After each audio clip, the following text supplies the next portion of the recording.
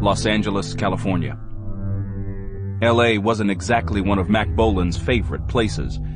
It was true that attempts were being made to refurbish some carefully selected, high-profile, downtrodden areas, but that was just headline-grabbing, L.A.-style eye candy. The city fathers could point to those projects and pat one another on the back for having done something for the less fortunate who couldn't afford to live in their trendy new neighborhoods. That way, they wouldn't feel so bad when they drove their SUVs past the burned-out yards, layered graffiti, deserted buildings, and derelict cars that decorated too many of LA's suburbs. The place might not have been on Bolan's top 10 list of the most livable cities in America, but he didn't try to avoid it either. As with everything in his life, it was the mission that was important, not where it took him. The mission that had brought him to California this time wasn't one of the executioner's crusades, though. It was merely a favor he wanted to do for a man he had once known. To him, favors were duties, and he was a man who took his duties seriously. Since he was off the clock professionally, he wasn't packing heavily this time. That didn't mean he was unarmed. His standard weapons were loaded in the trunk, but under his jacket a Beretta Model 92 rode in armpit leather. The part of L.A. his duty was taking him to wasn't a place one wanted to enter without a gun. The sun hadn't yet sunk into the Pacific, but already the emergency and police sirens were wailing. He'd gotten a tip that the man he was seeking might have been seen in a drug house, and Bolan had even been able to get a street address. It was a long shot, but this entire gig fell into that broad category. He parked his rental car in a secure lot.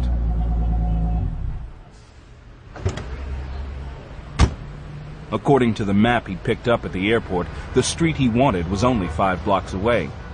Moving as a man with a purpose, he breezed past the district's inhabitants waiting out the setting of the sun unmolested. None of them wanted to try their luck with him in broad daylight. It might be a different story come dark. Rounding the corner, he spotted the address he'd been given. The exterior of the building wasn't all that different from the others along this side street, a dilapidated wreck that should have been pulled down long ago as a hazard to passers-by. It did, however, have bars on the windows, a dead giveaway that it was a shooting gallery. The door was thick, the most substantial part of the entire structure, and was banded with iron bars, but that was to be expected. What he hadn't expected to find was a door not locked and barred from the inside. Rather than knock and get into a beef when he was denied entrance, Bolan opened the door and slipped inside. The interior of the building was filthy, semi-dark, and it reeked.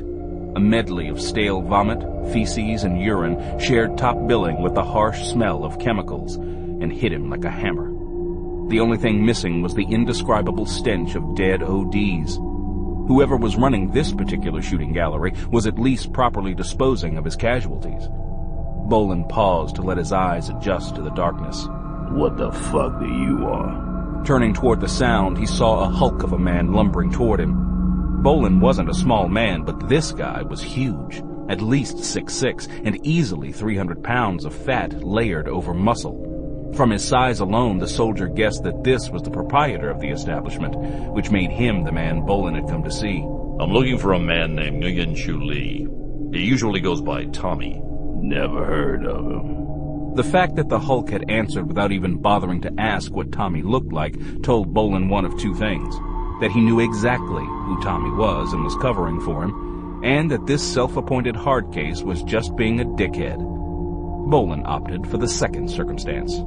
If you do see him, you might want to tell him that his father's dying of cancer, and he wants to see his son before he dies. Yeah, right, man. I heard all that shit before. Get your sorry knock ass out of here before I stomp on you. Bolan wasn't looking to start anything this evening, but he didn't care for the guy's attitude. He'd always had a low tolerance for dickheads, and the fact that he wasn't on an official mission hadn't changed that one bit. He stepped closer to his target, keeping his hands in plain view. If you happen to see Nguyen Chu Lee, I recommend that you pass the message on. Fuck you, asshole, and fuck your message. That wasn't the response Bolan had come for, but it was the one he'd been given, and he knew how to deal with it. Snapping out his right leg, Bolan drove the toe of his boot into the guy's crotch. When his beefy neck came within range, Bolan hammered his fist on the base of his skull with measured force. Since the response had been a well-calculated effort, Bolan didn't bother to check to see if the Hulk's heart was still beating. Had he intended to kill him, he would have been dead. He quickly noticed the shadowy audience that had silently gathered within the darker recesses. I still need to talk to Tommy. Is he here? An emaciated crack addict from the back of the room began to approach Bolan. I'm Tommy. Who are you? That's not important.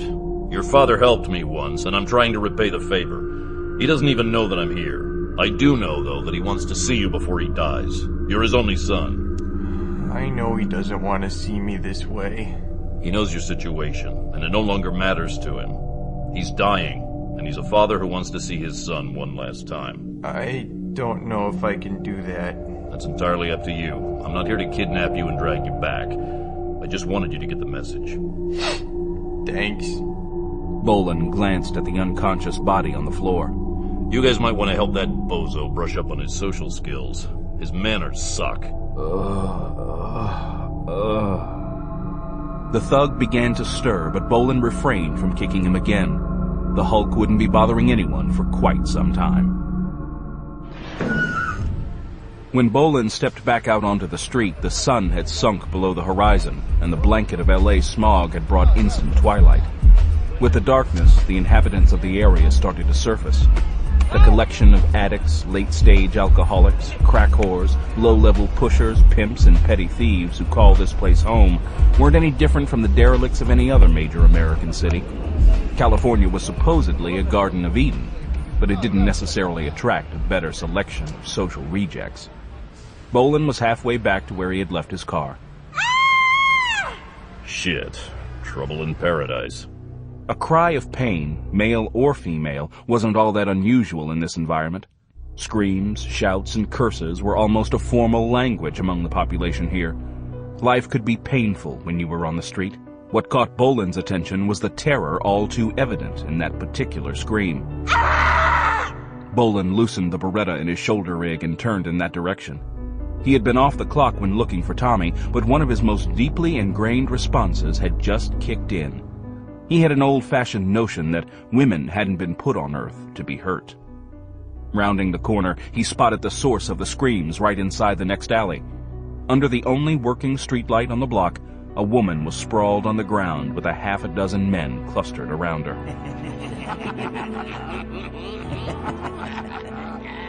In the weak light, the woman appeared to be of mixed-blood Asian descent. Her attackers, though, could have been street gang scum from any of a number of Asian cities, as well as LA. Their exact ethnic identification didn't really matter to him. What they were trying to do to the woman did. Rape was never excusable.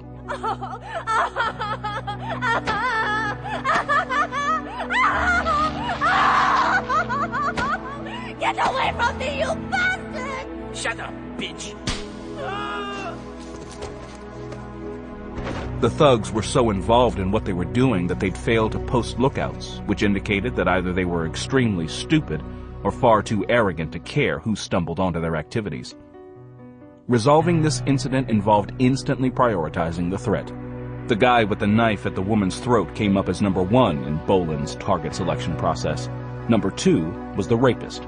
Since no one was showing iron at the moment, targets number 3 through 7 would be selected as the scenario played itself out. Bolan cleared leather, and his first 9mm round slammed into the head of the thug holding the knife. The 9mm slug ripped through both the cartoid and jugular, shutting down his brain in a split second. Clutching his neck, the rapist had the good grace to roll clear of his victim before he died. With the woman out of immediate danger, Bolan paused momentarily to give the thugs a chance to get smart and break contact. No such luck. You're dead, fucker! One of the men facing Bolan reacted fairly quickly for a guy whose eyes had been fixed on the action playing out at his feet an instant before. The thug's right hand dived to his belt, but he wasn't fast enough. That shot had given the surviving 4 rapists another chance to reconsider committing suicide, but they went for their iron anyway. Idiots. One of his targets actually managed to get off a shot as he went down, though. The round cut through Bolan's jacket, stinging his right shoulder and causing him to pull his fourth shot. Fuck. He got a hit, but not an instant kill. The punk didn't let the round drilling high into his shoulder slow him down as he took to his feet and slipped around the corner. Bolan allowed him to get away so he could remain with the woman. Dropping the almost empty mag from the butt of his Beretta, he slammed a fresh one in place and unlocked the slide. He didn't expect any more trouble, but he'd learned not to put too much faith in expectations. The soldier leaned down to offer the woman his hand. Are you okay? She looked up at him blankly, one hand trying to hold her blouse together. Considering her ethnicity, whatever it was, he realized that he might have a language problem. He extended his hand.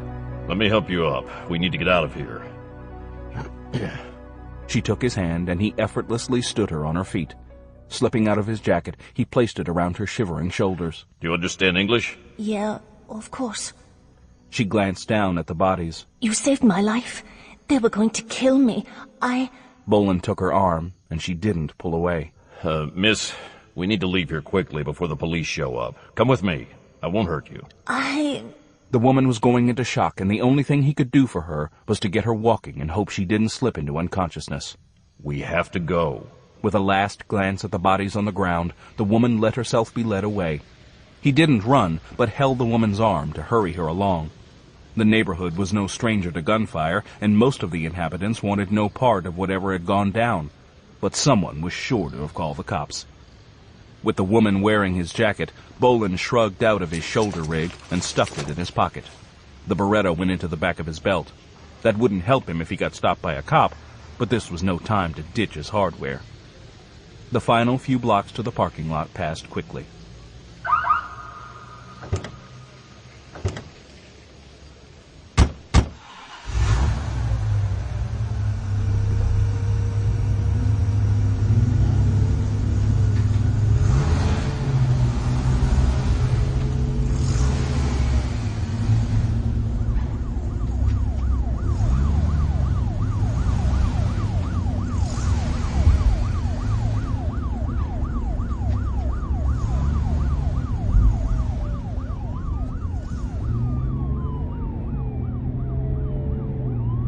Doesn't look like anyone spotted us.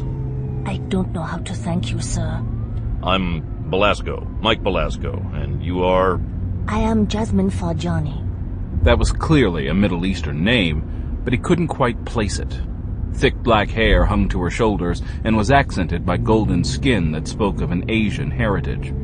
Her eyes, however, were almond-shaped green, and her nose was straight and the heart-shaped face of an Indo-European. It was an interesting combination, but he didn't need to know her ethnic particulars any more than he needed to know how she had ended up in the hands of an Asian street gang. She was safe now, and that's all that mattered. Where can I take you? I don't know. I am far from home. Where's home? Calcutta. What are you doing here in L.A.? I was supposed to take a job here with an American export company. I'm a translator. What happened? Once I boarded the ship to come here, I was kidnapped. They put me and the others into the metal boxes in the ship's hold and explained that we would be working for them from then on. What were you supposed to do for them? They had me go to the job I had come for, but I was supposed to be a spy for them, not a real employee. I was to tell them when certain ships came in, so they could hijack the cargoes. When I learned what they wanted me to do, I just couldn't do it. I told them I would repay the costs of my passage, but they wouldn't release me. This was a new one for Bolan. Human trafficking usually provided warm bodies for the sex industry or sweatshops. When these naive workers arrived at their destinations, they were told that they had to work off the costs of their transportation, usually tens of thousands of dollars. If they didn't agree to the terms, their families at home would be threatened. Bolan hadn't heard of this new twist of placing them in companies to be spies. How did you end up in that alley? They were going to punish me because I hadn't done what they had wanted. They said they'd do the same thing to my sister if I didn't obey them in the future. Your sister is here? I thought you said your home was Calcutta. It's called immigration, Mr. Belasco. She came with me, and she's still on the ship. They said they'd hurt her if I didn't do what they wanted. Please, sir, can you help her too? She's only 14. Threatening to harm family members was stock in trade for slavers. The desire to save a family member almost always overwhelmed a person's sense of self-preservation, and the smugglers counted on that. Bolan was still on his own time, and lending a hand in this kind of situation was a reflex action for him. Where's this ship? I'm not sure. It's docked at one of the cargo piers. Since Greater Los Angeles was the West Coast's largest cargo port, there were hundreds of piers with hundreds, if not thousands, of ships docked at them. If a 14-year-old girl was being held in one of those ships, he didn't have time to conduct a ship-by-ship search. Do you know the name of the ship? It's called the Singapore Queen, I think. Let's go find it. With time a critical factor, Bolan went to Information Central to locate the ship, and that was just a phone call away to a small farm in rural Virginia. He pulled up to a phone booth in a gas station.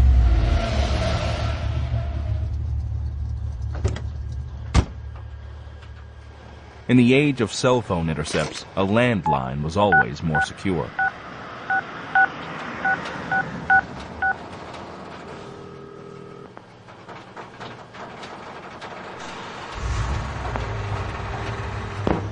Yeah? There, Stryker. Yeah, Stryker.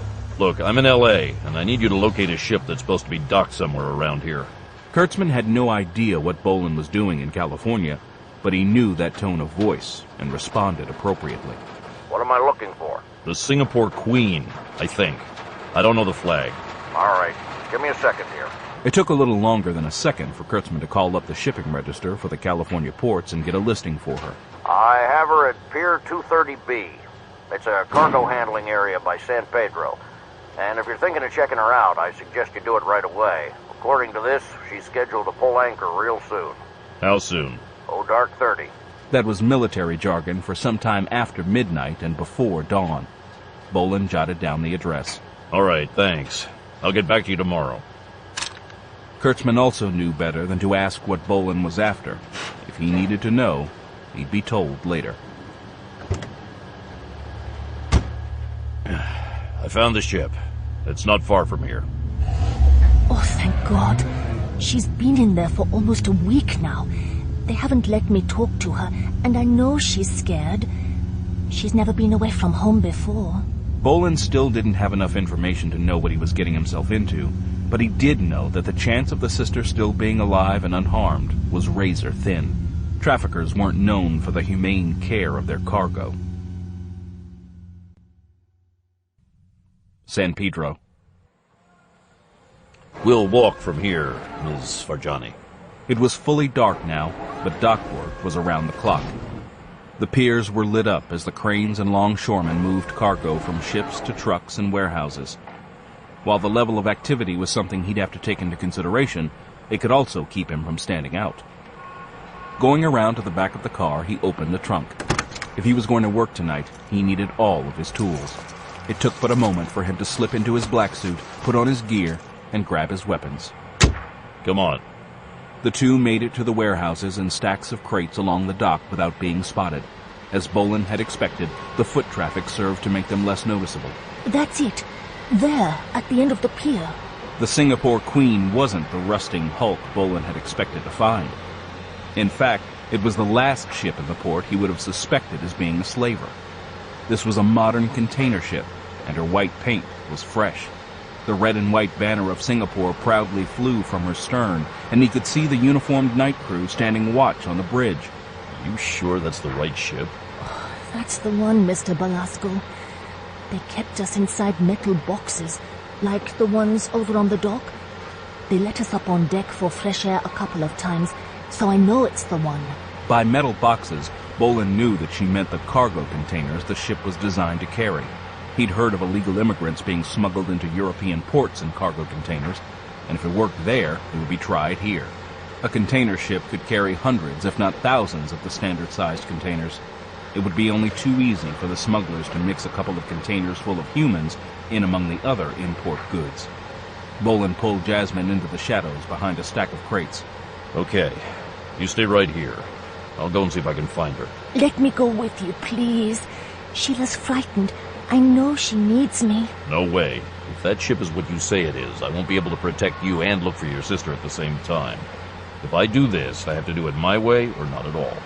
Her heart urged her to ask again, to plead to join him, but she knew this strange man was right. She was thinking like a woman, an older sister, and he had the hardened, practical mind of a man of action. She didn't know anything about him beyond the fact that he had rescued her from the alley, but that alone was enough to trust him. She would put her faith in him and hope that, like a hero of the old folk tales, he would again perform a miracle. I will stay hidden. You have to. I won't be able to do anything for you if you're discovered. Boarding the Singapore Queen turned out to be easy. The dockside lights left the ship's bow in deep shadow, and Bolan went up the mooring rope. Since the Queen was in port, all of her vents and hatches were open to catch the air. The executioner easily slipped past one of the two men walking the deck and found an open passageway leading into the hold. Bolan's rubber-soled boots made little sound as he went down the ladder. The instant he entered the main cargo hold, he caught the acrid scent of cordite laid over the sweet, coppery smell of fresh blood. He was too late, and it was his fault. Fuck. The wounded would-be rapist in the alley he had failed to chase down had obviously come back and alerted the slavers that the woman had escaped them. Rather than risk discovery, the crew had written off the rest of their human cargo. Even knowing what he was going to find, Bolan continued his search. This had now become his business. There was nothing he could do to bring back the slaughtered victims, but he would ensure that this particular crew of slavers never did this to anyone again. And when that debt was paid, he would look into the rest of those who trafficked in human misery. He moved into the dimly lit, crowded hold, his night-black combat suit hiding him in the shadows. The tools of his trade, the .44 Desert Eagle and his silenced Beretta 93R, were in his hands, ready to go to work. And this time, no one would escape. He wouldn't make that mistake again with these people. 4 crewmen were working in the rear of the hold, moving containers with a forklift. They appeared to be unarmed, but that didn't deter Bolan. He wasn't taking prisoners. As his first target, he selected the guy who looked to be the crew boss. The .44 slug that exploded the boss's head was the executioner's calling card. The roaches froze before they scrambled for cover. Shit! Bolan was prepared and gave these human roaches no slack.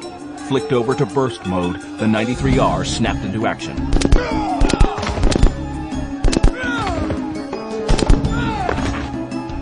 Knowing that the chaos would have alerted the rest of the crew, Bolan went proactive.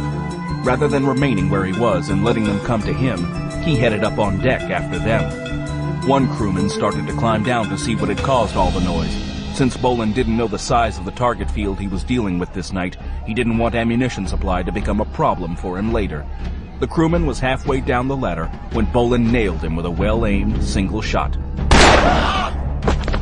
Bolan was taking his act up on deck, and drawing more of them down to where he had left would help contain them until he had cleared the upper levels. They wouldn't escape, though. They were all going to die for their part in this outrage. He was almost at the top of the companionway when a beam of light swept overhead. He ducked to let it pass before climbing the last 3 feet up to the deck. A man behind a powerful searchlight on one wing of the bridge had just put himself at the head of the target list. The Desert Eagle threw the man back against the bulkhead behind him before slumping to the deck. The second round turned off the light. As Bolan had expected, the entire crew had turned out for the party. They were armed with what looked like AKs or local copies, and that was okay with him. The old Kalashnikov was a fine assault rifle, but this particular close-quarters battle zone favored handguns. The 2 crewmen racing toward him hadn't spotted him yet, but that was their problem. Bolan was lining up another target when the clatter of an AK on full auto sounded from his 6. Too late to duck, he spun to face his attacker as the long burst of 7.62mm slugs chewed up the nice white paint to his left. Close. But close only counted in horseshoes and hand grenades.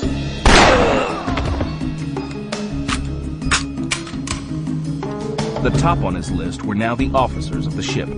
A defense lawyer might be able to make a case that some of the crewmen might not have known about their human cargo. He doubted it, but anything was possible in L.A. The officers, though, had to have known full well what they were doing. He also knew that if he were going to deliver retribution, he He had to get it moving. With this firefight taking place dockside in a busy port, it wouldn't be long before someone called the cops.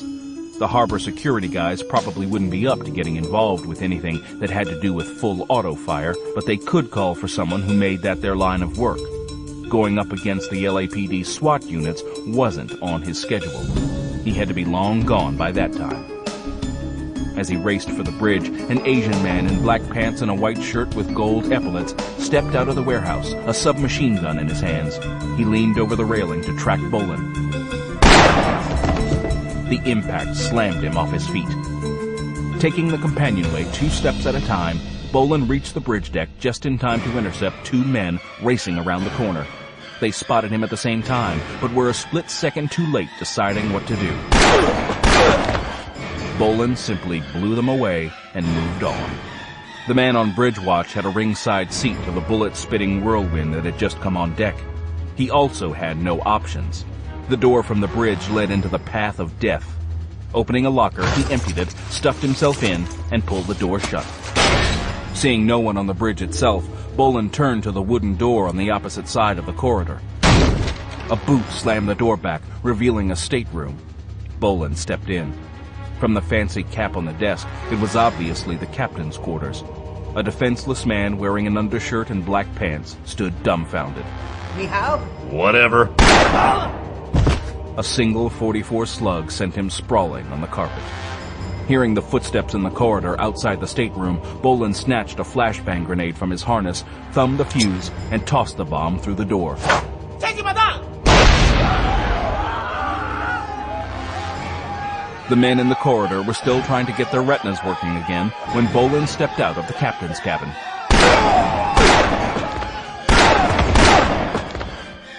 When he let off the triggers, another 4 men were face down on the deck. He paused again to change magazines before checking the rest of the bridge. Finding it empty, he started planning his retreat. Back outside, he slid down the companionway and was headed for the ship's bow when a crewman came out from behind a ventilator. Shit! Bolan went flat on the deck plates, rolling out of line of the Kalashnikov's muzzle. As he rolled, he swept the Beretta in front of him.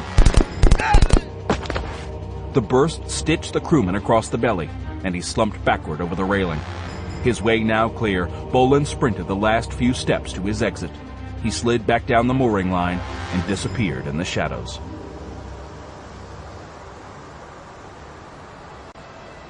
Hiding behind the crates on the dock, Jasmine Farjani had her fist jammed in her mouth to keep from crying out at the gunfire she had heard coming from the Singapore Queen. Her imagination was running wild, flooding her mind with images of Belasco fighting his way through the ship's crew to reach Sheila. He would snatch her from the dark and bring her out unharmed. Her rescuer appeared in front of her suddenly like a genie from the shadows. But he was alone. Taking her by the arm, he set the pace back to the car.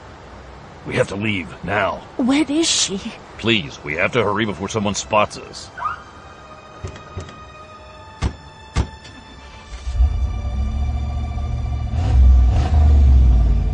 Please tell me, Mr. Belasco.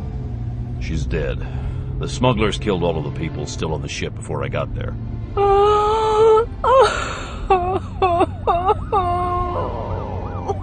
Once more, Bolan was able to simply drive away from the carnage he had created. Since a person was never too far from a freeway in L.A., he took the first entrance ramp he came across and headed south.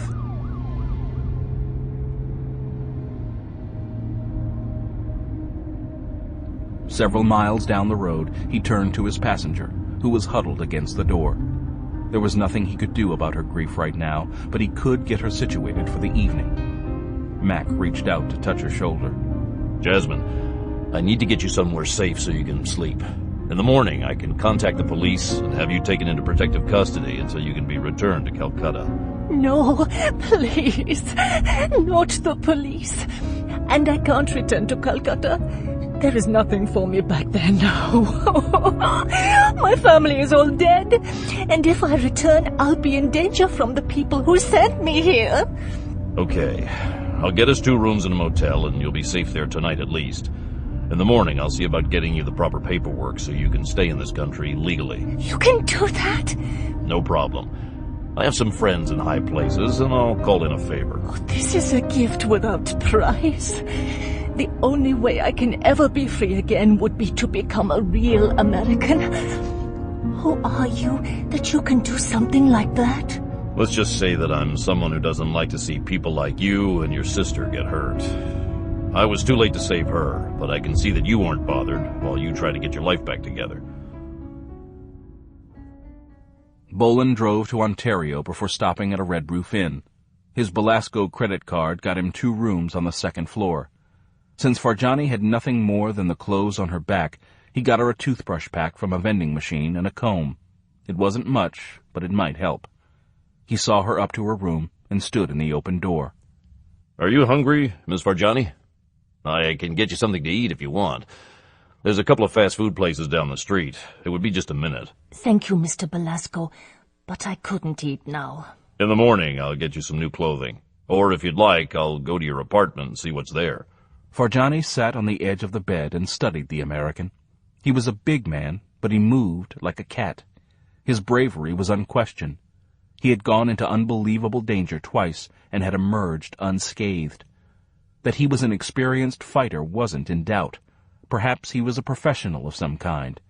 She had met men like him before. What she hadn't expected from him, though, was his concern for 2 women he hadn't known before that day. The look in his blue eyes told her that it was genuine.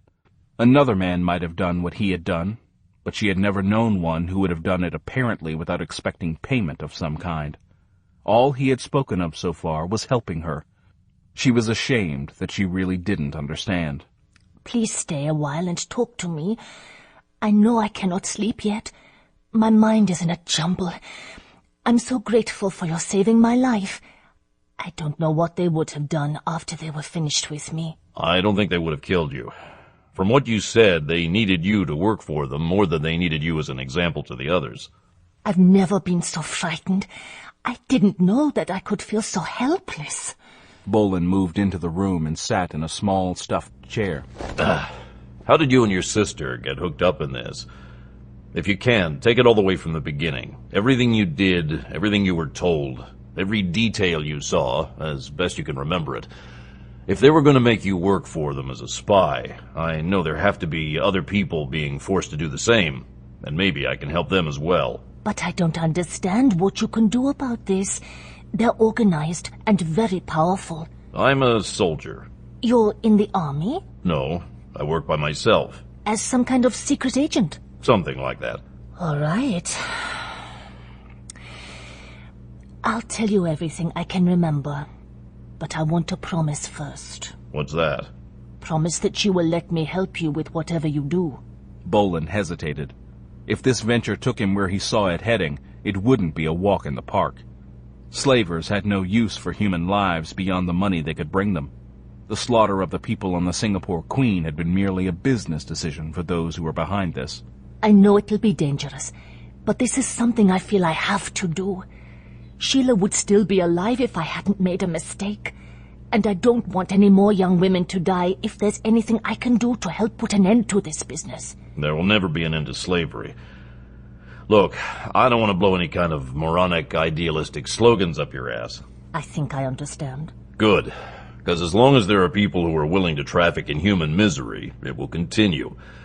All I can do is try to take out those who were behind what happened to you and your sister. I owe you that much at least. If you really do feel that you owe me, let me come with you. I'm not from a warrior family, but I know the world these men operate in. My father and his family before him were export-import merchants. They never trafficked in people, but they were associated with those who did. Since my father, in his own way, contributed to this trade, he also shares responsibility for my sister's death. The only way I can make amends for my family's sins is to help you. Bolan saw the flash of dedication in her deep green eyes. The dedication to make amends for what she had unwittingly brought about, as well as for her family's peripheral involvement, was plain. It was there now, but there was no way to tell how long it would last when the bodies started to fall. When I said that I was a soldier, that doesn't mean that I operate in the way soldiers you may know about do. When I find these men, I won't arrest them and turn them over to the authorities to stand trial. When I find them, I'll kill them. Just as they killed my sister and the rest of the people on the ship. And it is good that they will die, because I know that if they're turned over for trial, they will just be freed. The governments of the Asian countries they operate from are corrupt. That much I know. I have a feeling that this will take me to more places than Asia. It is all connected. In my country, it is widely known that young women are sent to Europe to work as prostitutes. But since they were always poor women, before this, I didn't feel that it concerned me. Now it does, and I'm ashamed that I didn't care before. My family is Persian and Chinese, and we were a prosperous, happy family, until a plane crash killed my parents and my brother.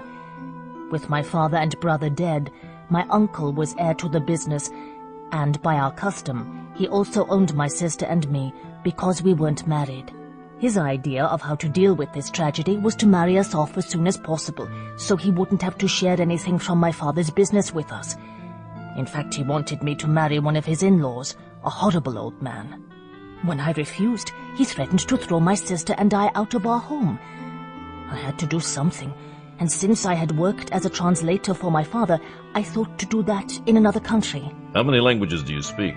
English, French, Mandarin, Farsi, Arabic, Japanese, and Hindi. The major commercial languages in the Pacific Rim. Go on. I went to an employment agency run by a man my father had known and asked for work.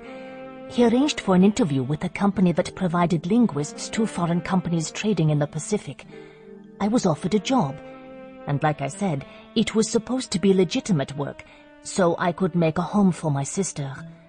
Even though the job was in America, the recruiter said that I could take her with me. I thought it was odd that we would travel by ship, but I didn't expect anything like what happened. How could I have known what they had in mind? I knew that girls were forced into prostitution in other countries, but I had never heard of it happening to women of my class. And not through an employment agency. When we got to the ship, I recognized that it was a cargo ship, but I knew that cargo ships sometimes carried passengers. We were shown to a bare cabin, but as soon as we were at sea, we were taken down below and put in one of the containers. It was then that I learned what my real work was to be. I was to betray my employer and be a spy. That was the last thing I wanted to do, but since I could only stay in your country if I kept the job, I knew that I had to do what they wanted. When we arrived in America, I was told that my sister would stay on the ship until I had proved myself. They put me in a small apartment and had me report to my new job. I was afraid, but I went to work, and the next night one of the smugglers came to my apartment with a list of cargoes due to come in. But when the time came for me to let them know exactly when they arrived, I just couldn't do it. I was afraid that the company would catch me, find out that I was illegal, and have me deported or sent to prison. Anyway, when the smugglers learned that I hadn't done as they'd wanted, they took me to that alley where you found me. They said they were going to show me what would happen to my sister if I ever disobeyed them again. And now she is dead. One must see to her body. Can you help me? I can take care of that for you. Do you have a picture of her? Farjani reached for her purse, pulled out a folding gallery of family photos, and handed them to Bolan. That's her. Bolan saw that had Sheila lived, she would have been just as beautiful as Jasmine was. His mind quickly shifted to planning his new operation. I'm not in this completely alone. I have friends I can call in the morning. One of the things they can do is to take care of her body however you would wish. When my people die away from home, we are cremated. I can have that done. I don't know how to thank you. Your offer to help me is enough. Stonyman Farm, Virginia. After his call the previous night, Hal Kurtzman had no idea what in the hell Bolan was up to, but he knew he wouldn't have asked him to locate the Singapore Queen on a whim. Something was going down in L.A. Since Bolan's track record often included spectacular outcomes that made the evening news, he'd switched one of his monitors over to L.A.'s Channel 6 to see what was shaking. The first indication that the executioner had been on the job in L.A. came with the late-night report that 6 Asian males had been found shot to death in a bad part of town. When one of the cops on the scene mentioned that the men had been killed with single shots, Kurtzman had instantly recognized the executioner's signature handiwork. It was only that morning, though, that the TV camera started showing the carnage that had been discovered on the decks and in the cargo holds of the ship Bolan had asked about. Kurtzman knew that Bolan wasn't responsible for the dozens of bodies of the women and children who had been found gunned to death in the containers. The bodies of the black-clad crewmen, though, many with weapons at their sides, were another matter.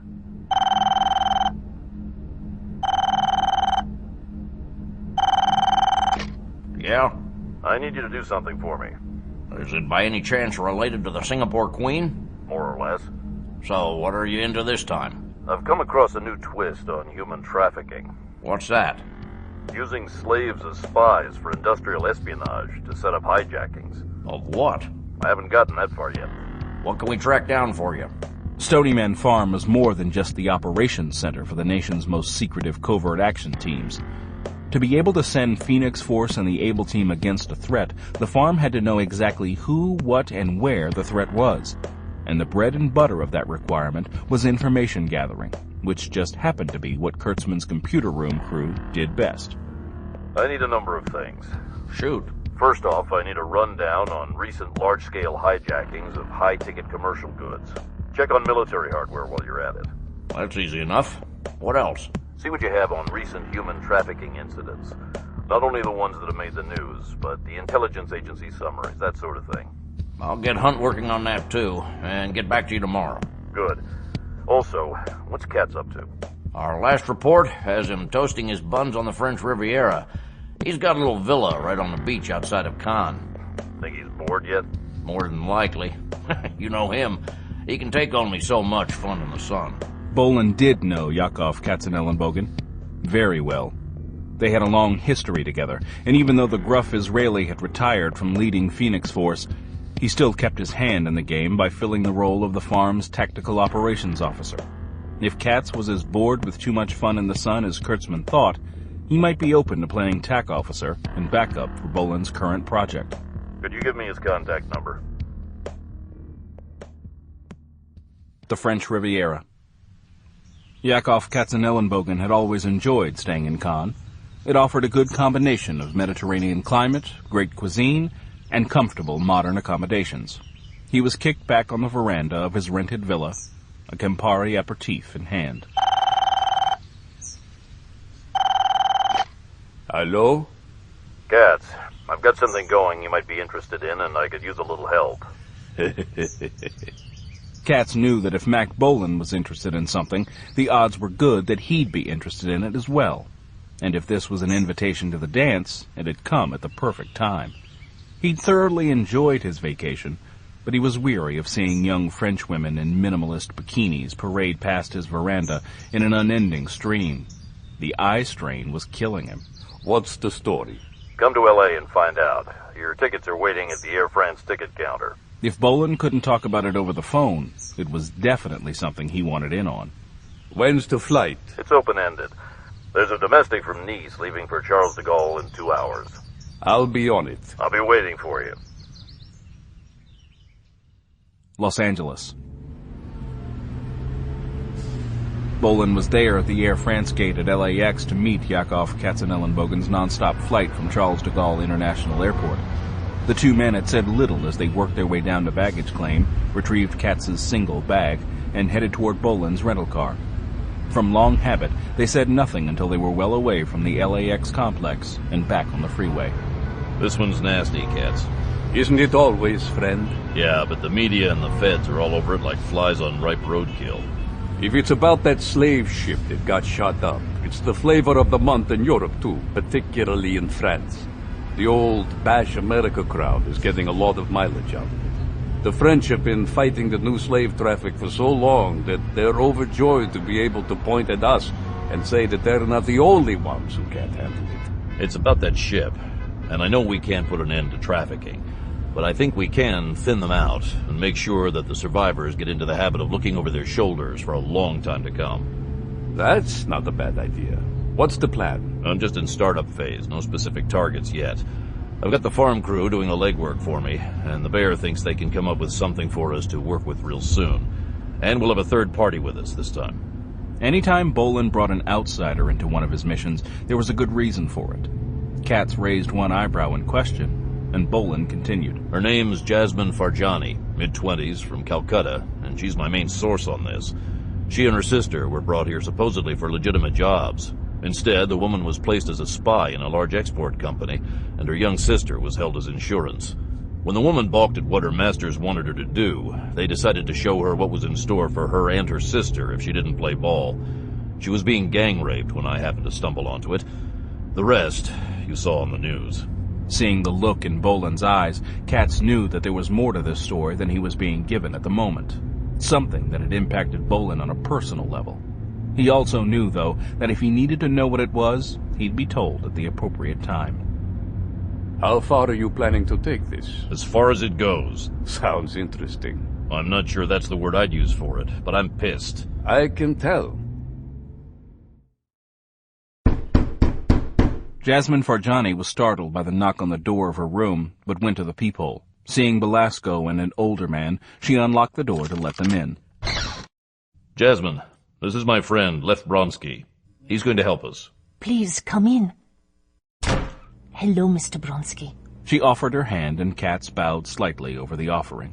Enchanté. Shalom. You didn't tell me you spoke Hebrew. I don't speak it very well, but it's a useful trade language. My people have been known to buy and sell on occasion. Oh, I didn't mean to insult you. You didn't, my dear. We Jews have been a mercantile people for thousands of years, often because it was the only thing we were allowed to do. Lev's one of the best planners I know, Jasmine, and he's going to be a lot of help on this. To bring him up to date, I'd like you to go over everything you've told me with him again. I'll go get us takeout for lunch while you're talking, and we'll go over what we're going to do when I get back. When Bolan returned within 45 minutes with several containers of steaming Chinese takeout, Katz had his battle face on and looked ready to strangle someone. What do you think? I think we need to get serious with someone. Any idea who? A couple. Jasmine was given a contact number, and I've got Aaron running it right now. I think that's as good a place to start as any. This may be him now. Speak. Your number belongs to a local import-export firm, Global Imports, Inc., Katz. Or rather, to another small company whose phone bills are paid by them. Great. What are the particulars of the parent firm? First off, Global Imports mainly works the Pacific Rim, but they dabble in the Middle East. Surprise, surprise. That's not all. They're also owned by a Chinese-American who does a great deal of business with the old country. They're big in the import-export game, you know. And who better to deal with the growing economic giant of the Pacific Rim than a native son? What are they moving? Industrial electronics and machine tools that are very useful in military manufacturing. The kind of thing that China needs and has trouble getting the most. Any contraband busts? Nothing written up so far, but that doesn't mean anything. As you know, the Federal Trade Commission goes out of its way to give its blessings to shipments that we're likely to get back sharp end first. And you have to be blind to get a job as a customs inspector. What about the company that answers the phone? It's called Sunset Electronics, but they don't seem to do much business, if any at all. That's why I checked to see who was paying their bills. A front, then. That's sure what it looks like. Great. We'll start working on Global, but I'd like you to keep digging on both companies. And if this turns out to be what I think it is, I'm going to need a referral when I try to place my order. What kind? Since I'll be going in as a Middle Easterner, give me someone from the Islamic Brotherhood who's in hiding. How about Amal Zawa? He's Egyptian and hasn't been heard from in a long time. He may actually be dead. Perfect. I do a real good Egyptian.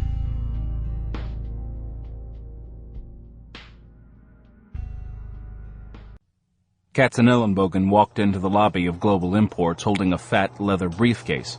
His linen suit had that look of not being American-made, and it was out of style for L.A., but it would have been right at home in Beirut.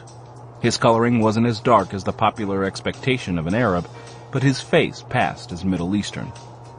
Walking up to the obviously native California girl behind the lobby desk, he reached into his jacket and brought out a business card, identifying him as an Egyptian engineer, Ali Hadan of Cairo.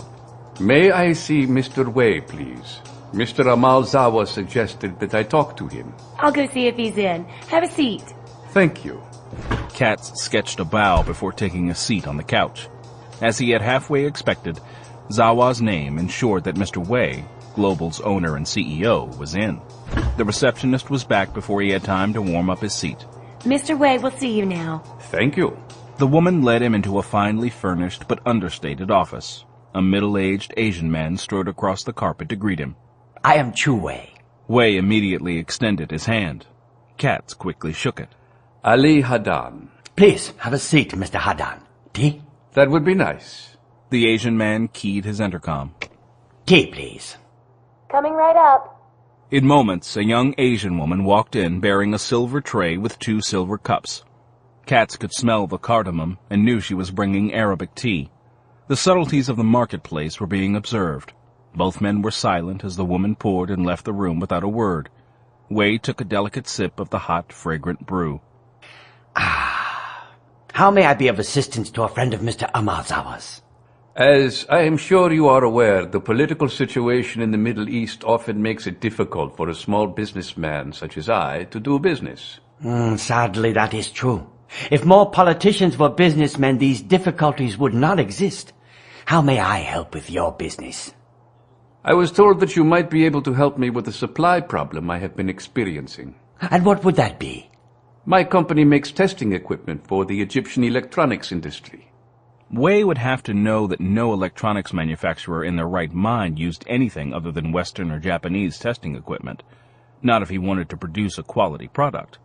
But if Wei bought that one, Katz would know he was talking to the right man. An exacting business. Yes, and that is the problem. Certain Western-made components are difficult for me to obtain at times. I can import them on occasion, but have not been able to secure a reliable source of supply. As I am sure you are aware, my company prides itself in making critical components readily available to small foreign customers. Maybe I can help you. I need laser exciters made to the LS2304K specification.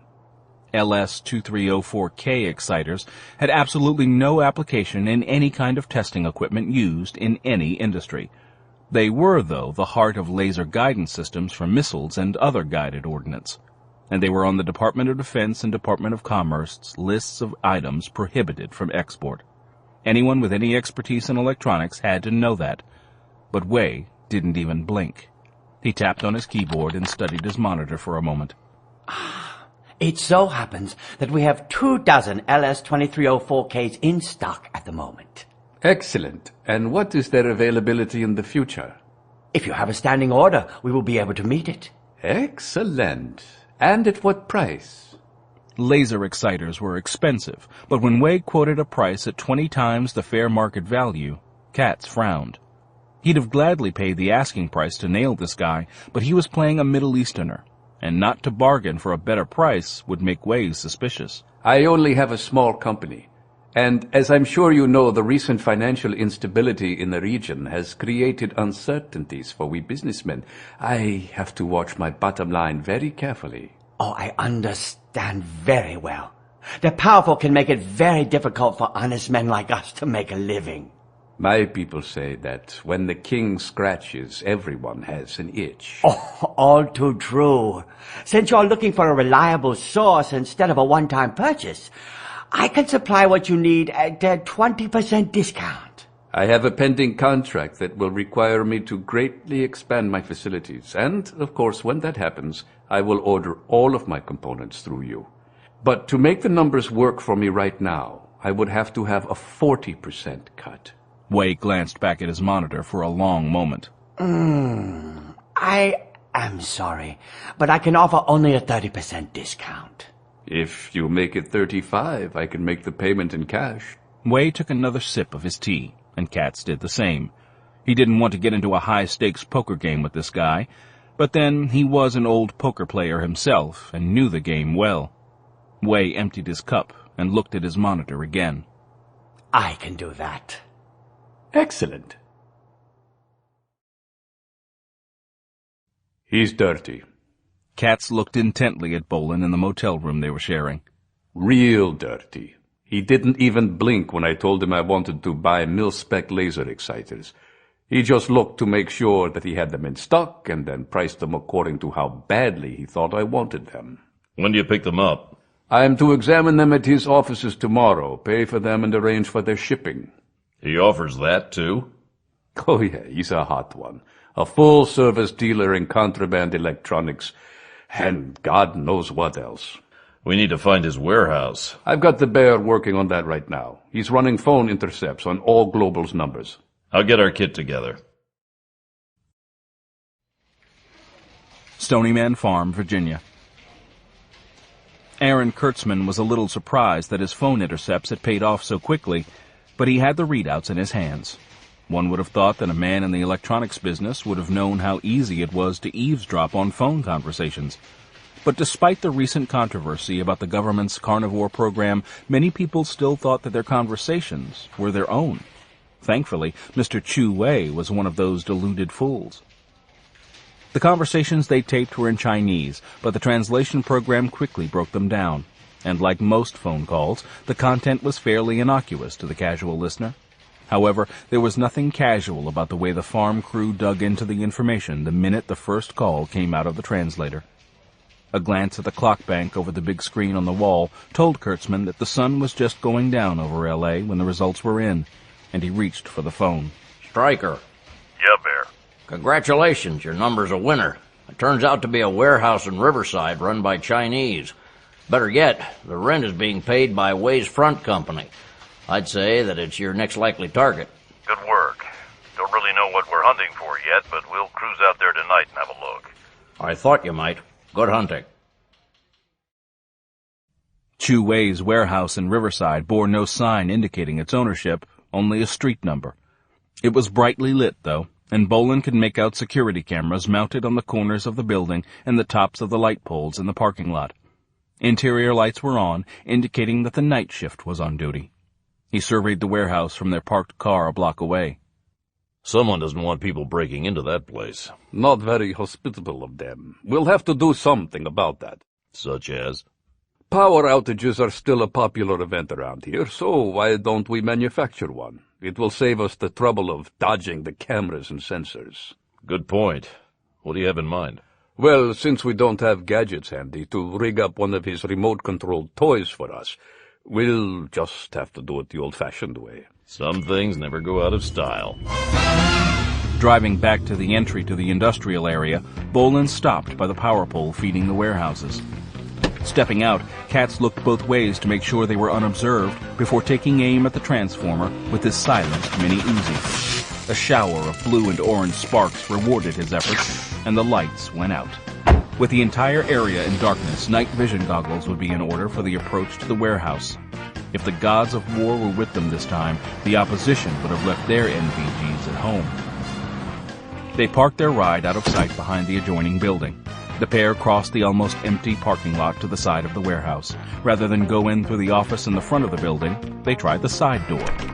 The power outage had sent the electronic locks into the default lockdown setting, sealing the occupants inside, which was precisely where Bolan wanted them. The soldier opted for the quick entry. His titanium pry bar made short work of the lock. His Beretta silenced and ready in his hand, he slipped into the building. The interior of the warehouse was even darker than outside. Flashlight beams cut through the darkness, so he crouched inside the door, his black suit rendering him all but invisible. He pulled out his comlink. Katz, go. But keep low, they're using flashlights. Right. Katz entered and knelt low against the interior wall. Shit. They're trying to start a generator. The gruff Israeli turned toward the sound, and his NVG showed him two men standing by a boxy piece of equipment at the rear of the building. Do it. Katz's silenced mini Uzi spit flame from its short barrel, and the generator team went down. At the same instant, Bolan acquired his target, a man who looked to be in the process of dialing a cell phone. A silenced 9mm round put him down. Their weapons were silenced, but someone spotted their muzzle flashes. A subgun sent a burst, slamming into the concrete block wall to one side of Bolan. He rolled off to his right and returned fire. His target quickly went down hard. Katz had also managed to put down another pair. The two men moved out to check the results. No one left to talk to. Let's see what they were so willing to die for. I'll check from the front while you're doing that. Someone might have heard the shots. Grabbing a flashlight from beside one of the corpses, Bolan opened the beam and swept it over the shelves. Most of the goods were still in their original containers, which bore military markings and classification labels. Bolan clicked in his comlink to Katz. We've got a nice collection of things here that belong to either NASA or the military. Maybe Way is in the salvage business. This isn't outdated MREs or dented mess kits and tent poles. We're talking about top-drawer gear here, and a lot of it is wearing classification markings. We've got a couple of guys with flashlights heading our way. I think we've worn out our welcomes. Some welcome. I've had ruder. Let's make like a bakery truck and hold buns. The two men exited by the same door they had entered and kept to the shadows until they reached their rental car. Bolan took the back way out to avoid the people drawn to the warehouse. As he drove, Katz pulled out his cell phone and speed dialed to the farm. Bear, we need a little favor. You need a long-distance cleanup? Kind of. Call the LA FBI field office and tell them that there's a warehouse of stolen classified military hardware out here. Also, let them know that there's corpses guarding it, so they'll get here quick. You guys clear? Yeah, we're heading west. Keep me informed. Will do. Let's go have a chat with your Mr. Way, Katz. I've got a few questions to ask him. Good idea. Katz whipped open his field notebook to get the address.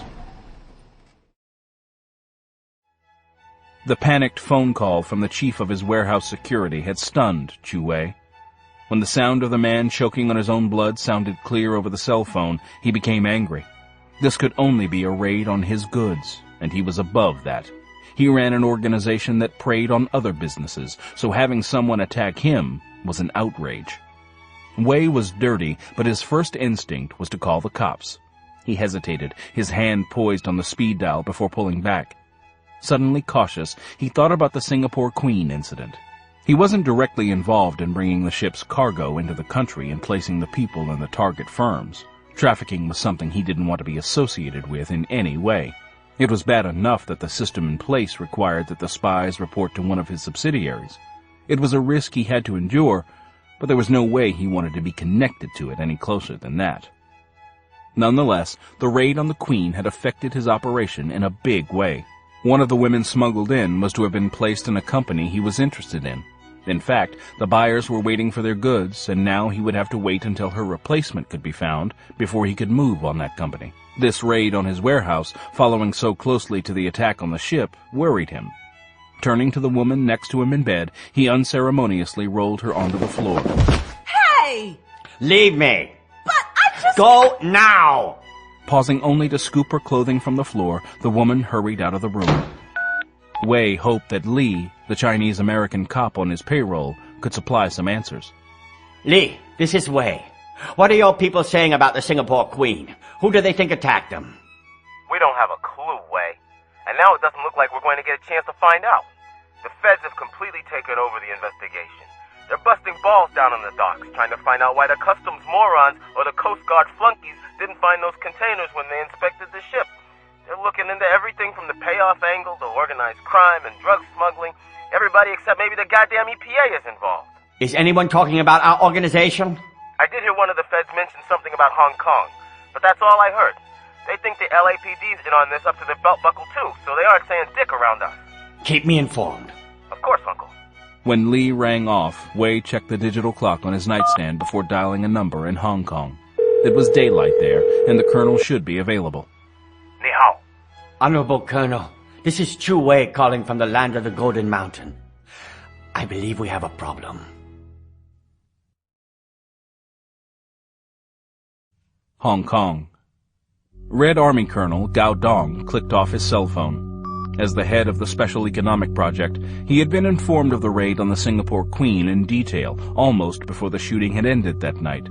One of his operatives on the ship had survived the gun battle and had made an immediate report. He had also taken his own life when ordered to do so. Dong couldn't risk the man's being captured and interrogated by the Yankees. The Dragon Egg teams, as the Special Economic Project operatives were called, were handpicked not only for their linguistic abilities and intelligence, but also for their rigid obedience to orders. They knew the risks that were involved in their work, but for the chance to catapult the motherland boldly into the 21st century, they were willing to take them and die when the fates went against them. The perks of the job also kept his people deeply loyal to Dong. Few Chinese of the People's Republic ever had a chance to live as they did. Only the highest party officials had ever experienced the contact with the West they enjoyed on the Dragon Egg teams. The colonel had wisely chosen his men from the sons of the merchant and Tong families of old Hong Kong. Such families were tainted by their years under British rule, and these young men would never have been able to rise in the Communist Party hierarchy otherwise. If they were successful with the colonel, they would receive instant full party status, which would open a world of privileges to their families. Even though all of the Dragon Egg operatives lived well, there was constant competition on the team to be assigned to the cargo transfer units. These were the men who actually moved the slaves into the target countries and handled them once they were placed on the job. Since most of the human cargo were young women, his operatives had unlimited sexual access they could have never enjoyed in the rather puritanical Marxist motherland. Using sexual favors to ensure obedience was a decadent tool unworthy of the People's Republic, but it was effective. The colonel was a loyal follower of the great leader, Mao, but he had the deep-rooted pragmatism of the peasant class. Idealism was a good trait only as long as it brought the desired results, and results were the only thing that mattered to Dong. There was nothing he wouldn't do, and no one he wouldn't expend to attain them. Speaking of expendables, Chu Wei had been the linchpin of his American operation for years now. In fact, when he was honest with himself, Wei had been instrumental in giving him the idea of using slaves as spies to steal technology shipments from the West. Wei was a valuable man and would be hard to replace, but sadly, he'd made a mistake. And if there was anything the colonel wasn't flexible on, it was mistakes. He simply didn't tolerate them. Clicking his phone back on, he dialed a number in L.A. Hello? Lee, I have an immediate mission for you. Your uncle has saddened me.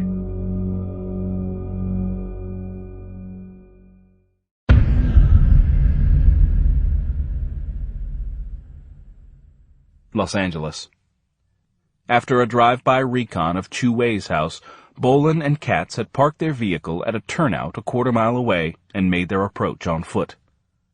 Chu Wei's house wasn't a typical L.A. mansion, but it was a large, well-landscaped house. Set on a hillside well off the road, it gave Wei complete privacy at the price of obstructing fields of fire and offering good covered avenues of approach. Obviously, the Chinese businessmen didn't have much of a military background. The decorative lights on the grounds were turned down low enough to allow them to use their NVGs as they made their way to the darkened house.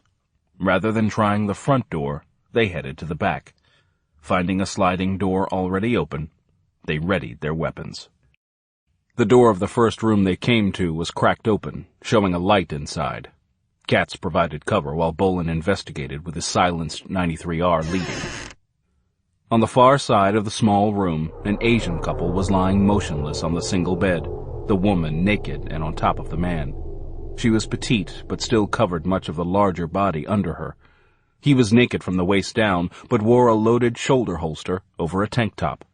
A Colt M4 carbine near the edge of the bed further identified him as a bodyguard. The woman had been dealt a single gunshot wound to the back of the head. The man had also been shot in the head, but twice and from the front. His face bore an almost quizzical look. Since there was no sign of a struggle, except on the mattress, it was obvious that the couple hadn't been confronted, but merely caught off guard. A professional had been at work here, and Bolan knew what he was going to find when they located Wei. They found the master bedroom down the hall, and the door was open. The bed was empty. When Bolan shrugged, Katz motioned for them to check the front of the house. Another open door led into a dark office, but Wei wasn't behind his desk. Instead, he was in the middle of the room, bound to a chair with duct tape. Another strip of tape covered his mouth. The Chinese businessman hadn't died as suddenly as the woman and the bodyguard had.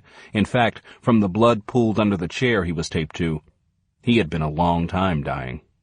The knifework his body bore wasn't particularly artistic, and most of the gashes were small, but it had obviously been effective. Wei's face was frozen in a rictus of pain, his eyes bulging, and his tongue bitten through. I wonder who got angry with him. That's what we need to find out. Suddenly, Bolan shoved Katz aside and swung around his Beretta. A black-clad man staggered under the impact and then fell. Damn. Bolan stepped forward and pulled the hood off the corpse, revealing an Asian face. I'd say that someone felt that Wei had done something wrong.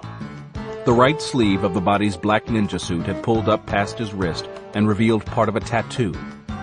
Bolan slid the sleeve up to his elbow and saw a tattoo of a realistically drawn Chinese-style dragon emerging from a cracked egg. The image was small, only 1.5 inches across, but looked a little like the triad marks he'd seen in the past. Take a look at this, Katz. Doesn't look like any triad badge I've ever seen. They're usually more formalized, but I don't think it's a personal marking. I don't either. I wish we had a camera. I can sketch it when we get back. The Smith & Wesson 39 that had fallen from the man's hand was fitted with a sound suppressor. Bolan knew the ballistics would match the slugs that would be taken from the bodies in the other room. This is getting even more interesting, but I think we'd better evaporate. As soon as the feds hit the warehouse, they'll be coming here next. I'll grab the computer on our way out. Maybe Aaron can get something out of it. Los Angeles. The next morning, Bolan, Katzenellenbogen, and Jasmine Farjani sat over their breakfast coffee and planned their next move. The night before, Katz had faxed his sketch of the dragon and egg tattoo to the farm. But even after running it through all of the Asian gang task forces, both state and federal, it hadn't been identified. Both men were certain that there was more than one guy on the West Coast wearing that tattoo, but with Wei dead, their leads had died with him. It was time to take the action back to the source, and that's where Jasmine was going to come in. There's the man in Calcutta who set up you and your sister, Miss Farjani. Don't you think he knew what he was sending you into? He must have known. I don't see how he could not have. And he was supposed to have been one of my father's friends. Do you think you're up to facing him again? We would be close by to back you up, of course, in case something went wrong. But I think that you could get more out of him than we could. Maybe you could even ask him to find you another job. You mean give him a chance to sell me again? Why would I want to do that? It would give us an instant contact with the smugglers. But I don't understand. He would know what had happened to me before. He would instantly suspect me if I asked that of him. To him, you're just a woman, and men like him don't consider women to be very intelligent. I'm sure we can come up with a story he'll buy. But what? Let's see now. We'll need a reason why you had to leave America in a hurry and don't want to go back there. I know. You don't want to go back because of your sister's death. And, of course, you don't suspect that he had any role in what happened after the two of you boarded the Queen. That's something I'm sure he'll buy in a flash. After all, in his mind, you're just a woman. Farjani steeled herself. She had told these men that she would do anything she had to do to get vengeance, and this was no time to let them and Sheila down. If it will help you get those men, I will do it. Good. I'll tell Aaron where we're going and have them start getting her a passport and any paperwork we might need. Farjani had been with these two men long enough to no longer be surprised at the things they could get done with a phone call.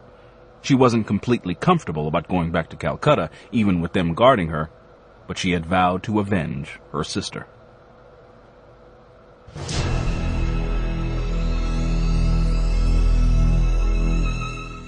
Stony Man Farm, Virginia.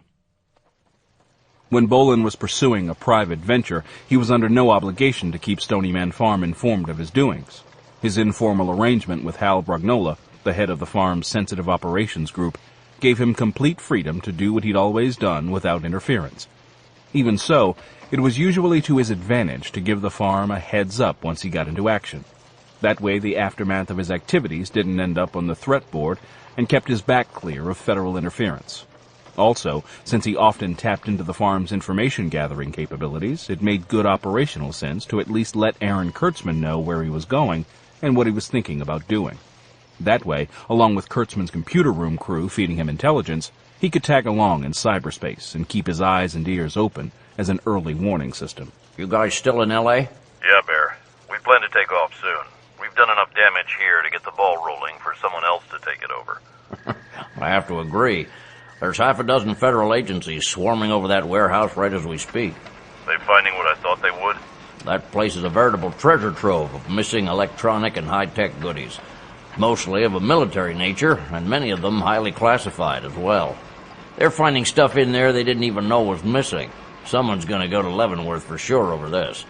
Have they started asking questions about how this cache was uncovered? Not a word. With the kind of material they're finding, I think they're so glad to get it back under control that they really don't care who discovered it. There's going to be so much cover your ass going on that they won't have time to mess with anything else. The cops are racking up your body count to that old California standby, gang-related violence. That's always good to hear. I don't want to have to look over my shoulder as we're leaving. Speaking of, where are you going? Katz and I decided to go to India and follow up on the Calcutta connection. Jasmine knows who set up her and her sister, and we're going to talk to him. We'll need a passport for her, and Katz is sending the photos. I'll have the guys get right on that. Do you want me to pre-stock any gear for you? Let me get on the ground and have a look at what we're dealing with first. But you might want to alert Cowboy that we'll be calling on his services. John Cowboy Kissinger was the farm's armorer and go-to guy for hardware and operational supplies. If it went bang or did harm, he had it, or could get it in short notice. No problem. He's been sitting on his thumbs lately and driving Buck nuts with plans to update the Black Suit's entire arsenal. He's even after him again to give up his old .45, and Buck told him that the only way he'd get it was to pry it from his cold, dead fingers. Buck Green and his old Colt went back a long way, and Cowboy knew better than to separate a man from his favorite piece. You better send him to me to keep Buck from skinning him alive. Patch me into Akira so I can give him the flight information. Good hunting, Stryker.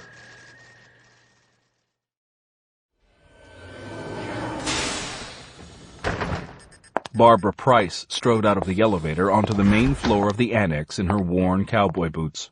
With the threat board clear of hot topics for a change, the atmosphere in the command center was laid back. That didn't mean, though, that the computer room crew was slacking off. The air carried the faint scent of ozone from the mainframes as they churned through the megabytes at blinding speed. The situation map was up to date with the latest worldwide incidents of man's inhumanity to his fellow man, and the printers and faxes were spitting hard copy into the overflowing trays. The only thing missing was the overlay of adrenaline and stale sweat that not even the air scrubbers could remove, and that was just fine with her. Being the mission controller for Stony Man Farm SOG was a 24/7 job, and it was nice to have a chance to stand down and catch her breath every now and then. Along with seeing that the nation stayed safe, she did have other, more mundane things that made demands on her attention every now and then. She walked over to the availability board to see where her action team commandos were enjoying their time off. The Phoenix Force commandos were scattered to the winds as usual, but it looked as if the members of Able Team were cooling it together in the Caribbean. Strangely enough, Katzenellenbogen was in L.A. for some reason. Katz is in Los Angeles, and Bolan too? It wasn't unusual for those two to spend time together, but not in L.A. Sensing something more than mere coincidence, she made her way over to the small-sized refuge heap that Kurtzman claimed was his workstation. The debris field surrounding it actually looked a little smaller than usual, another sign that Stony Man was in a hiatus. When things got busy, she needed a backhoe to get past it to talk to him. How's Stryker doing? Kurtzman unlocked his wheelchair and spun it to face her. He and Katz should be leaving L.A. right about now for Calcutta. What's in India? A human trafficker who snatched a woman and her sister and sent them to California. Is this by chance tied in with that ship thing in L.A. that was on the news? That's the one. The Singapore Queen. The crew killed the people they were trying to smuggle in, so he killed the crew. I thought that looked like his work. During this downtime, Price had been taking care of her other full-time job, keeping the farm running. While she immersed herself in the day-to-day supply, management, and accounting chores, she relied on Kurtzman's crew to keep her informed of potential areas of interest. Apparently, someone had dropped the ball this time, and nothing angered her more than not knowing what was going on. Why didn't you let me know about this, Aaron? There's nothing to tell you, really. Stryker just happened to stumble into a situation. And? Kurtzman really knew better than to try to shortchange Barbara Price, but he really hadn't thought that she needed to know about this one, since the farm wasn't going to get deeply involved. Okay. Grab wood. This is going to take us a while. I've got all day. Kurtzman gave her the condensed version, but covered all the bases. I admit that's a new twist on an age-old story. Putting good-looking slaves to work as spies instead of commercial sex workers. That's what I thought. What's the deal with the woman? Why is he taking her along? From what he said, she's an asset in that she's a multilinguist in the regions he expects to have to go into. Also, she's apparently looking to get a little payback for her sister's death. Price frowned. Bolan usually went to great lengths to keep non-combatants out of the line of fire when he was on the job, particularly when they were women. But if he'd opted to get this woman involved, he had a damn good reason. And you're bird-dogging for him again, right? Nothing major. We're just running some background information on the slave trade and recent commercial hijacking incidents. It's not taking all that much time. Since the board's clear, go major on this. Keep his ass clear and keep him informed. I kind of thought we'd do that. I kind of thought you might. And Aaron? Yes? You know better than to try to keep me in the dark on something like this. I'm sorry. Oh, no, you're not. Getting the information Katzenellenbogen had wanted on recent hijackings and theft of sensitive material and equipment turned out to be less than easy. A company that lost a shipment of sensitive material destined for a government end user usually wasn't eager to publicly announce it. In fact, doing so could easily cost that company its lucrative military contract. The Defense Procurement Agency didn't like to deal with firms that couldn't guard their own wares. Plus, admitting the loss could result in a security investigation that could cause even more grief with civilian customers. Looking through the scheduled delivery dates of such material, however, showed that in particular, deliveries of classified electronics had a nasty habit of showing up late. Often, the companies claimed that internal problems or suppliers had held up their production lines and paid a non-performance penalty without taking it to court. The fines cut into their profit margin, but that was better than undergoing a federal investigation and risk losing their contract. After finding a number of such delayed deliveries, Hunt Weathers whipped up a home-brewed program that identified them and set it to work on a number of categories of military and aerospace procurement contracts. The fact that the contracts themselves were classified and had to be hacked into kept him from getting bored. It didn't take long before he had a list of things for Bolan and Katz to go over. He also added a longer list of shipments of critical raw materials that had also gone AWOL. Manufactured components weren't the end-all be-all of the modern technological world. All too often, the raw materials needed to make them were even more critical and harder to obtain. It was just background material, but sorting through it might let them find the one key thing they needed to know.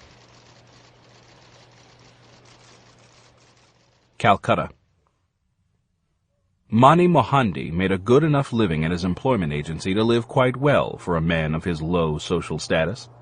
Calcutta's economy had recovered from the Asian meltdown of a few years earlier and was forging ahead again. It was true, though, that many of the vaunted Asian economic tigers had turned out to be overinflated house cats, and not very well-fed ones at that. Businesses were more cautious than they had been before, but that had turned out to be a windfall for him. Many talented people were desperate for work. Everyone who came to his agency looking for a job went through a triage according to how much money they would bring him. The uneducated and the not-so-well-favored went into the low-wage home market pool. There wasn't much money there, but he had to keep up a front business, and they served to do that for him. Good-looking young women were chosen to be dragooned into the better-paying sex trade. The skilled and educated, both men and women, who had been turned out by defunct businesses, were now going into a third category that brought him a great deal of money.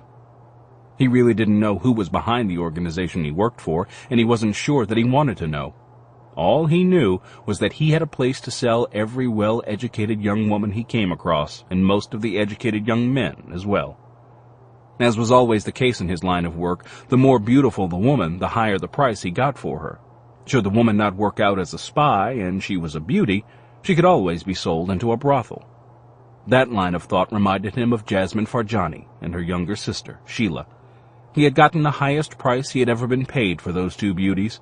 He regretted not having held out for even more, but he feared pushing the Chinese too far. On the other hand, Mohandi's real regret was having even offered them to his contacts at all. Had he been a wealthier man, he would have kept them for his own private use. Jasmine had been a rare beauty in full bloom, and her sister would have become even more beautiful, and with Sheila, he would have had the pleasure of initiating her himself. Thinking about what he couldn't have was a waste of time. All it did was make him even more unsatisfied with his current mistress. He vowed that the very next time a suitable young woman came through his front door, he'd keep her for himself instead of giving in to the money she would bring. He vowed that, but he really knew that he craved the money more. The only way he could rise in Calcutta's society was through his displays of wealth, not through his cloistered mistresses, no matter how desirable they were. Mohanty reached for the stack of resumes with attached photos that had been collected that week. He quickly sorted out the handwritten ones, stopping only if a photo caught his eye. Nothing special this time.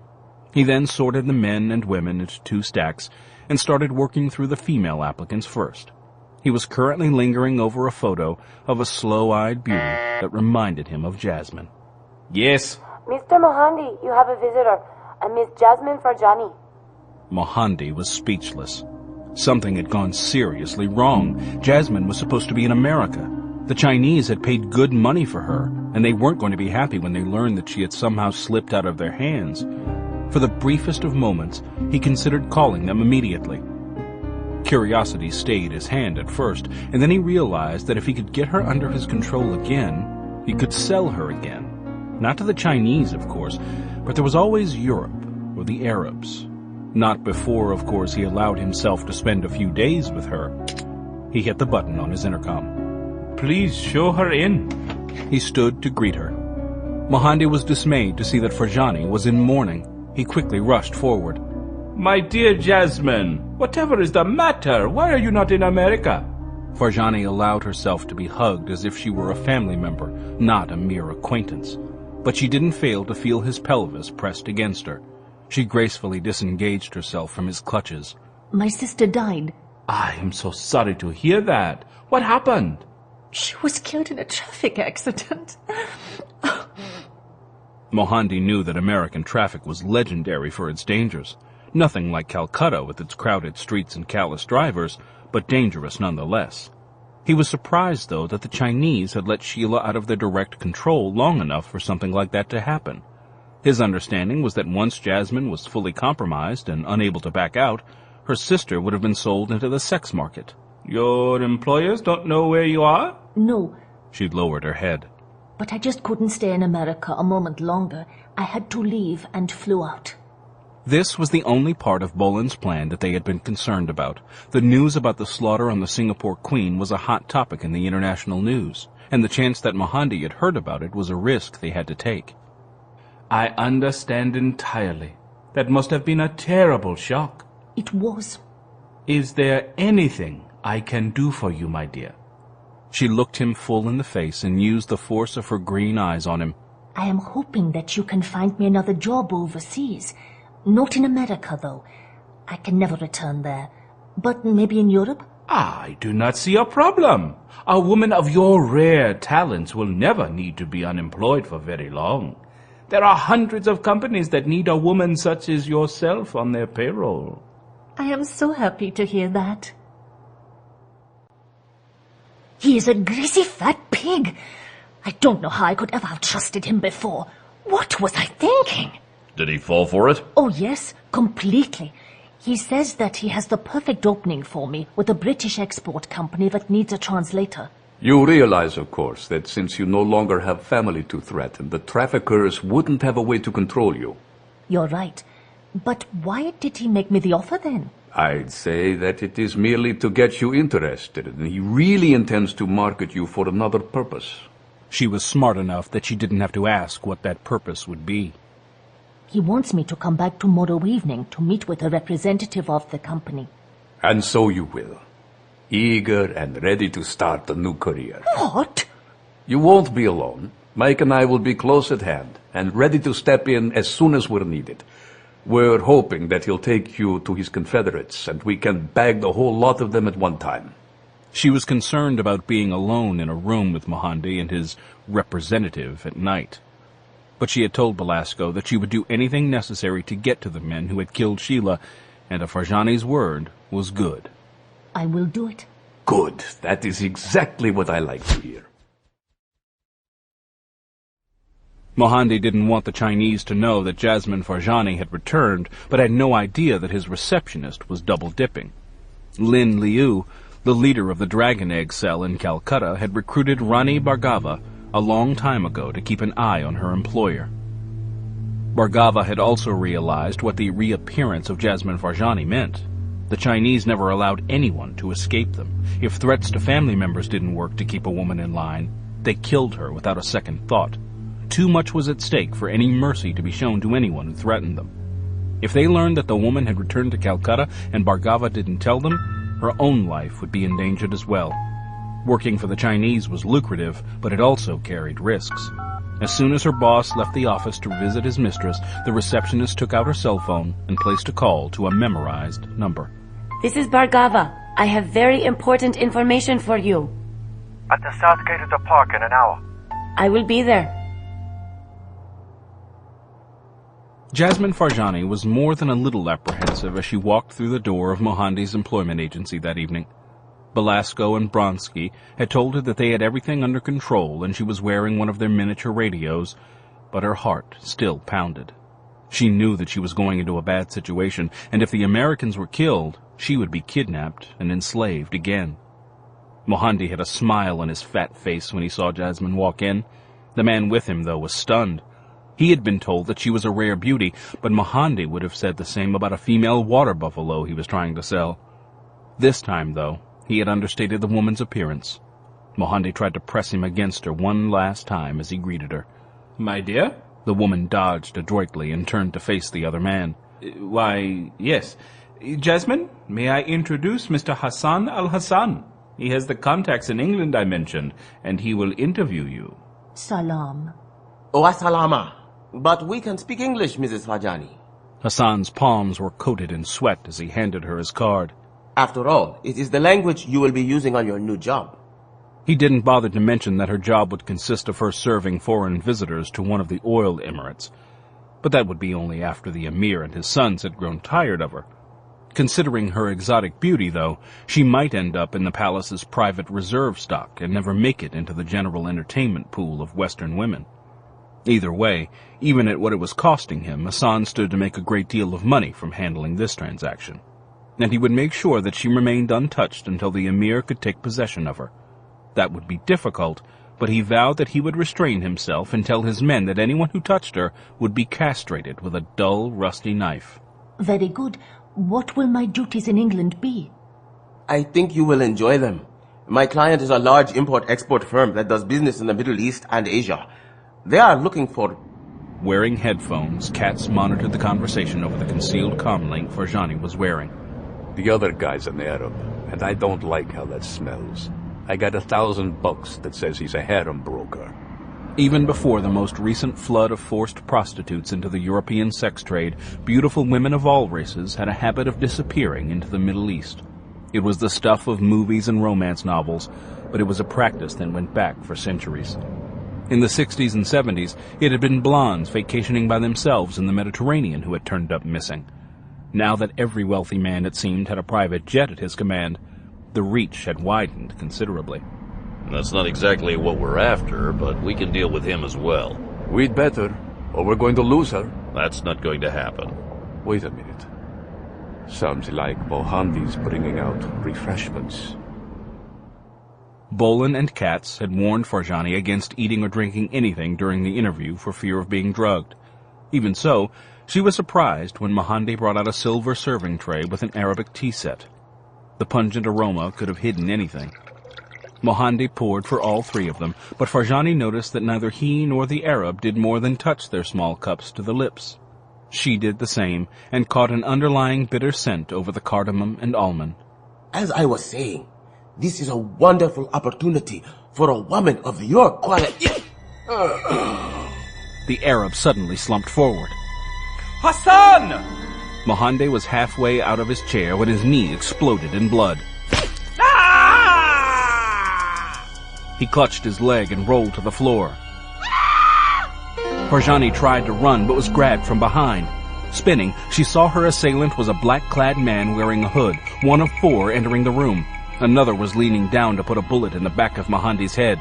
She felt a pistol pushed against her temple as the man began backing out of the room with her. Hearing the scream on the comlink, Bolan and Katz had wasted no time. They entered the front door of Mohandi's agency, weapons in hand. Bolan's Desert Eagle roared in the close confines. The 44 slug exploded the head of the gunman holding the woman, splattering her with blood and brain. His second shot went into the heart of the thug targeting Katz as the Israeli killed the man executing Mohandi. When the fourth attacker hesitated between his 2 opponents, Katz sprayed him with his mini-Uzi. It was over in a flash. Farjani had been shocked by the suddenness of the attack and her protector's response, but she had come a long way from the woman who had been rescued from the L.A. alley. This time she recovered instantly. Who are those men? Katz knelt beside one of the bodies and pulled up the right sleeve of the corpse to reveal a dragon and egg tattoo on his forearm. Bingo. Someone didn't want you to get away from them. Farjani had been given a sanitized briefing on what they had found at Wei's house in L.A. after the warehouse raid.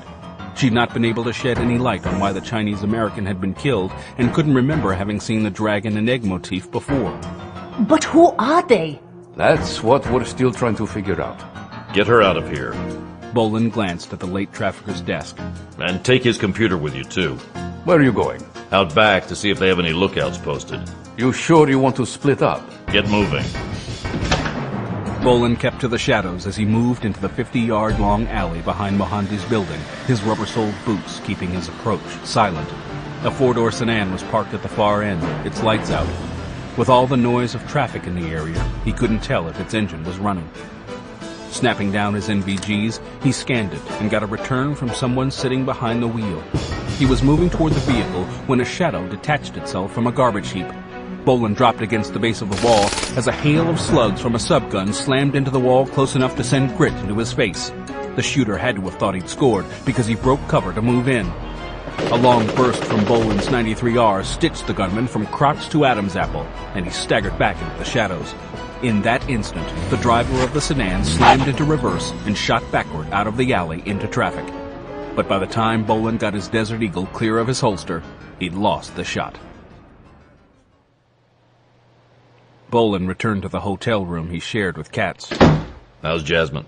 She's okay. I've got her tucked in for the night, and she'll be 100% in the morning. He'd reached out and handed Bolan an automatic pistol he'd taken from one of the bodies in Mohandi's office. Ever seen one of these? Not in a while. It's a red Chinese Special Ops Type 64. Fires a 9mm Kurtz. This slide locks for each shot, and you have to crank it back yourself to reload, but it's completely silent. That answers one of our questions.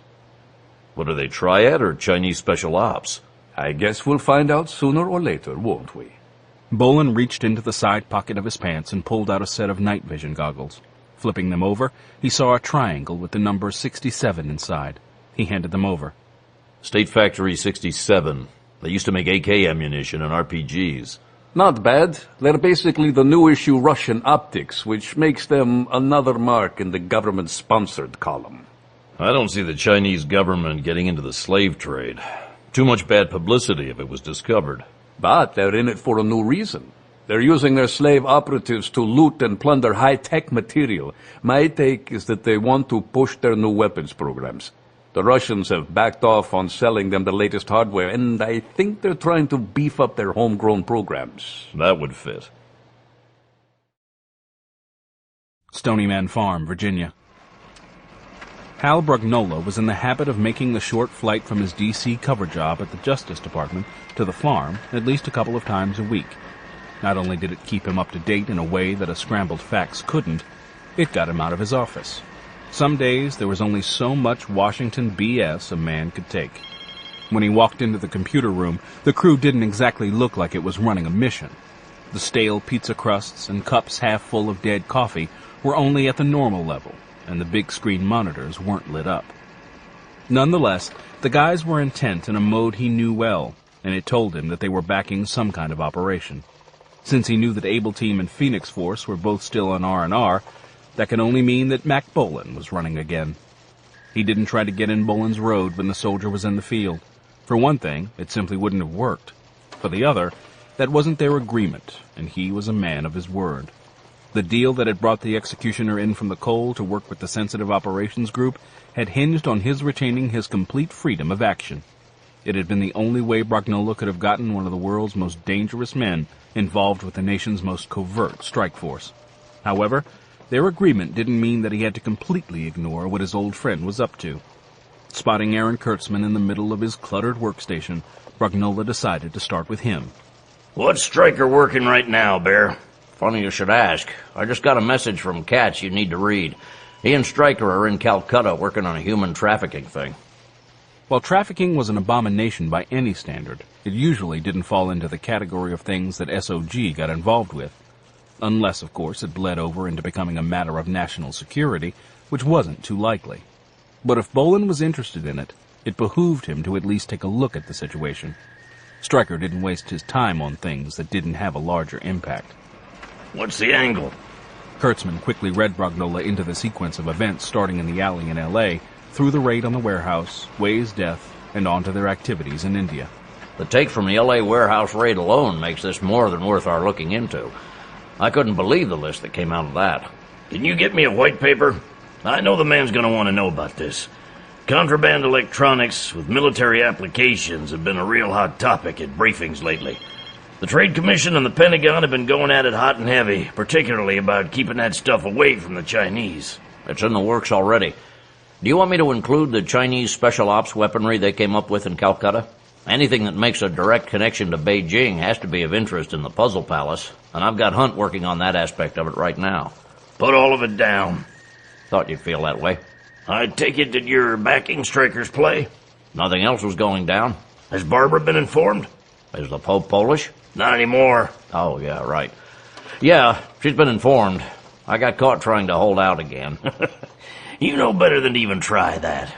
But keep on it and give Stryker and Katz everything they want. Kurtzman didn't bother to tell him that he already was, but it was nice to have it official. I've got a hardware resupply loading up for them right now. Kissinger's making the delivery. And Cowboy's gonna hang around over there and lend a hand, I assume? There wasn't all that much going on around here to keep him occupied. He was getting the idle hand syndrome big time, and Buck was about to brain him, so I thought it would do him good to get him out of Dodge while he could still walk. Have Buck send one of his black suits down to the armory to cover for him. Already taken care of. You bucking for my job? You gotta be joking. The only way you're gonna get me anywhere even near D.C. is to bury me in Arlington. I can manage that. You do. I promise I'll haunt your sorry ass till the day you die. Hong Kong. Colonel Gao Dong wasn't pleased at the report he had received from his operatives in Calcutta. It disturbed his personal harmony. Coming as it did after the disastrous raid on the L.A. warehouse and the death of his operative in Way's house, it could mean only one thing. He was facing professional opposition, and they were tracking down his operation. It was also easy to see that the centerpiece in these setbacks was that damn woman, Farjani. His people had handled that poorly, and those responsible had paid the price. The Dragon Egg Project couldn't tolerate errors of that kind, and never more than now. The lords of Beijing were putting great emphasis on advanced weapons deployment, the Long Leap program, as it was being called. Much had been accomplished already, particularly in the aerospace applications, but much was still left to be done before the mother country would be at a military parity with the Americans.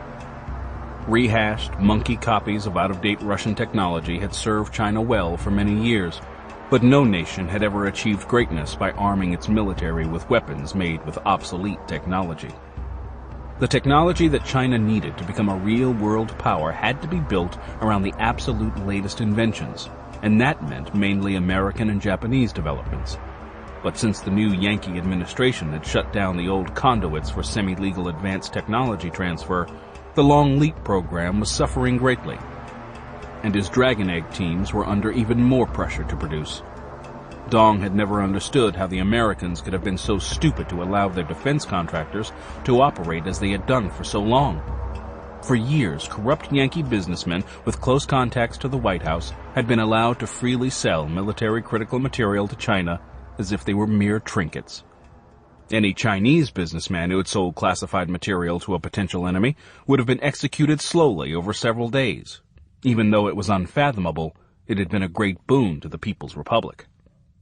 He'd once spent months getting a Dragon Egg team in place in Russia to steal a Russian MRV warhead to copy, when the American Loral Company had freely handed that critical piece of missile technology to China on a plate as a gift. Now the mother country's ballistic missile arsenal carried multiple nuclear warheads that increased its threat many times over. And Loral wasn't the only greedy Yankee company that had betrayed its nation's security in hopes of gaining future profits. Western historians have taken to tagging the 20th century as having been the American century. The 21st century, though, would wear the red banner of the People's Republic as she expanded into the Pacific Rim and beyond to fulfill her destiny. That the United States of America would be destroyed in the process was inevitable. No empire lasted forever, and certainly not one as corrupt and decadent as the Yankees. He had no particular hatred for the American people, but for the mother country to achieve her rightful place in the world, loyal Chinese such as him had to do their jobs with diligence and devotion. And right now his job was to track down and destroy the enemy team that was disrupting his operation, and to do that he would call on China's most unlikely allies. It was ironic that a nation whose founding father had taken such great efforts to destroy the foreign relations that had taken over so much of early modern China was now teamed up with the god-mad. But as the Arabic peoples themselves said, the enemy of my enemy is my friend. In this war of technologies, China needed all the friends she could find. The Dragon Egg teams were allied with several similar operations in the Islamic world. Egypt, Iran, Iraq, Syria, and Pakistan were all joined in their burning desire to build advanced weapons able to punish the great Satan of the United States, and China was willing to help them in return for their aid. The colonel didn't really understand why the Arabic peoples were so radically opposed to the West, but he really didn't care. Their insane hatred made them play right into the hands of the Chinese in their quest for world domination. The radical Islamic movements were also dangerous to China's long-term goals. There was no doubt about that. Their dreams of a completely Muslim world wouldn't mess with China's plans. At some point in the future, China would have to eradicate them with the technology they were helping steal. For now, though, they were useful tools. In the Middle East, the Dragon Egg Project worked through Islamic operatives to place many of its slaves at their targets. The Arabs also provided many well-trained women for the project, which was welcome. Dong always tried to match his spies carefully with his targets. The French, for instance, were particularly susceptible to Arabic women, as the Japanese and the offshore Chinese were to Western blondes. Being a man who didn't have much time to spend on women, any woman, as long as she was young enough, served his purposes. He didn't understand why some men became so stupidly focused on a particular type of woman. Nonetheless, that they did was central to his operation. Muhammad Fuad of the Islamic Brotherhood wasn't surprised when Colonel Gao Dong called. Fuad had a nice package in Cairo waiting to be moved to Europe, and he needed the Chinese to make that happen. His own organization wasn't inexperienced at moving goods from Europe to the Middle East, but they were usually more lethal cargoes. Weapons, ammunition, and explosives. Even though the Brotherhood controlled the docks in Alexandria, transporting people took more resources than he could call upon. The security forces of Europe were more than alert to infiltration by Islamic groups. Fuad was surprised, though, when the Chinese officer wanted to talk about something totally different. When Dong gave him a carefully edited version of the events that had impacted the Dragon Egg teams over the past week, it sounded very familiar to him. For many years now, there has been a shadowy figure that has haunted our own operations. Who? There is much debate about who this man is and if he actually exists. He usually works alone, but he can have as many as half a dozen men with him. They come in like smoke in the night, kill like rabid wolves set upon a sleeping flock, and then vanish like jinn. Dong was accustomed to working with Arabs and let the man tell the story in his own rambling manner. The Islamic peoples were hopelessly superstitious and mired in their own fears and mythology. Men didn't move unseen like smoke in the night. Even the Tong assassins or the legendary ninja could be seen if you knew what to look for when they attacked. I, for one, have not seen this man, but I do believe that he exists. Men who I would trust with my life. Some of them who have survived his attacks have seen him. And does this man have a name and a country? He is often believed to be an American commando, and my people call him Al-Askari, the soldier. Do you have any idea what this man calls himself? Sadly, no. There were tales in the Orient of such a man as well, a man said to be an evil spirit, but Dong put little faith in them. The people who told these tales were usually trying to cover up their own mistakes, and what better way than to blame an enemy superhero when something went wrong? The Yankees had many well-trained covert action units, and they used them far more often than was ever reported in their infamously propagandist media. Their counter-terrorist and anti-drug strike teams were particularly active, and he put the stories of the invincible lone warrior into that category. However, if the Arabs could help him get a lead on this man, he would look into it. I need anything you may have on this soldier. What he is reported to have done, and where he might be now. I will call my contacts in the Brotherhood. They've been watching for him for a long time and know much about him. The Islamic Brotherhood claimed to go back to the centuries of the Christian Crusades. Dong doubted that seriously, and had seen nothing to back up the claim. He did, though, know that they had been very active in the past 20 years or so, and might have collected something of value during that time. He also knew better than to depend on it, though. In his dealings with the Arabs, he had found them long on talk and short on facts. I can use anything at all you can get for me. We will have it to you as soon as possible. When Dong clicked off his cell phone, he placed a call to the lone survivor of the raid on Mohanty's office in Calcutta. He felt there was almost no chance that this so-called Yankee soldier would still be in India, but it would have to be looked into. He already had a second reinforced Dragon Egg team on its way to take over the decimated operation and start searching for him. The reason Dong was willing to invest so much manpower in finding this man, or men, wasn't just because Varjani had gotten away from him. Were that the case, he would have freely let her go. He had to secure the integrity of his Calcutta operation at all costs. Not only did Calcutta provide many educated multilingual women as spies, but also much valuable raw material available only in the Indian subcontinent and the Middle East was shipped through her port. China was a vast country, but there were still raw materials vital for high-tech industry that couldn't be found within her borders. Since most of these materials were also on the trade restriction list, the easiest way to obtain them was through dock theft or high-seas piracy. Right now, tungsten was at the top of the Dragon Egg list of priority materials targets. The Chinese aerospace industry was desperate for the rare metal to make the exotic, high-temperature alloys necessary for its work. A large shipment of high-grade tungsten ore was due to be sent to Japan in a few days, and it was scheduled to be hijacked on its way through the South China Sea. He had to make sure that whoever was dogging his operation didn't learn of that particular mission and involve himself in it as well. A replacement Dragon Egg team is coming in from Singapore tonight. As soon as they report to you, they are to start looking for the man responsible for the attack at Mohanty's. You are to give them every assistance in that task. Yes, Comrade Colonel. One would think that finding a single stranger in the world's largest city would be a chore, particularly in a place of such extremes as Calcutta. However, even with almost 16 million people in Greater Calcutta, Dong knew that he wouldn't have to search the legendary slums to find an American or two. Even the poorest Chinese wouldn't stay in those areas, much less a fastidious Yankee. Since he knew that they had the woman with them, her local expertise would have guided them in their search for accommodations. Dong's connections in Calcutta were extensive and weren't limited to his Dragon Egg teams.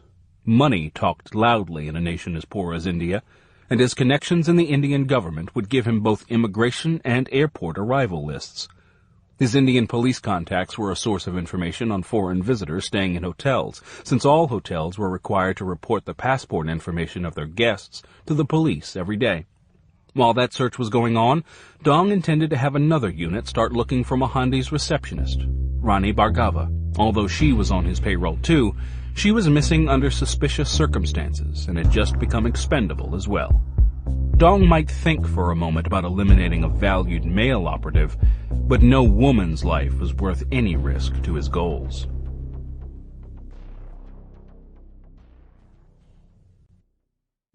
Calcutta. With India being the ground zero of the tea culture, Bolan and Katzenellenbogen were enjoying their early morning instant coffee alone in their hotel room to let Jasmine Farjani sleep in. A puzzled look suddenly crossed Katz's face. You know, Stryker, we completely overlooked something in that dust-up we got into last night. Bolan looked at him. Katz pulled out the business card the Arab slave trader had given Farjani. We went there to protect Jasmine from being kidnapped into a whorehouse, but we ended up in a firefight with the Dragon Egg guys again. Since they didn't have a firm ID on the opposition yet, Katz had taken to calling them by their tattoos. He leaned forward. We got so wrapped up in that, neither one of us stopped to ask just how in the hell they knew she was going to be there. Bolan smiled and lifted his coffee in salute. I knew there was a reason I asked you to join me on this gig. Mohandi was going to sell her into a whorehouse, so he sure as hell didn't call them. But someone connected with him did. Maybe a secretary? Let's talk to Jasmine. She should be up by now. Going to the room next door, they found the woman dressed and enjoying her morning tea and biscuits. Good morning. Good morning. Care to join me? Thank you. They both entered, and Katz immediately grabbed a chair. We've got a problem, and I need your help again. Going over last night's activities, we came up with something that puzzles us. Farjani had been hoping not to hear that. What had started out for her as an emotional reaction to seek revenge for her sister's death was turning out to be a quest. Even with Mohandi dead, the trail Belasco and Bronsky were following hadn't ended, and she was starting to fear where it was going to lead her next. What's that, Mr. Bronsky? Do you know how many people were working in Mohandi's operation? All I remember seeing was just him and a receptionist. Do you know her? Not very well. Her name's Rani Bhargava.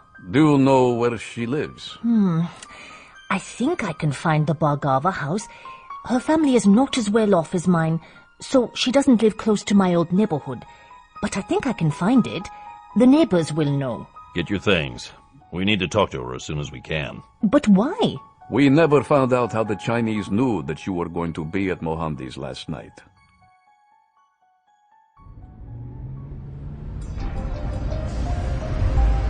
The subsection of Calcutta where Rani Bhargava lived was a lower middle-class neighborhood of well-kept, aging British-era apartment buildings built around central courtyards. Farjani had Bolan stop the car a couple of times to ask shopkeepers for directions. It should be right around the next corner to the left, number 2311. Bolan had just made the turn when Farjani pointed. That's her over there. Those men have her. Neither of the Americans had ever seen Miss Bhargava before, but it wasn't difficult to recognize when someone was being kidnapped in public. Midway down the block, 3 Asian men in street clothes were hustling an Indian woman in a colorful sari down the street toward a Mercedes sedan, parked with its back door open. Bolan slid over to the curb, and Katz was out of the car before the wheels stopped turning. Hey, leave that woman alone! Rather than abort their kidnap attempt, 2 of the men pulled pistols to cover the withdrawal of the third, who held a knife to Bhargava's throat. Bolan drew the Desert Eagle as he ran, and again went for the top priority target, the man with the knife. Suddenly released, the woman crumpled to the ground, paralyzed with fear. Katz took out his first target with a burst to the chest before the Chinese could get a round off. The final gunman fired a single, hurriedly aimed shot at Katz before Bolan blew his brains out.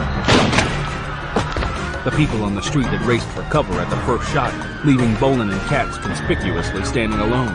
When they went to help the woman to her feet, she tried to pull away. Farjani opened the rear door. Miss Bhargava, over here. It's Jasmine Farjani. Come with us, Rani. Isse walked.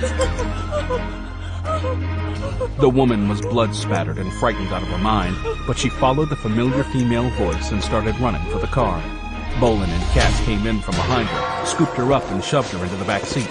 Opening the front passenger door, the soldier slid across the seat and took off just as Katz got in behind him. Bolan bootlegged his rental into a 180-degree turn and got back on the main street. Which way to get out of here? Keep going straight. We picked up a tail. The executioner glanced into his side mirror and saw the black Mercedes slashing its way through the traffic behind him. Seeing an alley, he turned into it. If he could make it to the next street over, he might be able to lose them. Bolan was 10 yards into the alley when an ox cart pulled into the other end, blocking his exit. Into that door! Farjani shot a finger toward what looked like a loading door opening into the alley. The vertical opening door was only partially up, but he thought he could squeeze under it. Hitting the light so he could see into the darkened building, Bolan snapped her. The Toyota skidded sideways, clearing the far side of the door with inches to spare. The gas cans and tires stacked around the sides of the room inside told him that he was in a garage. The Toyota was still rolling when Katz jumped out and pulled the door the rest of the way down. Stay here. Bolan set the emergency brake and got out. Joining Katz behind the door, he listened and looked through the crack at the side. When the Mercedes didn't pull into the alley, the two cautiously opened the door enough to slide under it.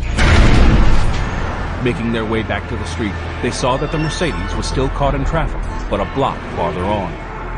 Go get the car, Striker. I'll wait here. Right. Bolan opened the garage door, backed the Toyota into the alley, and picked Katz up at the corner. On the street, he was able to work his smaller car through traffic and gained on his target. Farjani recognized the Mercedes in front of him. Mike, what are you doing? We're gonna follow them now. If we're ever gonna get to the bottom of this, we've gotta know what we're dealing with here. So far, we've just been reacting to their moves. I want to go proactive. They aren't giving up. They watched the big Mercedes move slowly, and the two men inside scanned the alleys as they passed. Bolan tried to keep well back, but traffic was so thick that he had to make sure he didn't lose them. The Mercedes stopped abruptly, and the man in the passenger side got out to look over the roof into another alley. He was getting back in when he spotted the Toyota. The sedan shot forward, clipping a small truck and upsetting a rickshaw as it made its escape. We can't catch them. Time to go back and regroup.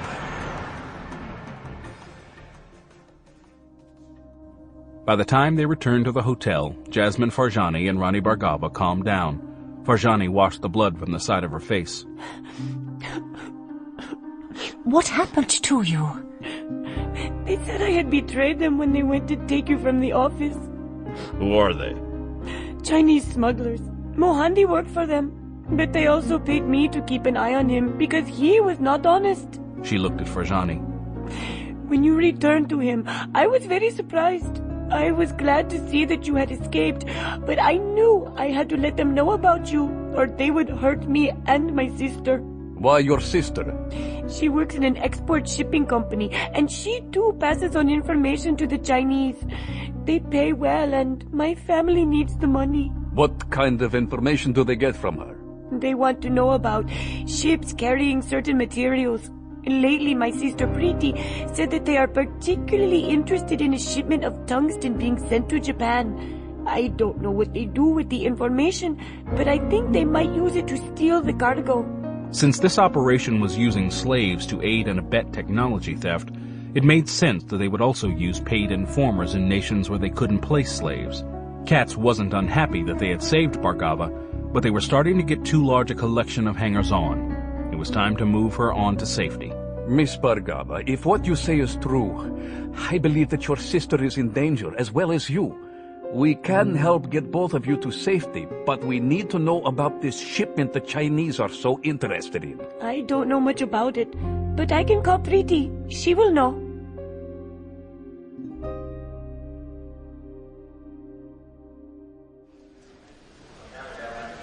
When John Kissinger stepped off the Air India 747 in Calcutta, he was wearing a tropical linen suit with his cowboy boots, a typical American. His paperwork from the Defense Department and the headquarters of the Indian Army indicated that he was a representative of an American arms firm doing business with the Indian government. It was a risky cover, but it allowed his wares to get into the country quickly. Yakov Katzenellenbogen was waiting in the passenger terminal to greet the armorer. Where are the rest of your bags, cowboy? Kissinger hoisted his single overnighter. I didn't want anyone to think I was staying too long. Where's the rest? The cover story stuff is in Indian Customs, and Jack is bringing in what you guys need tonight.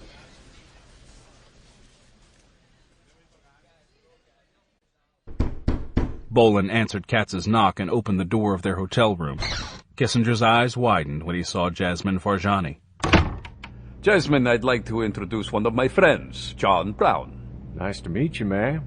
Kissinger extended his hand. She took it and nodded. Mr. Brown. Call me cowboy, please. So you are an abolitionist or an American movie hero? Maybe a bit of both, ma'am. Kissinger grinned as Katz elbowed him in the ribs. We've got work to do, cowboy. Damn, boy. Well, okay. Can I help?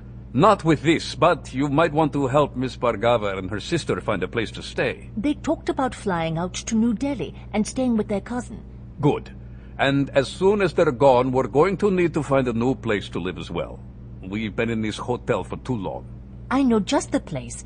Quiet and out of the way. Perfect. The failure of his team to snatch Rani Bhargava sent Colonel Dong into a rage. Now that there was proof that the soldier and at least one other man were still in Calcutta, he decided to go after them himself. His men were good, but none of them had the years of experience behind them that had made the colonel who he was. A unique set of circumstances had brought Dong to be chosen to lead the Dragon Egg project. For one, he was a half-breed, or to be more precise, his maternal grandmother had been English. His British-educated grandfather had married her to gain a limited access to British society in Hong Kong. He needed that access because he was an agent for the newly formed Communist Party, working to undermine British rule. Dong's father had followed in the family's political profession, as had Dong himself. Being a third-generation Communist Party member was all that had saved him from execution for his family taint when the Cultural Revolution swept China in the 60s. Even so, he'd had to work harder and take more risks than his comrades to survive the anti-foreign paranoia of that era. He'd also changed his first name from George back to Gao. But when a more rational regime ruled again in Beijing, his international background became a plus. Like his father and grandfather before him, Dong had been educated in Great Britain and was chosen to work as an agent in the West. He'd been so good at his job that he'd been chosen to be China's point man for their technology transfer operations. The reason it was so crucial that the soldier be captured or killed went beyond this mysterious commando having decimated two of Dong's Dragon Egg teams. He had another mission about to kick off that had an even higher priority: the hijacking of a Japanese bulk cargo ship full of high-grade tungsten ore. It was so critical that the colonel would have gladly sacrificed even more of his men to ensure that the ore reached the mother country.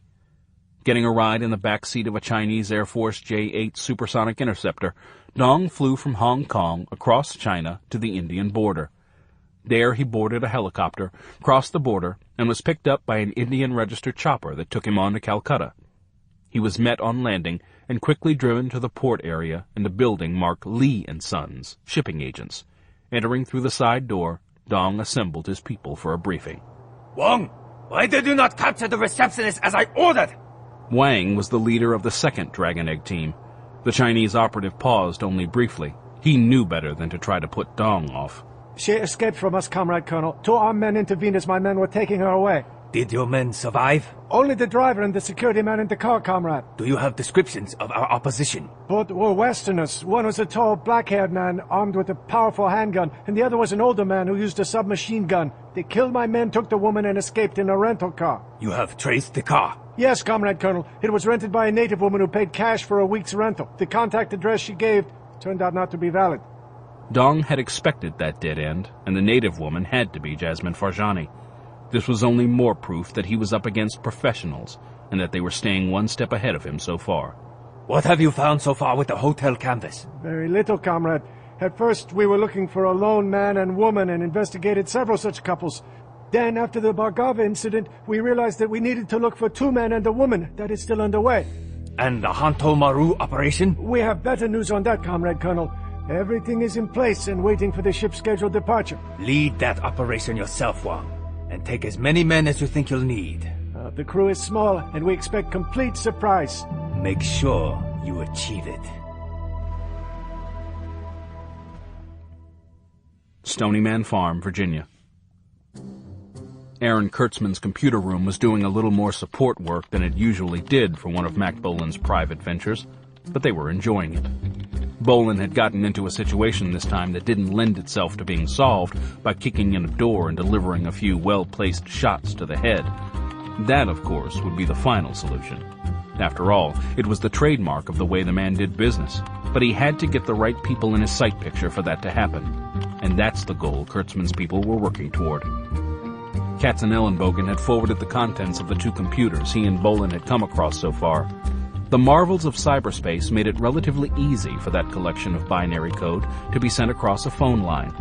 Sending it was one thing. Hacking through whatever security systems were embedded in it was another matter.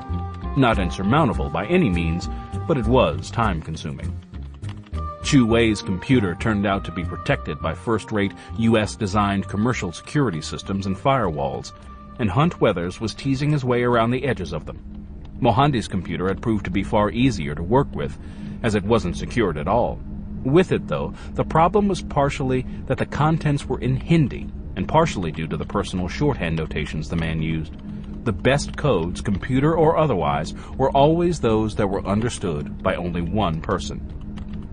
Hunt Weathers' preliminary take from Wei's computer records revealed that he'd been a big player in the steal the technology game for quite some time. He hadn't yet discovered any bombshells like the Loral MRI-V chips that had been freely given away with the blessing of the White House. But technology wasn't just the big pieces. For every major advance, there were the thousands of smaller parts that were needed to make the major application work properly. That was where Wei's operation had shone. When building advanced weapon systems, off-the-shelf parts were rarely adequate for the job. Their heat, load, and vibration tolerances could be perfectly fine for audiovisual, automotive, or even commercial aviation applications, but that didn't cut it when they were used to build a ballistic missile or a supersonic jet fighter. For those uses, one needed to use mil-spec bolts, screws, switches, transistors, hinges, filters, lubricants, hoses, fittings, fasteners, and 1,000 other things. For all these items, being mil-spec was the critical factor, and mil-spec hardware was supposed to be on the export restricted list. From what they were finding, though, not all mil-spec material was treated equally. Some of it was watched closely and safeguarded. Much more of it, however, was discarded every day and sold for pennies on the dollar in Defense Procurement Agency and NASA surplus sales. Not too surprisingly, it turned out that Wei's cover companies had been big buyers on the surplus material at those sales for several years. Kurtzman scanned the printout Hunt Weathers had presented to him. This is all stuff they shouldn't have gotten their hands on. If they didn't get it from us one way or the other, the French would openly sell it to them, or the Russians. But I suppose they'd rather have the stuff made in the good old US of A. The Russians are sloppy. Where's all the hot items? That classified stuff we discovered that was late on delivery to the end user. We are still looking to make those matchups. There's a section on his hard drive that we're still working our way into. You should have started there first. We did, and this is the first of what we recovered. How about Mohandi's stuff? We've got the Hindi translation program up and running, but so far we're just getting resumes, mostly from educated women. He's moved a lot of them recently. To where? Well, that is where we're running into problems with a personal code of some kind. He's using initials instead of complete names. Any chance of breaking it? We will keep trying, of course, but you know about trying to crack personal codes. Just keep on it.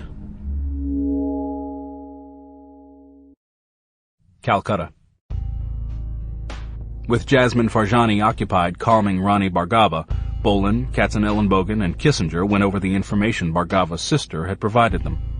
Her handlers had been interested in every last detail she could uncover about a Japanese-registered bulk cargo carrier named the Hanto Maru. She had been able to provide her handlers with everything from the power plant specifications to backgrounds on the crew and the cargo manifest. A load of tungsten ore. What I don't understand is how in the hell do they think they're going to pirate bulk ore and haul it off? It takes port facilities to be able to offload that kind of stuff. Steal the whole ship and take it to a Chinese port? Isn't that a little obvious? I mean, someone is bound to notice that a ship that big has gone missing, particularly the Japanese. They're fussy about losing things. I'm not sure that the hijackers care who knows what they're doing after the fact. So far, these guys have been pretty tightly focused on their mission to the exclusion of everything else. Yeah, it's more than we can say about what we're doing. And speaking of, what in the hell are we doing here anyway? I was kind of wondering that myself. Well, this is obviously a work in progress. We keep reacting to what we stumble across and taking it from there. The real problem is that we're still chasing people we really don't know. We know they're Chinese, and that they're in the high-tech theft and human trafficking business, but we still can't put a name to who's in charge and who he's taking orders from. You guys need to get serious with those people. Really rattle their cage and see what falls out. He's right, you know, Stryker. And since this ship is where we know they're going to be next, it's the right target for us. From what Priti Bhargava said, they went to a lot of work to set it up, which means they really need it. So if we can figure out a way to keep that thing out of their hands, they may get angry enough to expose themselves. Let's say we do stop that hijacking. Where do they go for more tungsten? I agree that someone in China needs it badly, probably for their missile program. So where would they go to get more? Damned if I know. We'll have to ask the bear. He can find it for us. Because if we can short-stop this snatch, we can bet they'll go after another shipment. And if we know where they're going, we won't have to chase around after them. We'll swing around them and be there first. What's the name of that ship? The Honto Maru? Yes, and she sails tomorrow evening. That doesn't leave us much time. What's new? We've been on the run since we got here. What's new is the Jack's due in today, and that'll give us a chopper.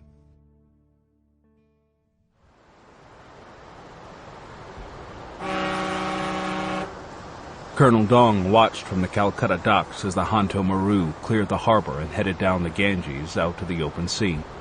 At least this part of his operation was going as planned. With the ore carrier finally going to sea, he would soon be able to return to his headquarters and not have to personally supervise this operation any longer. And with the losses the Dragon Egg project had suffered lately, he had pressing work to do. He had already decided not to try to restart Mohanty's slave spy recruitment operation in Calcutta. India's Anglo-Indian population provided an endless source of perfect operatives for him, but he wanted to maintain a low profile for a while. He had a second such office in Singapore, and would transfer everything there for the time being. Later, he might open another office in New Delhi or Bombay. His most pressing problem right now was rebuilding his American operation. Reports from his remaining California operatives weren't good. The Yankee government had finally awakened to what they had been allowing to be sold, and major investigations were underway. He had no hope of rebuilding his pipeline anytime in the near future, but he would get started on it now anyway. Dong's operational planning was projected over future decades, not mere months. If it took him 5 years to find another American high-ranking government employee who was willing to betray his country for money, that was to be expected. In the meantime, he would shift over to buying the needed technical material from defunct Russian aerospace companies and agencies. Being Russian, the material would have to be carefully tested before being used, but that could be factored in. Turning, the colonel walked back to the shipping agent's office to await the radio message that would tell him of the success of the Honto Maru mission. The helicopter was already standing by to take him back to the Chinese border.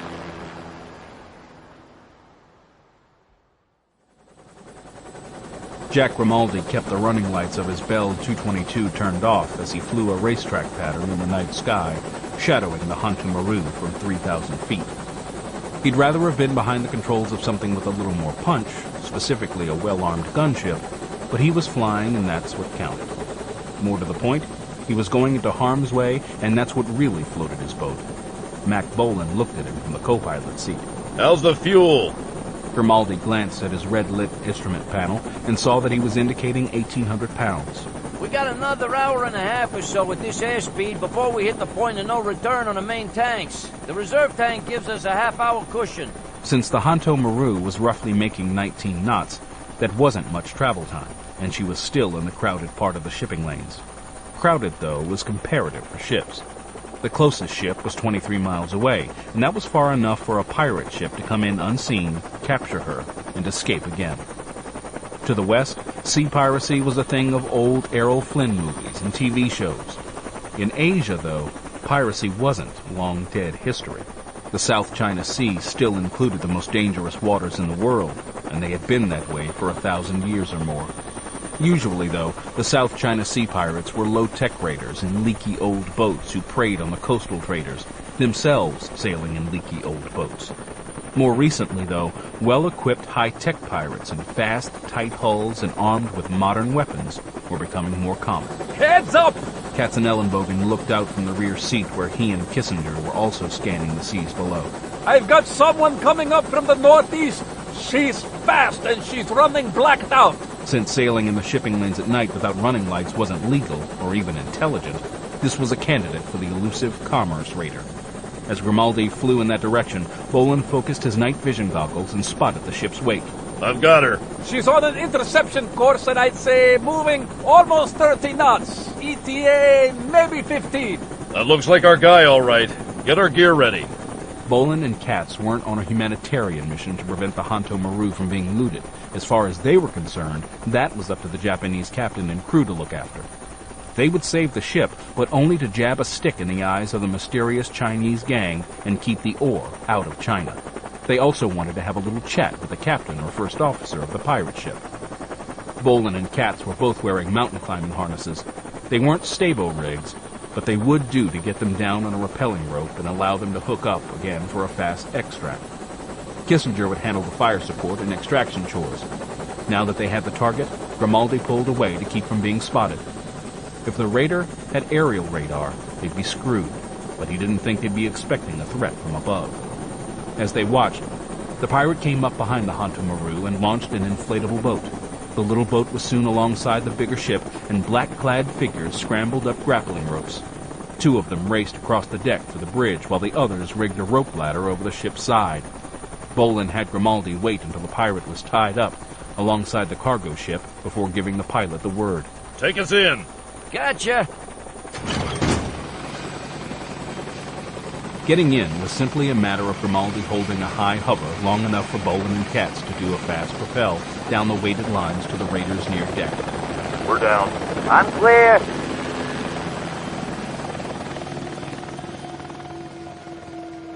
From what they had seen, most of the pirates' crew was on the Hanto Maru, so Bolan and Katz kept low as they headed up to the bridge on the seaward side. The 2 men in the wheelhouse were so confidently watching the Japanese ship that they weren't watching their backs. Bolan smashed his clubbed fist against the side of the first mate's head. The captain turned just in time to find Katz's prosthetic hook clamped around his neck. Wisely, he didn't want his throat torn out, so he gave no trouble while Bolan secured his hands and ankles with riot restraints. The first mate was still out cold, so he was cooperative as well. A finishing strip of duct tape went over their mouths. Katz glanced over at the Japanese ship. You know, if we've got a minute or two, I want to go below. I got a couple of shaped charges in my pack, and we need to deprive these guys of this particular ship. With the Chinese now into high seas piracy, we need to put a dent in their program. Right. The Hanto Maru can wait. The raider's engine was turning over at an idle, and the noise level kept the man on engine watch from noticing that he had visitors. Since one of the gang wasn't on their prisoner snatch list, Bolan simply shot the man in the head as he turned. Katz quickly armed his 2 RDX mini-charges and went to the rear of the compartment to find a place where they'd do the most good. They were small but powerful, and this ship didn't have a thick hull. He opted for placing them next to one of the ship's ribs to blow it out, as well as the hull plates. That should do it. They're below the waterline, so this tub's going to the bottom. Back on deck, there was no sign of movement on the Hanto Maru. The grappling hook ladder the Chinese had used to storm the Japanese ship was still in place, so Katz kept watch until Bolan went up hand over hand.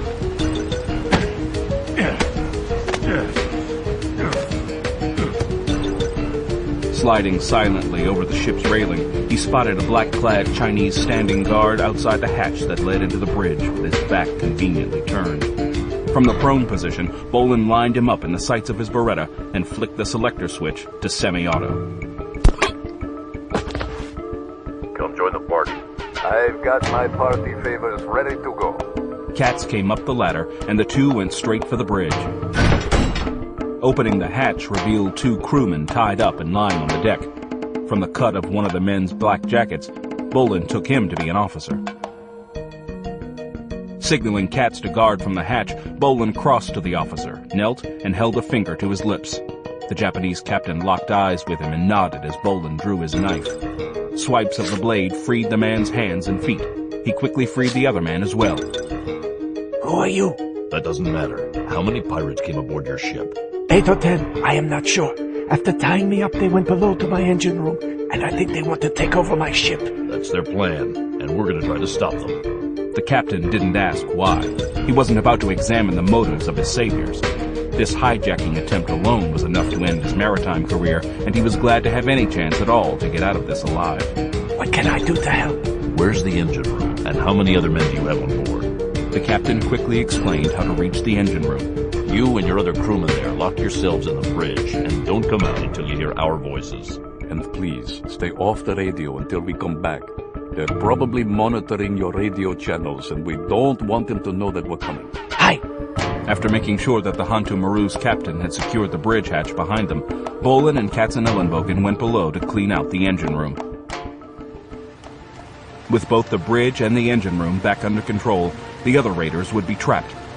As they made their way down the ladder to the lower decks in the stern of the ship, aft of the cargo holds, the two men encountered no one. When Bolan reached the engine room level, he spotted two bodies dressed in clean sailor whites, crumpled at the foot of the ladder. Both looked to have been shot in the head. Unless Bolan missed his guess, he now knew the location of their targets, too. Keeping to the bulkhead, he waited for Katz to join him. A half-dozen raiders dressed in black were clustered around the engine room control console. A Japanese crewman, obviously one of the engine room crew, was tied to a chair. The crewman glared defiance, and the raider slammed the butt of his pistol against the side of the man's head. The raider was turning to slam the Japanese again when he spotted Bolan and Katz in their combat suits. Since they were wearing black as well, he hesitated for a moment. That moment was long enough for him and his men to end up on the wrong side of a very one-sided gun battle. The Japanese tied to the chair was bleeding from cuts on the side of his head and his lips. His eyes went wide when he saw Caucasian faces, but he understood that somehow he had been saved. Katz started cutting the ropes that held the sailor in place. Do you understand English? A little. The man stood and bowed to his rescuers. Can you shoot a gun? Hi. Bolan picked up an AK from one of the bodies, cracked the bolt to make sure a round was in the chamber, and the weapon was on safe. Here. With the engine room body count added to that of the sentry, Bolan figured that there could be another 5 or 6 Chinese aboard. With this being a bulk carrier, there were only so many places they could be, and the best bet was to look in the crew compartments. With the Hantu Maru being a modern ship, the crew deck was small, half a dozen cabins with what looked like a day room at the end. The voices coming from the day room told them what was going on. Until the Japanese ship was underway again, the raiders were keeping the crew alive in case they needed to know something about sailing her. Bolan and Katz kept to the bulkheads of the corridor between the cabins when one of the doors suddenly opened and a raider stepped out. Bolan snapshot a single silenced round into the man's head, but the thud of his body hitting the deck echoed loudly. Katz rushed the open door to the day room with Bolan on his heels. 4 black-clad raiders were turning to bring their weapons to bear when Katz started firing. He had the first target down and had the second in his sights when a burst of AK fire cut right past his head. Shit! A .44 Magnum slug from Bolan's Desert Eagle took the gunner out of play. There is one in our cabin. The others are in my engine room. We got him on the way in. Are you the engineering officer? I am. Your engine room is clear, too, and your man down there is safe. Can I return to my duty station? Wait till you hear from the captain. The officer bowed deeply. Hi. The captain of the Hantu Maru hardly waited for Bolan and Katzenellenbogen to step back onto the deck of the pirate ship before signaling his engine room to give him full speed ahead. He had agreed to wait a few minutes before broadcasting his Mayday message, but he still wanted to get clear as fast as he could. Bolan and Katz went to the raiders' bridge to collect their prisoners. The wrists of both men were bleeding, showing that they had tried to break the restraints. Better men than they had tried to overcome those deceptively weak-looking plastic strips, and failed. Getting both men to their feet, they led them out onto the ship's deck. We're ready for pickup, Jack. 2 prisoners. Roger. Get the cargo out onto the rear deck. We're on the way. Holding a hover at less than 100 feet above the stern of the pirate ship, Grimaldi faced his chopper into the wind and fed in enough tail rotor pedal and cyclic stick pressure to keep from drifting off station. Ropes on the way. All right, cowboy. The first 2 ropes Kissinger lowered were intended to secure the prisoners and haul them up. The captain started to freak out when he saw what was coming.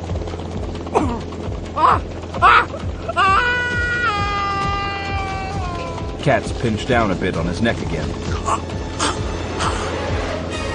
You need to shut the hell up! Faced with a choice between being hauled up into the air on a rope and having his throat ripped out, the captain calmed himself immediately. The first mate required the same treatment to get him to cooperate, but Kissinger soon had both of them hauled up and inside the chopper. The second set of ropes he sent down had climbing loops tied in them. Since he would be occupied keeping an eye on his two prisoners, Bolan and Katz would have to make their way back on board by themselves. Bolan went up the rope hand over hand until he reached the chopper's skid. Standing on it, he unclipped his safety line and re-snapped it on the inside of the door. Hang on, Katz.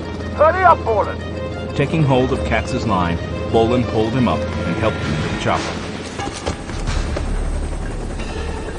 Okay, Grimaldi. Bolan slid into the co-pilot's seat. Get us clear. You got it. Grimaldi applied a little rudder pedal and turned the aircraft back toward land. Katz waited until they were several hundred yards away before punching the button on the switch to the remote detonator.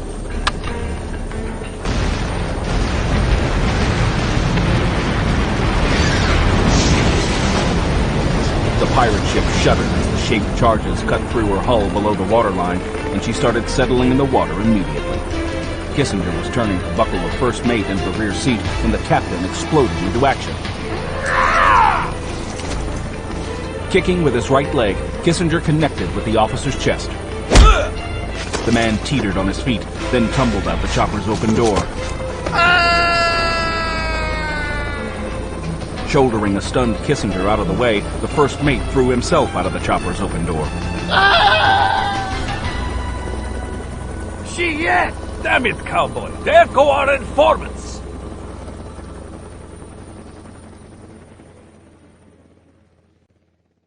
Stonyman Farm, Virginia. Early the next morning, Katz and Ellenbogen called the farm to get Aaron Kurtzman working on the tungsten question. Tungsten's just become a red-hot commodity. No kidding. Yeah. The word on that hijacking you foiled has gotten out, and the spot price doubled on the market this morning. No one seems to care, though, because if you're building rockets, you've got to have it. Chromium and manganese are substitutes for certain temperatures and pressures, but if you're going to go first class, you've simply got to have tungsten. I know all that, Aaron. All I need to know is where it comes from, and who might have some of it right now. A shipload, to be exact. Either in port awaiting loading or on the high seas. There's a bulk carrier half full of wolframite. That's what the ore's called, by the way. Coming through the Suez, en route for a port call in Alexandria. She's scheduled for a several-day layover there before going on through the Med and on up to Germany. What's it called? The MS Horst Lehmann, out of Hamburg. Anything else? Anywhere else? Nope, that's it right now. Looks like we'll be going to Alexandria then. You guys going into the exotic metals market? No, just looking for assholes. Good luck. Katz pushed his lunch away. I, for one, am going to be very happy that we're taking this dog and pony show to the Middle East. The constant curry diet is starting to give me wind. I like it. What? My wind? Jack Grimaldi mopped the last of the curry sauce from his plate with his last piece of flatbread. No, the curry. It's better than that rice flavored with goat fat you're going to be eating in Egypt. Katz ignored the pilot's inexpert culinary commentary. Grimaldi was known to eat damn near anything that didn't eat him first. The question we need to consider before we leave is if we should cut Jasmine loose now. The Chinese nailed the guy responsible for her ordeal before we could. And she's still alive. This might be a good time to cut her exposure and let her go. I can ask Hal to put her into the program and get her set up somewhere in the States. With her talents, she'll be a real asset to someone. Right. Let's ask her. While Bolan and Katz had been working the Hanto Maru mission, Jasmine Farjani had been helping Rani and Pretty Bhargava get out of Calcutta. After seeing them off at the airport, she had returned to her room to wait the return of the two secret agents who had come to her aid. She was beginning to suspect that Belasco and Bronsky were actually American CIA agents. Their access to information was too fast for them to be private citizens. So was their ability to call in other people to assist them. She knew that the CIA had a bad reputation in many countries, but she had seen nothing but honor in these men.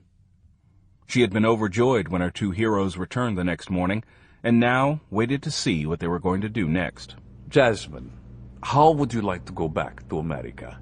We can set it up so you can stay there legally and work openly, without fear. The woman's heart leaped.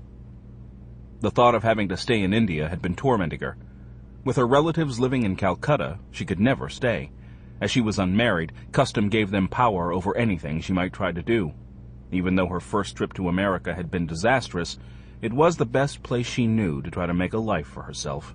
When are we leaving? We'll be sending you alone, but someone will meet you in L.A. to take you through the formalities and get you set up.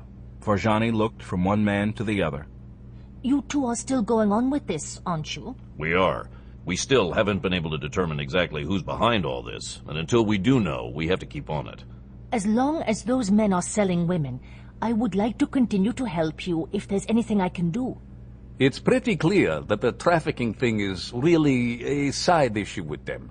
Their victims are only useful for the work the Chinese can get out of them, not for the money. Men or women, the only thing that matters is they can supply information they need. And it's a clever plan. No one has a reason to suspect that they're working for the Chinese government. We'll do what we can to end their business, of course. But the reason we have to keep after these men is that they're stealing equipment and materials to make sophisticated weapons that are dangerous to the rest of the world, not just to our country.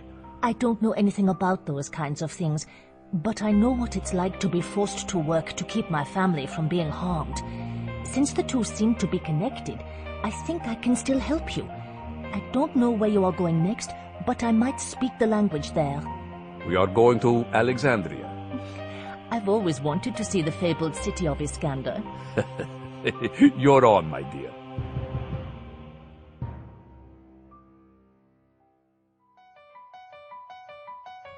Colonel Gao Dong knew better than to be grateful that his Beijing masters hadn't ordered his immediate execution for the loss of the tungsten shipment on the Hanto Maru.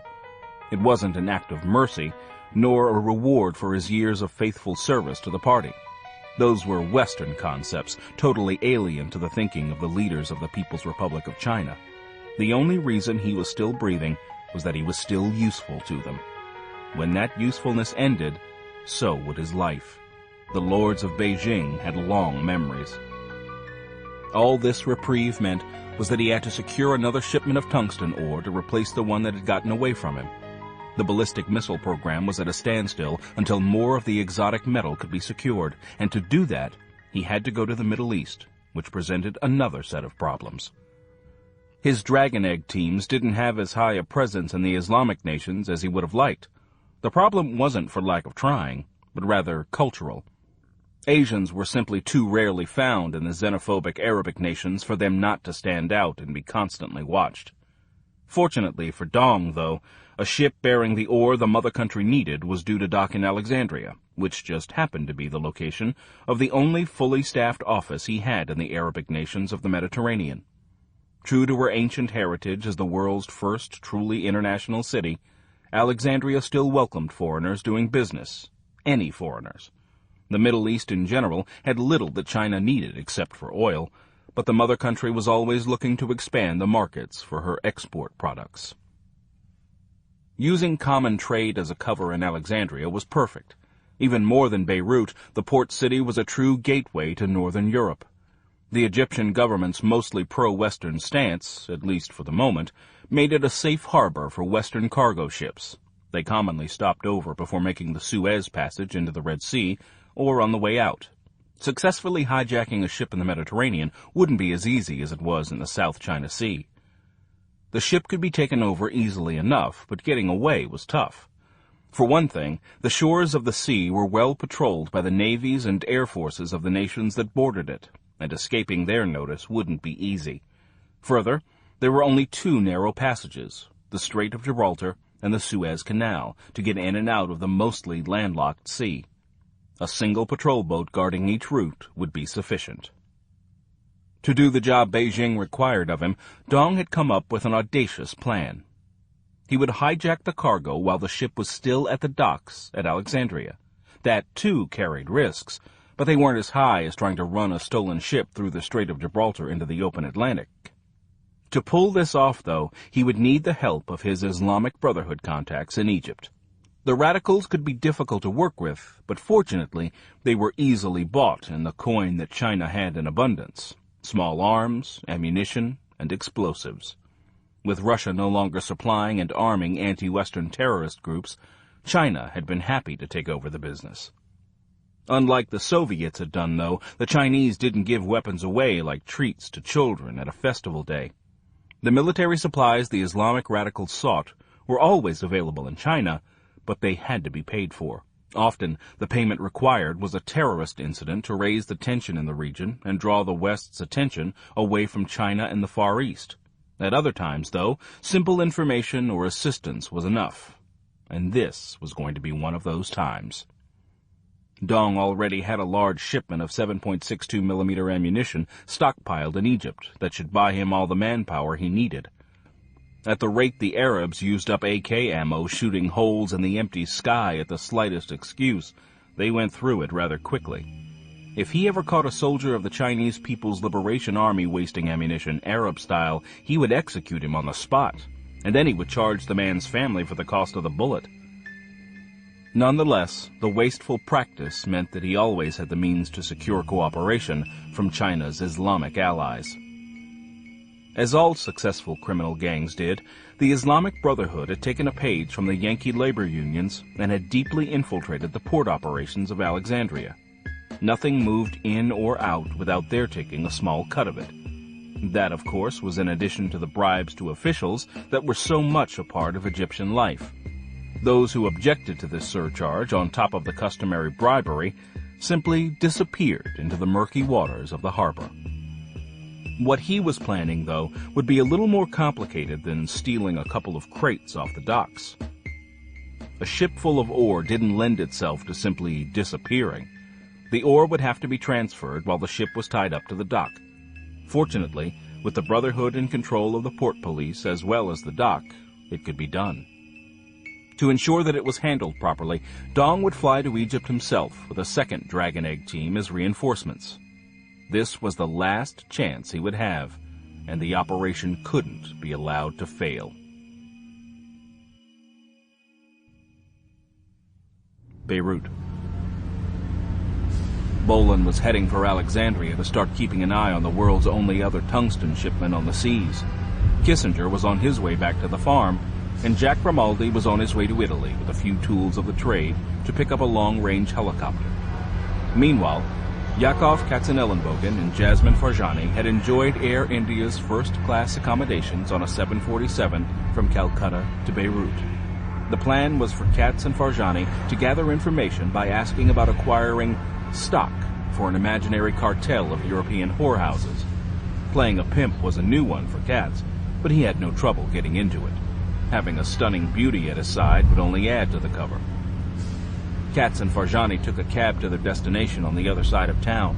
As a neutral ground between the West and the Middle East, the city was a perfect place to transship goods and materials between the two blocks.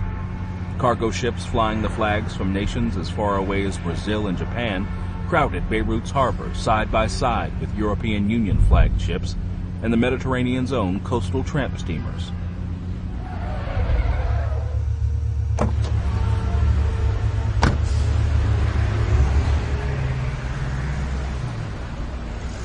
With the Lebanese not too particular about what the West considered contraband, anything could be hidden in the cargo holds of those ships, and was. The West was awash in drugs and illegal immigrants, and much of that traffic originated in Beirut. The address Katz was seeking turned out to be a modern office building in a newly revitalized part of town. The business card they'd recovered from the body of the Arab slave trader in Calcutta indicated that he'd operated an employment agency at the address. The reception area was air-conditioned and furnished in European modern, as was the receptionist. Is Mr. Dalal Saud in? I'm sorry, but he isn't available. He's out of the country on a recruiting trip. Maybe Mr. Shamoun can help you? I have a delicate matter to discuss, and I was told to speak only with Mr. Saud about it. And who recommended you? Mr. Mani Mohandi of Calcutta. Ah, I see. Just a moment, please. Have a seat. A few minutes later, a younger version of the late Mr. Saud came out of the back office. Ah, Mr. Bronsky. Lev Bronsky. I am Fazi Shamoun. Are you a friend of Mani Mohandi? We have done business. When was the last time you saw him? I was in Calcutta on business 2 weeks ago. Why, has something happened to him? Oh no, it's just that he's been out of contact for some reason. Maybe you can help my business partner and I instead.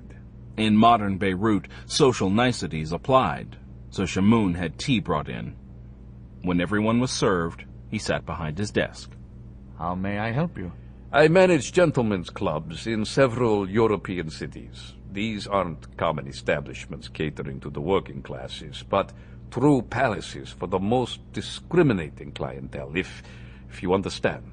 I don't remember having heard of you, and I know that business. I'm not at all surprised. Most of these establishments have changed hands recently. A consortium in Moscow has taken them over, and the board of directors wants to upgrade the facilities with a new look. I was asked to accomplish that. Even in Beirut, the activities of the Russian mafia were known, particularly their trafficking, since it had cut deeply into the business of the traditional Middle East flesh peddlers. If this was true, it could be a bonanza for men like him. I understood that your Moscow associates usually preferred to work with Eastern Europeans. That was once true, but you know how it is when you're working with clients who follow fashion to excess. They get bored easily and desire new and different experiences. I was led to believe that you could help me accommodate them, and, if at all possible, through Egypt or Morocco. But if not... You have references? But of course. Katz pulled a note from his pocket with the name of a Beirut bank and a long number. Shamoun didn't have to see more.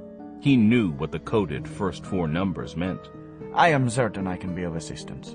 I just happen to know of a broker in Alexandria who has some stock I am confident will meet your requirements. Throughout this conversation, Farjani had her face calm and her deep green eyes on Shamoun. As Katz had explained, having her at his side was important to make his cover believable.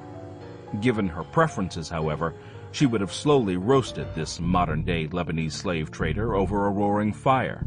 After, of course, she had gouged out his eyes and castrated him with a dull knife. This stock he so casually mentioned were frightened young women like herself and her sister who were destined to become whores. Excellent. Can I place a deposit on the transaction with you now to hold them for my inspection? Of course. Katz beamed. He had gotten a home run on his first swing. Now they had no reason to stay in Beirut. Instead, they would take the next flight to Egypt. Bolan would need all the help he could get in Alexandria.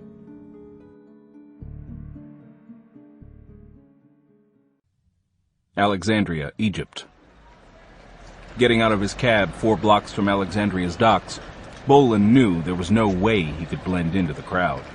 Even with as many Westerners as there were in the city, few of them looked like him to any degree. The combination of height, build, and particularly the piercing blue eyes would have made him stand out even in Europe. It didn't, though, mark him as a target to be messed with. The street punks and petty criminals of Alexandria were known for their boldness, but they weren't stupid. One glance told them not to try their luck with him, and they gave him a wide berth. He took his time like a tourist, mentally mapping his surroundings as he made his way down to the port. The heavy truck traffic hauling goods to and from the harbor added to the normally crowded traffic of the city's streets and alleys. He would have to come back at night to gauge it then, as well as locating a spot to park their car for a clean getaway. His recent experience in Calcutta had driven that point home.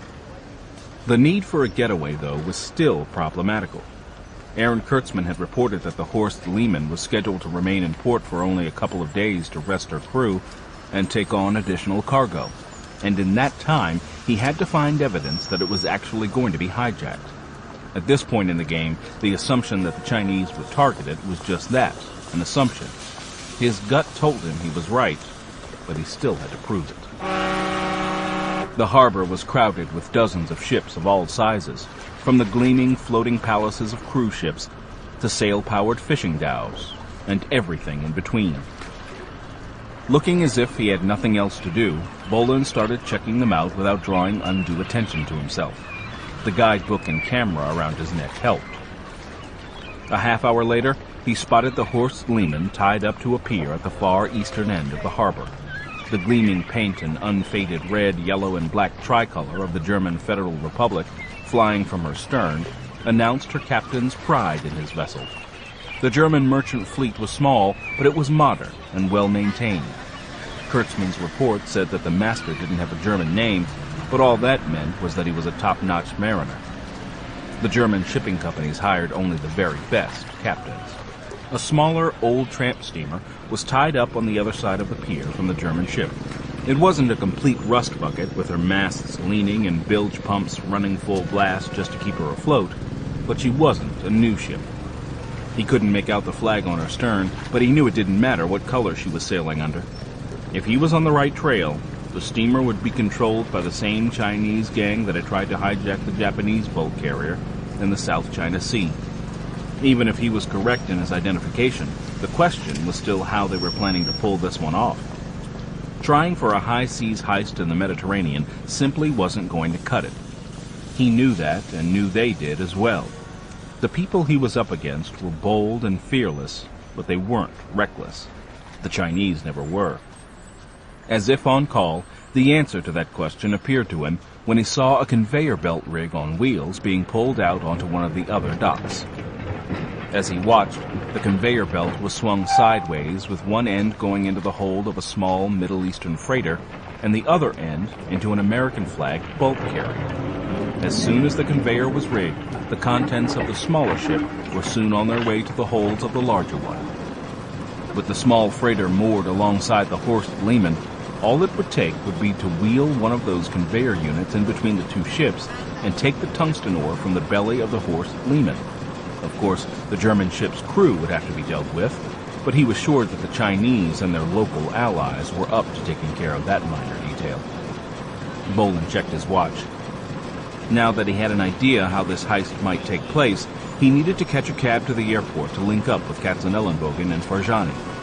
Katz had reported that he had come up with a contact name in Alexandria and that he and Jasmine were on their way to join him. As he walked back through the harbor, Bolan went into planning mode. They had a lot of work ahead of them if they were going to prevent this hijacking, and Egypt wasn't the best place to be doing this kind of work. At least, though, Jack Grimaldi had secured an Italian-registered helicopter and was waiting on the west end of the Greek island of Crete, less than 100 miles away. Stationing him in Egypt was a little too dicey for what he had in mind. Egyptian air traffic control could get draconian and wasn't above ordering fighters to shoot down aircraft that didn't wait for flight clearance. Crete, though, was only a half-hour's wave-hopping flight away. And while that could be a long wait if the excrement was impacting the ventilation, it was better than having no air support to call upon at all. Over the next day and a half, everyone stayed busy.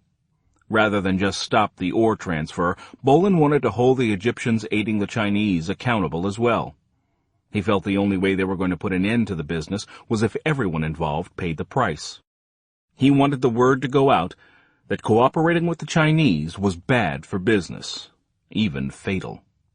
Bolan and Katzenellenbogen took turns watching the Horst Lehmann and gathering the gear they'd need if the Chinese made their move as expected. Since sport diving in the ancient harbor was a major tourist pastime, securing scuba gear for Katz was no problem. The Israeli made a couple of recon dives to acquaint himself with the dock area and found a way to get into the eastern end of the harbor without being seen. Grimaldi tested the extraction route by making a low-level night flight to a deserted beach. The farm had located a gap in the Egyptian air defense radar network, but he wanted to test it himself. Tangling with Egyptian MiGs wasn't on his list of things to do. And since he was making the trip, he brought a few goodies Bolan had ordered. While they were watching and waiting for the Chinese to make their move, Katz recognized the address he'd been given in Beirut. The preliminary plan called for them to stop by on their way out of town. Grimaldi's pickup point was at the beach west of the city, and the slaver's address was right along the route out of town.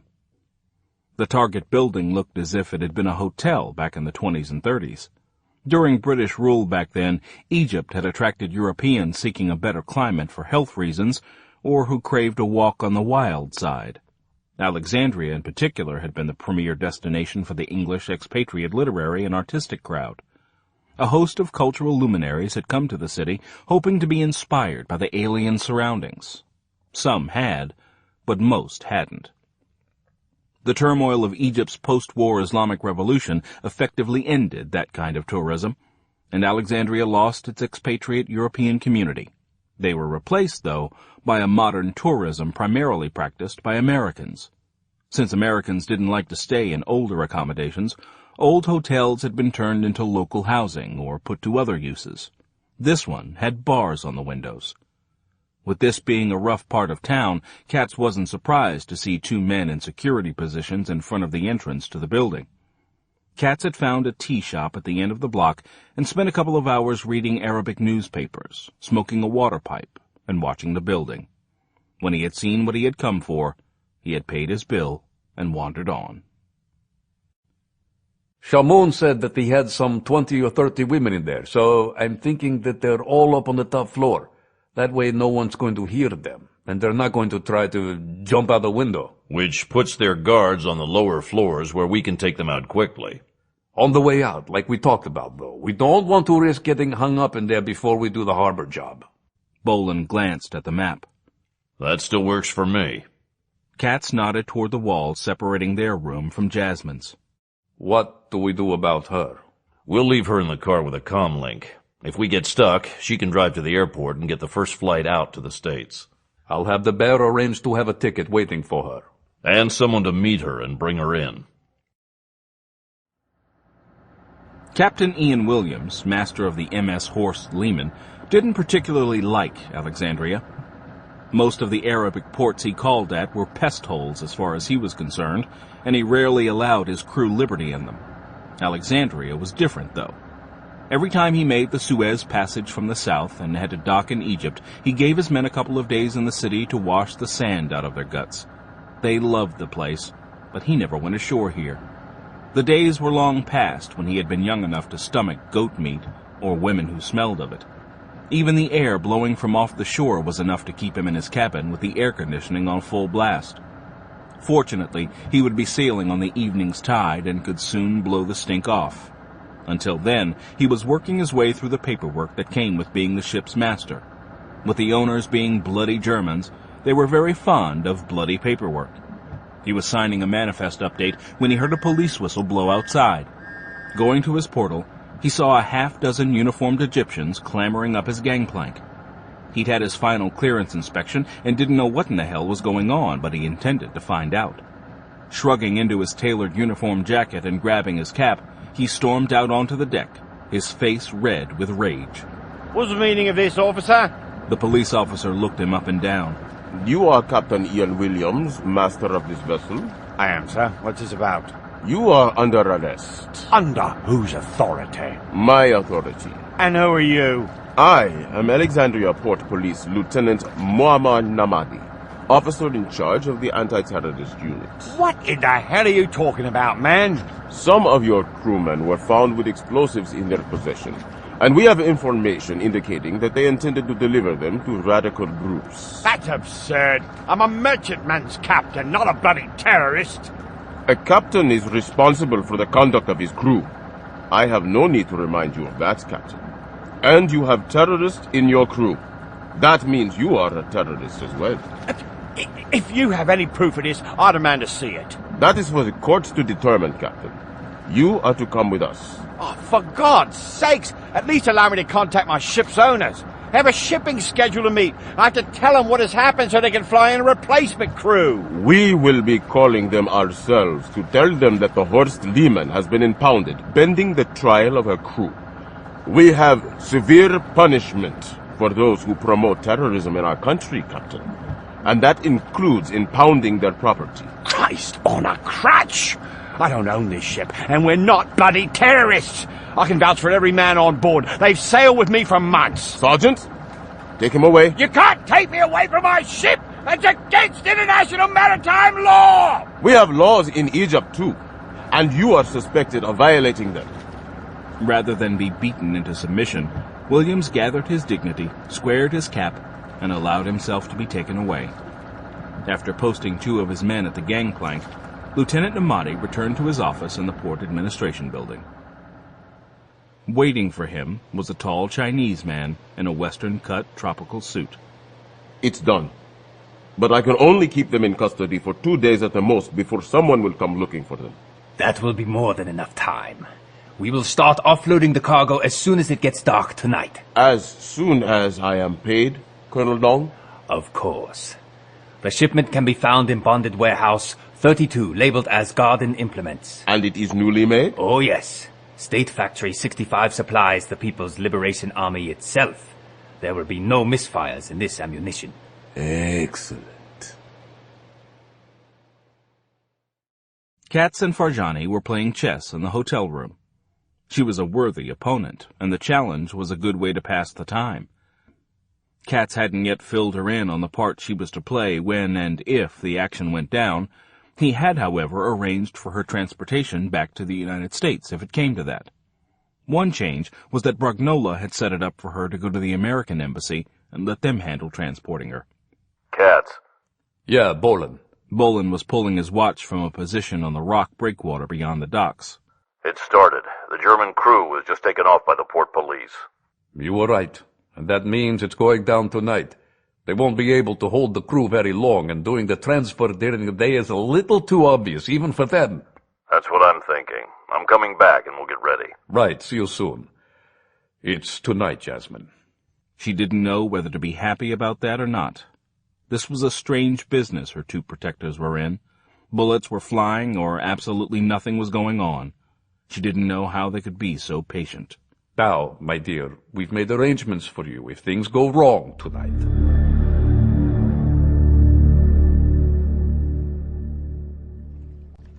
Unlike the Calcutta docks, the port of Alexandria was almost deserted now that the sun had gone down. A few longshoremen worked some of the cargo on the dock, but almost all of the ships were idle but for deck crew. Not so, though, the Horst Lehmann and the steamer moored on the other side of the pier from it. A dozen men were positioning one of the conveyor belt rigs into place between them. Bolan went up the Horst Lehmann's bow mooring line hand over hand. When he reached the scupper, he eased himself over the side and lay flat on the deck. There was a little too much light on the docks for night vision goggles to be effective, but it was still dark enough for his black suit and combat cosmetics to hide him in the shadows. From what he could see, the crewmen transferring the ore were all locals, as were the security men. That didn't necessarily make them non-combatants in the evening's activities. Anyone working for the Chinese was equally guilty and a legitimate target. For the message to be sent, they all had to die. The only guard posted on the Horst Lehmann's deck was a man standing by the conveyor belt. He had a holstered sidearm along with what looked like a small two-way radio. Obviously his job was to keep an eye on the flow of the ore over the belt, because he wasn't watching anything else. Not watching his back was going to prove fatal. Since the man stationed at the other end of the conveyor belt on the deck of the tramp steamer had his back turned, Bolan made his move. The noise of the belt covered any sound he might have made as he went in quickly, his cold steel Tonto fighting knife in his hand, ready for a silent kill. An iron hand clamped over the guard's mouth. The Tonto ripped into his kidney. Bolan wrenched the blade sideways, opening his lower back. The massive loss of blood sent him into almost instant unconsciousness. Bolan lowered him to the deck before rolling the body under the conveyor belt out of sight. I'm clear. So am I. Katz was on the shore end of the dock, where he was covering Bolan's back after having done his part for the evening. Wait there for me. The man on the steamer turned back to the Horst Lehmann to watch the conveyor belt, but didn't seem alarmed that his counterpart wasn't at his station. He probably figured that his partner was relieving himself. Going back to the ship's bow, Bolan went down the mooring rope to the dock. Working his way midships, he crossed the dock in the shadow of the conveyor belt, went to the old steamer's stern, and up the mooring line again. Bolan made his approach. A check of the wheelhouse showed that it was still empty. Over the rattle of the conveyor, he could feel a vibration that told him that there was engine room activity. The crew would be preparing to bring her boilers online so she could make her escape. Again he targeted the man by the belt, and again he made a silent kill with his knife. After stowing that guard under the conveyor as well, Bolan headed down a hatchway looking for the engine room. Letting his ears guide him, he soon located it and wasn't surprised to see 3 Asians working on the machinery.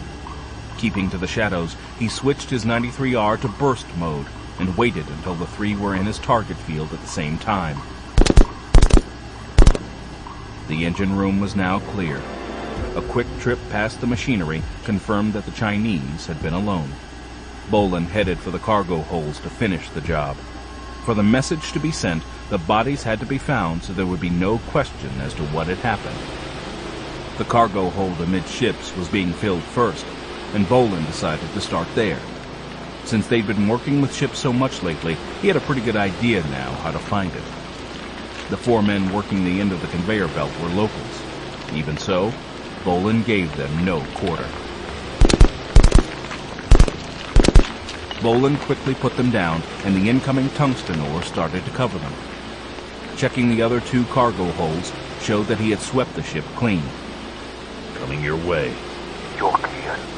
When Bolan rejoined his old friend, the Israeli had dropped his scuba gear and was in his black suit ready for Phase 2 of the evening's operation. A remote-controlled detonator was in his hand. Do it. My pleasure.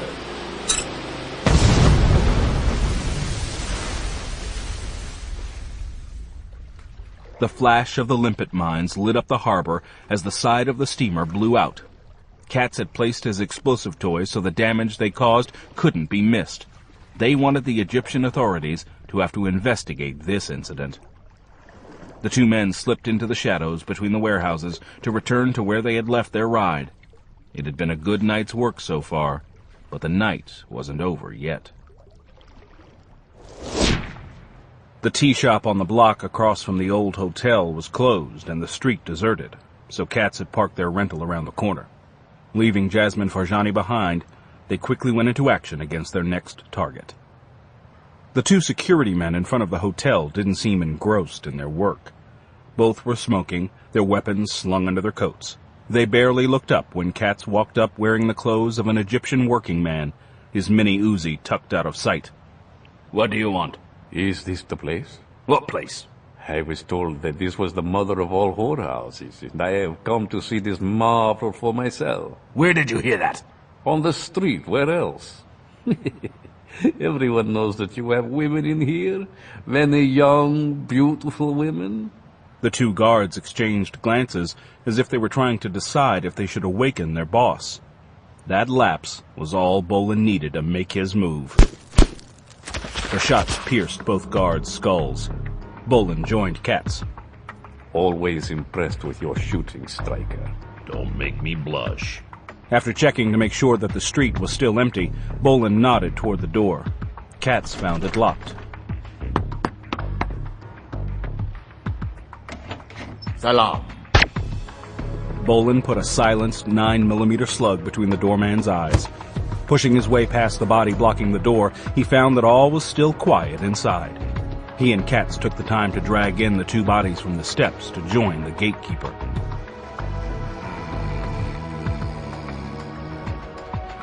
The lobby was empty, but they found the first Egyptian sleeping on a cot in a side office behind the counter. Katz paused to cruise through the papers on the desk in the room. He quickly read the cursive script. They were getting ready to send these women to Sicily. Where? Palermo. We'll stop there next. Stuffing his pockets with documents, Katz and Bolan left the office to finish the job. They swept the rest of the first floor, finding 2 more sleeping guards and eliminating them before moving on. Ascending the stairwell, they found the second floor empty. The laughter came from the 3rd floor. Covering each side of the stairwell, the 2 made their way silently up the stairs. The guard down the hall stood in front of a set of partially opened double doors. Whatever was going on inside the room was causing him no end of amusement. Nasur? Another guard stepped out into the corridor, his pants around his ankles. He looked down at the body and then up, just in time to see the gleam of satisfaction in Bolan's eyes. The guard fell backwards into the room. I think we found them. Jasmine. Yes? We're going to need your help in here. I'm coming. When Farjani arrived, Katz escorted her to the 3rd floor, where she found 20 to 30 young women huddled in a room. Some were weeping, but more trembled in silence, unsure of the situation. She knew the feeling. You are free now. Go to the police and tell them what happened to you. They will help you go back where you belong. I'm an American. You have to take me to the American embassy. Please, my parents haven't heard from me in weeks. You have to do just like the others, miss. Go to the police. We have to keep going and can't take the time to help each individual. Farjani's heart went out to the woman, to all of the women, but she knew that Bronsky was right. If they were to continue their crusade, they had to get out of Egypt as soon as they could. But why? Laura, it will be all right. It's nearly over now. I will help her. Good. You all have to help each other, and you have to leave now. Yes, and miss, God bless you. God bless you all. Jack Grimaldi was waiting at the rendezvous spot on the beach, the rotors of his chopper whirling. Driving their rental down onto the beach, Bolan and Katz loaded their gear into the chopper. Hurry up, guys! We gotta get out of here before the Egyptian Navy shows up! That's the last of it. Where to? Northwest, to Sicily. What's there? The Italian families are up to their old tricks again. Grimaldi grinned as Bolan, Katz, and Farjani climbed into the helicopter. Bolan's relationship with the Mafia, both American and European, was legendary. If he was after them again, someone was going to end up in the hurt locker, and it wouldn't be the executioner.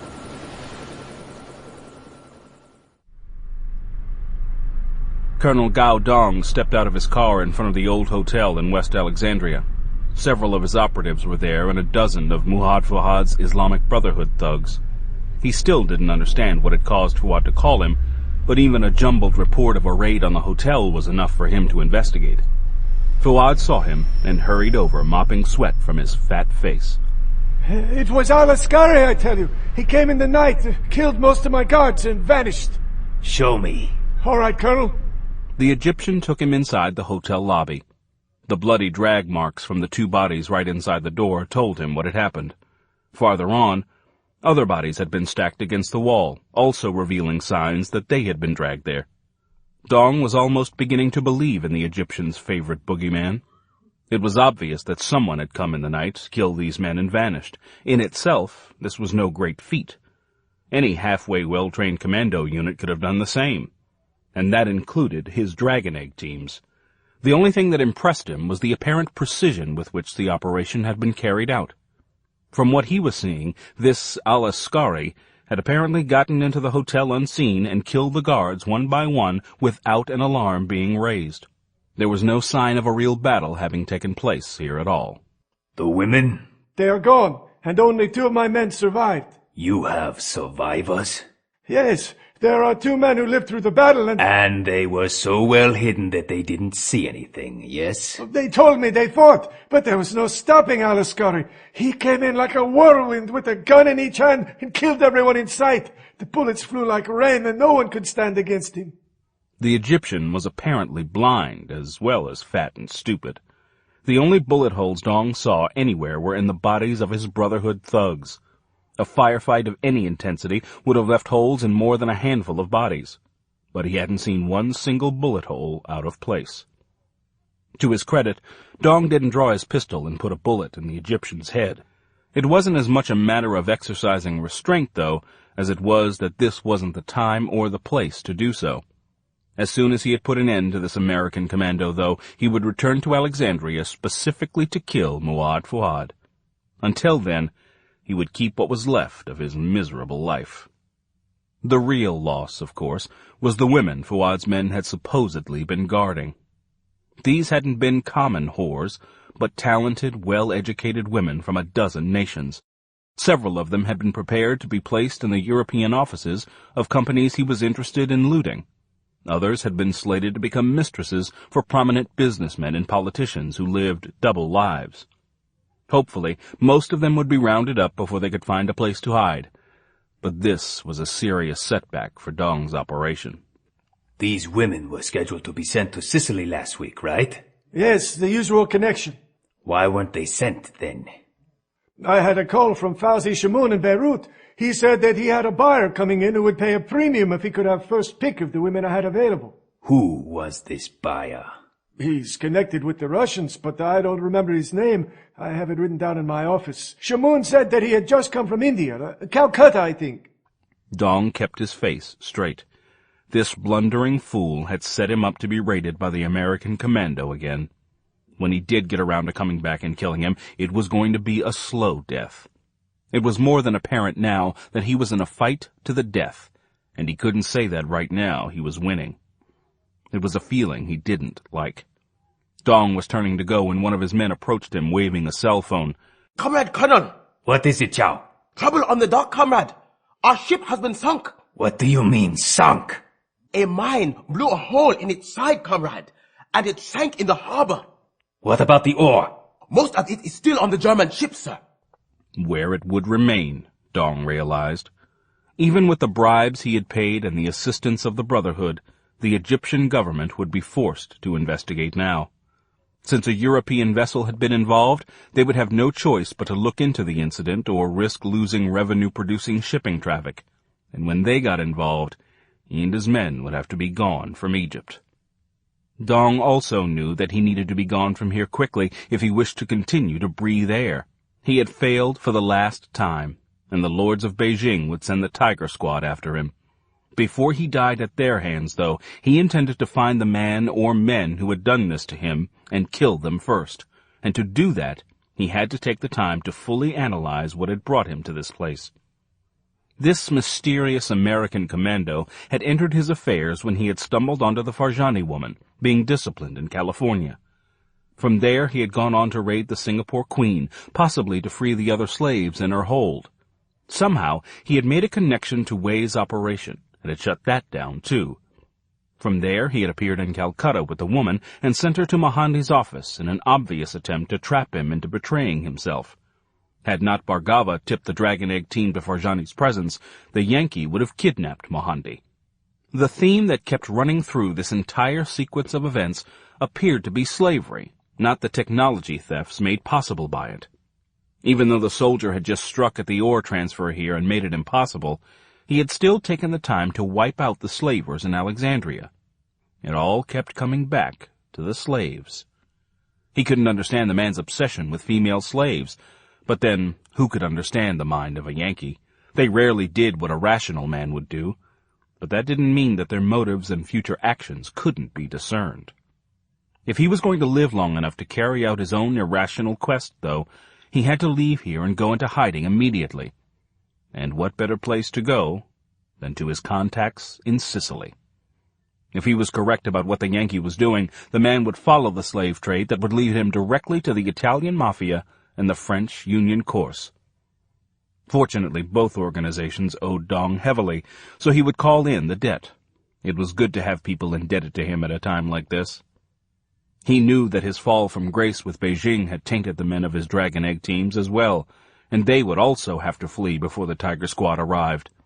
He would invite a few of his Alexandria staff to join him, but the rest of them would have to make their own accommodations with the circumstances they were now in. Some of his men might want to try to reconcile themselves with Beijing and take their chances.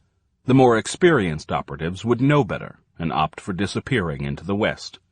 If they could get to America, he had Tong contacts that would be glad to accept them. The Tongs were always looking for a few good men. Stonyman Farm, Virginia. Even though Bolan and Katz weren't on a White House-sanctioned mission, Hal Brognola couldn't keep himself from checking in on their progress every chance he got. With things pretty quiet in his corner of the Justice Department for the moment, he was flying down from D.C. every other day on any excuse he could come up with. Barbara Price caught sight of him walking out of the elevator. Well, I'll be damned. It's Hal Brognola, leader of the free world's most potent clandestine operations force. What brings you all the way down here from our nation's capital, Mr. Brognola? Do you have a new mission for us from the President? Is the peace and security of our fair nation threatened once again? Or is the fate of one of our many freedom-loving democratic allies around the world on the line this time? Actually, I'm just strap-hanging today. You know, plain tourist. A tourist with a morbid curiosity? I just wanted to know how they're doing. The contents of that warehouse they turned over in California is causing a real shitstorm in the Defense Procurement Agency. A couple of GS-14s are answering questions to a grand jury about fixing auctions of mil-spec surplus in return for kickbacks. When the court's done with them, they're both going to jail for a long time. So since this has kind of turned into a national security thing, I just thought Bull. But pretty good, Bull, I have to admit. And since you really are the boss around here, or at least that's what it says on our executive order, I guess you can stop by any time you want. You want a cup of coffee? Sure. His hand went for the ever-present roll of antacid tabs in his jacket pocket. The pot's over there. She walked off. Aaron Kurtzman was holding his sides to keep from laughing as he watched Price's little performance. What the hell's wrong with her today? Not enough to do around here. I think the downtime is getting to her. Christ, I'd better create a crisis to give her something to do. Actually, we have a mini-crisis going, but Stryker and Cat seem to be handling it. There's a ship sitting on the bottom of the Alexandria harbor, and 20 or 30 ex-slaves, all women, including at least one American, in Egyptian custody awaiting UN extradition. How the hell did the UN get involved? I have a feeling that someone placed a call to the Anti-Slavery Committee. I take it that he got clear of the area first? He did, and he just arrived in Sicily, where he plans to make a call on his old friends, the Mafia. I'd better call the Italian Minister of Justice and give him a heads up. I'd hold off for a bit. We don't want Stryker to get involved with the Carabinieri. You know how he feels about having to shoot at the good guys. Good point. Sicily. Don Giovanni Moro was from an ancient Sicilian family. How ancient, he had no idea, but he was confident that the blood of the Carthaginians ran in his veins.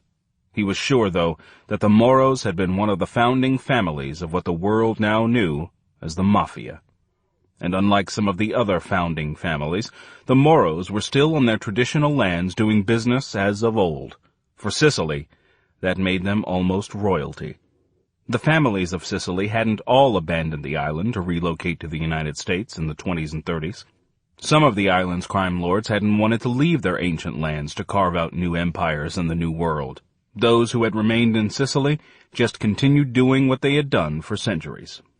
In many ways, the old-line Sicilian families weren't as blatant about their business as the American Mafia dons, but they still ran criminal organizations.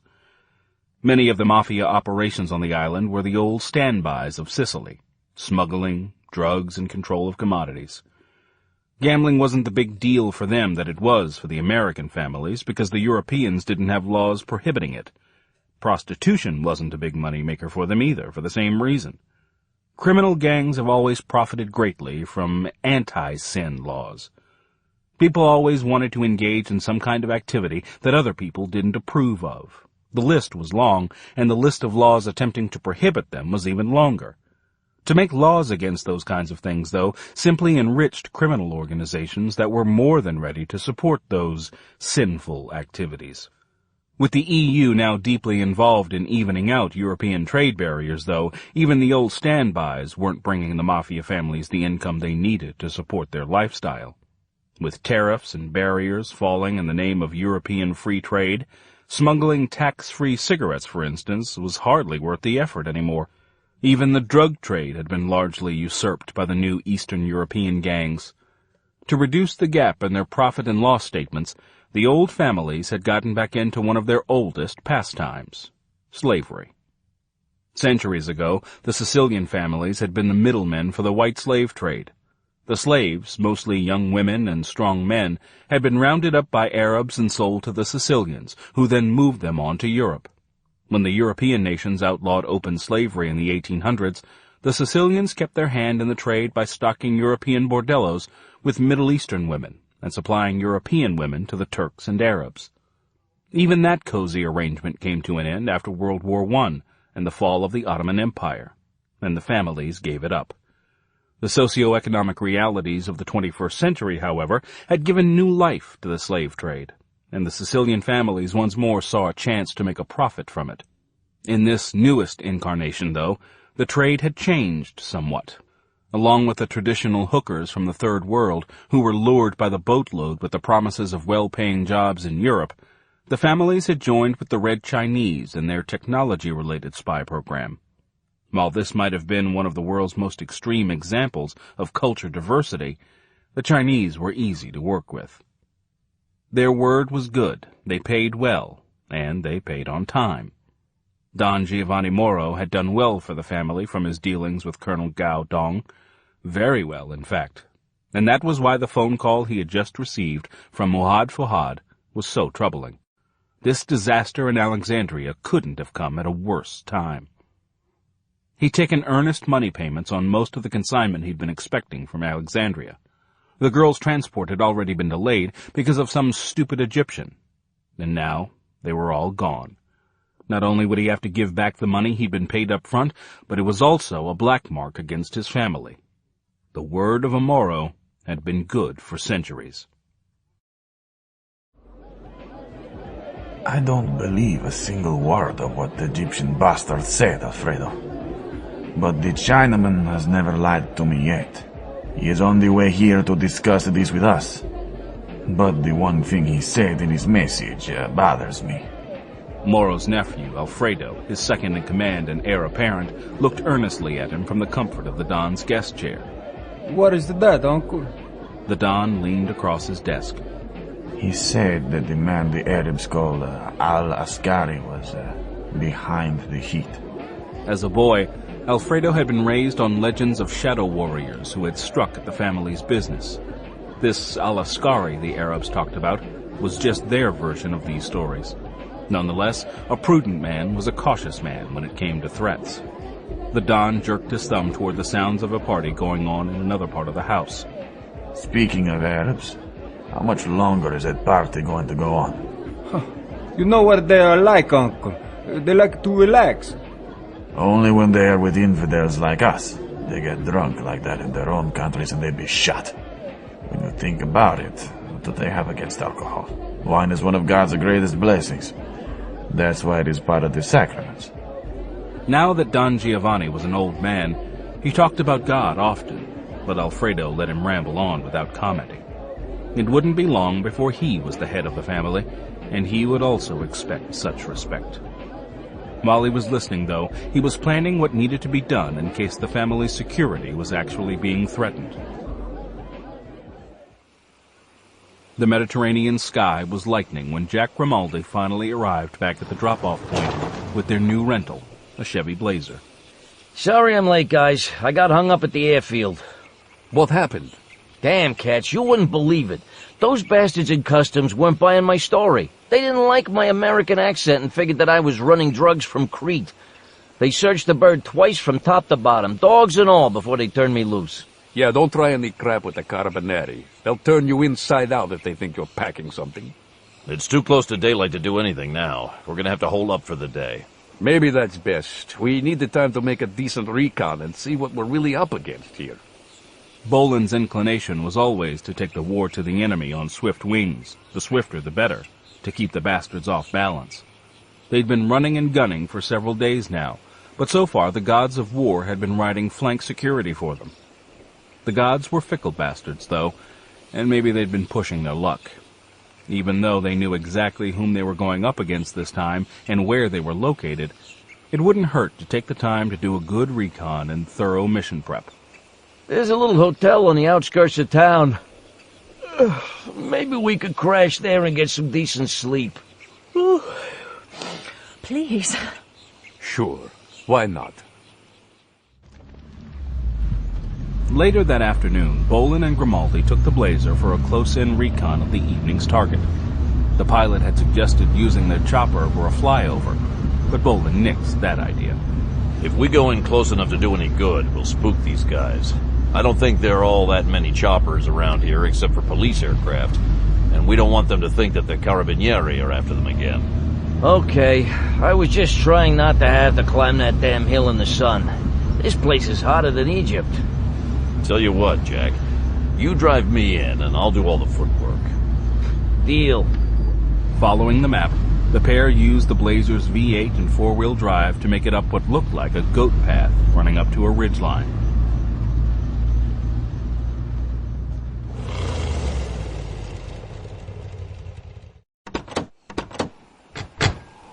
Stopping below the crest of the hill, the two continued on foot to the top. Grimaldi studied the villa through his field glasses. Nice place they got down there. Out of the way, not too many avenues of approach, and all of them easily guarded. That's why they put it there. Bolan looked for a covered route down the front side of the hill. Wait for me in the truck, and if I run into trouble, come down like the cavalry and pick me up on the fly. Got you covered. Bolan took his time working his way down the ridgeline, keeping to the scattered boulders and ground cover. The valley surrounding the compound was mostly covered with an olive grove. The picturesque ancient trees made for good postcard photos, but the Moros had apparently forgotten that they also provided cover for would-be intruders, as well as for his early warning sentries. Stopping before he reached the plain, Bolan found good cover and took out his field glasses. They didn't show him any real surprises at the compound. Its heart was a large, rambling stone villa in the center of a working farm, with the various outbuildings needed to support the agricultural side of the family business. Too bad that the rest of the family's activities couldn't have been that bucolic. From the number of expensive cars parked in front of the main house, the Don looked to be holding some kind of meeting. The black Mercedes 4 doors were a dead giveaway. Bolan had always enjoyed crashing mafia meetings, so that wasn't a problem for him. The old men guarding the villa grounds didn't look as if they had their hearts in their work. They were probably on duty more because of time-honored Sicilian traditions than for security concerns. The modern families no longer engaged in multi-generational warfare against one another. It simply wasn't a good business practice. Instead, any disputes that arose were settled in a council of family leaders. Personal vendettas still existed, but even they were discouraged. Killing people got the police involved, and no one wanted that. He took no photos and made no notes of the villa's defenses in case they were stopped on the way back to the hotel. But he didn't need to. He had already chosen the avenue of approach he would use, and had one in mind for Katz to use as well.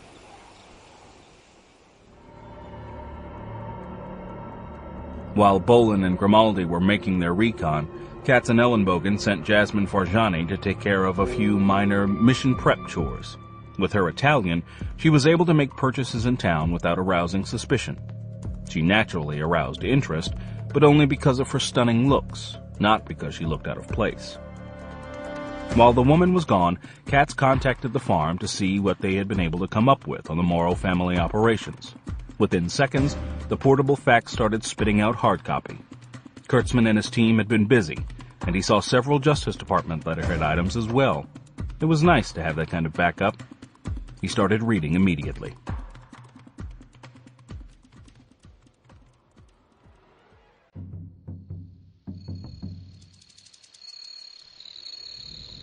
The moon was down when Bolan began his approach through the olive grove. It wouldn't appear in the sky until 4:18 a.m., and by that time, they'd better have this thing wrapped up and be moving on to the mainland. Grimaldi had dropped off Katz and Ellenbogen at his infiltration point on the other side of the valley before driving the Blazer back up onto the ridgeline to wait. As Bolan had noted from the recon, the olive trees worked well as a covered avenue of approach, and his NVGs made it the proverbial walk in the park. He had covered 3/4 of the distance when he spotted his first security man sitting under an ancient tree with his back to the trunk. He looked to be asleep with what appeared to be a double-barrel shotgun laid across his lap. The shotgun wasn't quite a modern security force weapon, but it was a traditional Sicilian accessory. About all it would be good for was early warning for the guards closer to the house. Since early warning was exactly what Bolan couldn't afford to have happen, he moved in to reduce the threat. Taking his time, he worked his way up behind the tree. When he was close enough to see that this guard was just a teenager, he decided to give the young man a chance to turn his life around. The fact that the kid was sleeping made it easy to give him a break. A well-tempered blow behind the ear put the young man out cold. Next, a pair of plastic restraints went around his wrists and another on his ankles, with a strip of tape across his mouth to complete the save. Bolan really didn't have much hope that this kid would get smart enough to get out of the family business. Everything was working against that happening, but he had to give him a chance to give up the life. After laying the kid in a comfortable position, Bolan continued his infiltration. The open ground between the olive trees and the front of the main house was still littered with sedans, so the gathering was still on. Bolan was glad that he hadn't missed it. The next guard the executioner encountered didn't get the break he'd given the first. This guy was in his 30s with a Beretta Model 12 submachine gun cradled in his arms, and that made him fair game. He wasn't sleeping, but he might as well have been. He was leaning back against a waist-high stone wall, smoking and listening to the party noises coming from one wing of the villa. Even Mafia hardmen needed to relax at the end of a long day, plotting their next criminal activity. Bolan quietly moved into a clear firing position, his silenced Beretta 93R in hand. He stroked the trigger. The man went down without a sound, a 9mm slug in his brain. Bolan was reaching to click his comm link to signal Katzenellenbogen and Grimaldi that he was inside the security ring when he spotted a flash of shiny movement high on the wall of the main house. As he went face down in the dirt to avoid the security camera, he knew he'd been sucked in like a newbie. The traditional old boy guards during the daytime had been on duty to lure potential intruders into a false sense of security about the villa's defenses. Video cameras weren't a traditional Sicilian architectural feature. When the camera tracked away again, he crawled over to the body of the guard he'd just put down. Along with the Model 12, he had a two-way radio on his belt and a set of NVGs around his neck. That gear told Bolan that someone in there was watching the grounds closely, and that threw their prepared mission profile out the window. They would have to go freestyle from now on. After rolling the body of the dead guard closer to the base of the wall to get him out of the range of the camera, he keyed his comlink. They've got video cameras covering the grounds, Cats. Keep an eye out for them, mounted high on the walls. That's going to make this dicey, Striker. What's new? You want me to join you down there? No, Jack. We'll keep to the plan as much as we can, but be ready to make a save. Alfredo Moro was a traditional Sicilian, but he wasn't a rustic by any means. He was a true child of the electronic age and wasn't at all fearful of modern gadgets. While he had a full complement of electronic toys, his favorites were the things he could use in his business. In his line of work, he well understood the need for security cameras and monitors. He had only started wiring the compound, though. His uncle had been a hard sell in replacing the old family retainers with never-blinking electronic eyes. The compromise he'd finally been able to reach with the old Don was that the cameras would only be a backup, and the guards could continue to patrol as they had done for generations. He would have been happier with more cameras and fewer men. He was tired of finding them asleep. But Giovanni had been insistent, and for a couple more years at least, he was still the Moro family Don. The men Alfredo had picked to monitor the cameras were young enough not to be afraid of digital readouts and monitors. Like most Western Europeans, their personal lives included DVDs, computers, and cell phones. He trusted them to use the security system properly, but he still made a point to wake at least once during the night to check on the security room guys on duty. He told himself that that was what his hero and role model would have done. Alfredo's favorite American movie of all time wasn't the Godfather series, although he did like them. It was Patton. When the general had driven the hated Germans from Sicily, men of the Moro family had fought at the side of the Americans as partisans. He regretted that he hadn't been born then, and had listened avidly to the tales of those glorious days. He had also read everything he could find on the famous American general, and liked to think that Patton would have approved of how he conducted his operations. Whenever he was faced with a problem, he just asked himself what Patton would have done, and then did just that. Anything going on tonight, Guido? The only man on duty looked up from his security screens. No, Alfredo. Everything's quiet.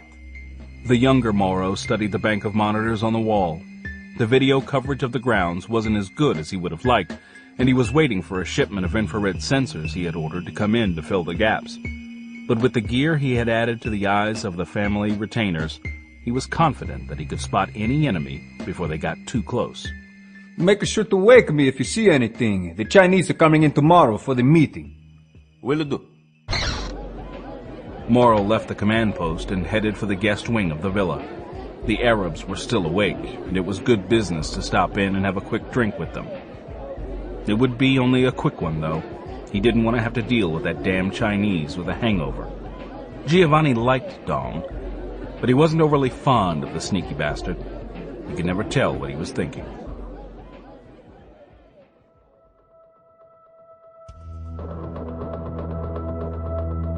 Now that he knew the true extent of the villa's defenses, Bolan took extra care. With the video surveillance, sooner or later someone was bound to notice that the foot patrols were being thinned out. It was going to push his time frame, but he had no choice but to do it that way. Assaulting the house while he still had enemies on the prowl was a recipe for certain disaster. Keeping one eye out for cameras, he made a counterclockwise tour of the outer grounds, his silenced 93R in his hand. Katz moved in as well. Between the two of them, they took out the 8-man security team without a hitch. Once the last guard was down, it was time to do the break and enter before the guy behind the monitor noticed that his men were AWOL. With all of the activities that seemed to be going on in the West Wing, Bolan decided to start there. Taking out whoever was in there should cut down the odds against them tremendously. Katz had slipped in beside him. Go with flashbangs. Good idea. On my count. 3, 2, 1. Bolan side-armed the stun grenade through the window. An instant later, he was through the blown-out window, the guns in his hands blazing fire. Alfredo Moro had just gone to bed when the grenades went off. Springing to his feet, he got back into his pants and ran into the hallway barefoot and shirtless. What the fuck is going on, Guido? I don't know. The man switched from one video camera to the next without seeing anything out of the ordinary. Where is Don Giovanni? He's a bedroom? I have not seen him since he went to bed. Moro snatched a two-way radio and a Beretta Model 12 submachine gun from a rack on the wall. I'm going to the guest wing. Shoot him to your way until your men come. That might have been the safest thing to do, but Alfredo Moro knew that his hero wouldn't have waited. Patton had never waited for reinforcements, and he had always admired his officers who led from the front. He had also buried a lot of them for that very reason. To hell with that! Just tell him where I've gone. Alfredo Moro wasn't the only man in the Moro compound who was rudely awakened by the flashbang detonations. A few of the men in the party room of the villa's west wing had drunk themselves into a stupor, while others were dozing in the discreet cubicles with one of the working girls the Moros had provided for their guests. Some of the guests, though, were still sober enough to know when they were being attacked. Even though these men were honored guests of the Moros, they were well-armed guests. When their eyes cleared from the flash of the grenades, they scrambled toward their weapons. But they weren't quite quick enough. Bolan had come through the window with both hands full of tool steel, spitting flame. Close-range snap shooting at half-drunken men wasn't a test of his marksmanship skills by any means, but it did keep him occupied for a few moments. Katz had come through the adjoining window and was performing the other half of this well-practiced battle ballet of theirs. He landed in a combat crouch and was putting down a base of fire in 3-round bursts from his Uzi, getting hits each time. Seeing Bolan roll away, he hosed down the gunman tracking the executioner before moving on himself. Bolan scratched Katz's back in return when a naked man jumped out from one of the cubicles behind him with a gun in his hand. A well-placed .44 Magnum slug slammed him back into the cubicle. After the opening round, things quickly got hectic. Even the most drunken man could be brought around by enough gunfire. Most of the previously comatose partiers made the mistake of reacting instead of selecting the only intelligent option left open to them, surrendering. Only the handful of Italian prostitutes had the good sense to hit the floor immediately. Bolan had his hands full for a long moment. A hasty shot aimed through blurry eyes sang past his head from behind. Since he was placing a controlled 3-round burst into a guy's chest at that moment, he had no choice but to let Katz pull off the save. The stutter of the Uzi told him he was clear. The last guy standing had grabbed a checkmate Scorpion subgun, but he didn't have time to fold out the buttstock. A final .44 round punched his ticket. Party time, Katz. Get the fuckers in there! Bolan put 3 shots through the closed door at chest level. A 4th shot into the door lock sprang it open enough for Katz to dump half a mag of 9mm rounds in a single burst. Much of that stitched Alfredo Moro across the belly. The young Moro had a look of complete disbelief on his face, but a firm grip on his Model 12. Bolan punched his lights out. Let's move it! From there, it took only a few minutes to clean out the rest of the house. In the process, they came across an old man in pajamas lying dead in a hallway of the main house, his hand clutching his heart. They ignored him and moved on. From a hilltop position overlooking the Morrow compound, Jack Grimaldi watched and listened over the comlink as the battle played out below them. The pilot would have rather been down in the dirt with Katz and Bolan, but he was the cavalry. If the assault turned to crud, the Blazer was their escape vehicle. Beside him, Jasmine Farjani also listened over her comlink. Unlike just a few days earlier, she was now able to listen to the fighting without being frightened. She had come a long way from the naive young woman who had sailed off to a new job in America not so long ago. She knew that she'd never be as brave as Belasco and his comrades, but she'd never go back to what she'd been before. Wherever she ended up, though, from now on, she was going to control her own destiny and never again be a pawn for anyone, male or female. Jack. Yeah? We're clear down here. Come on in from the back. On the way. The pilot reached down to give Jasmine a hand getting up. Let's go.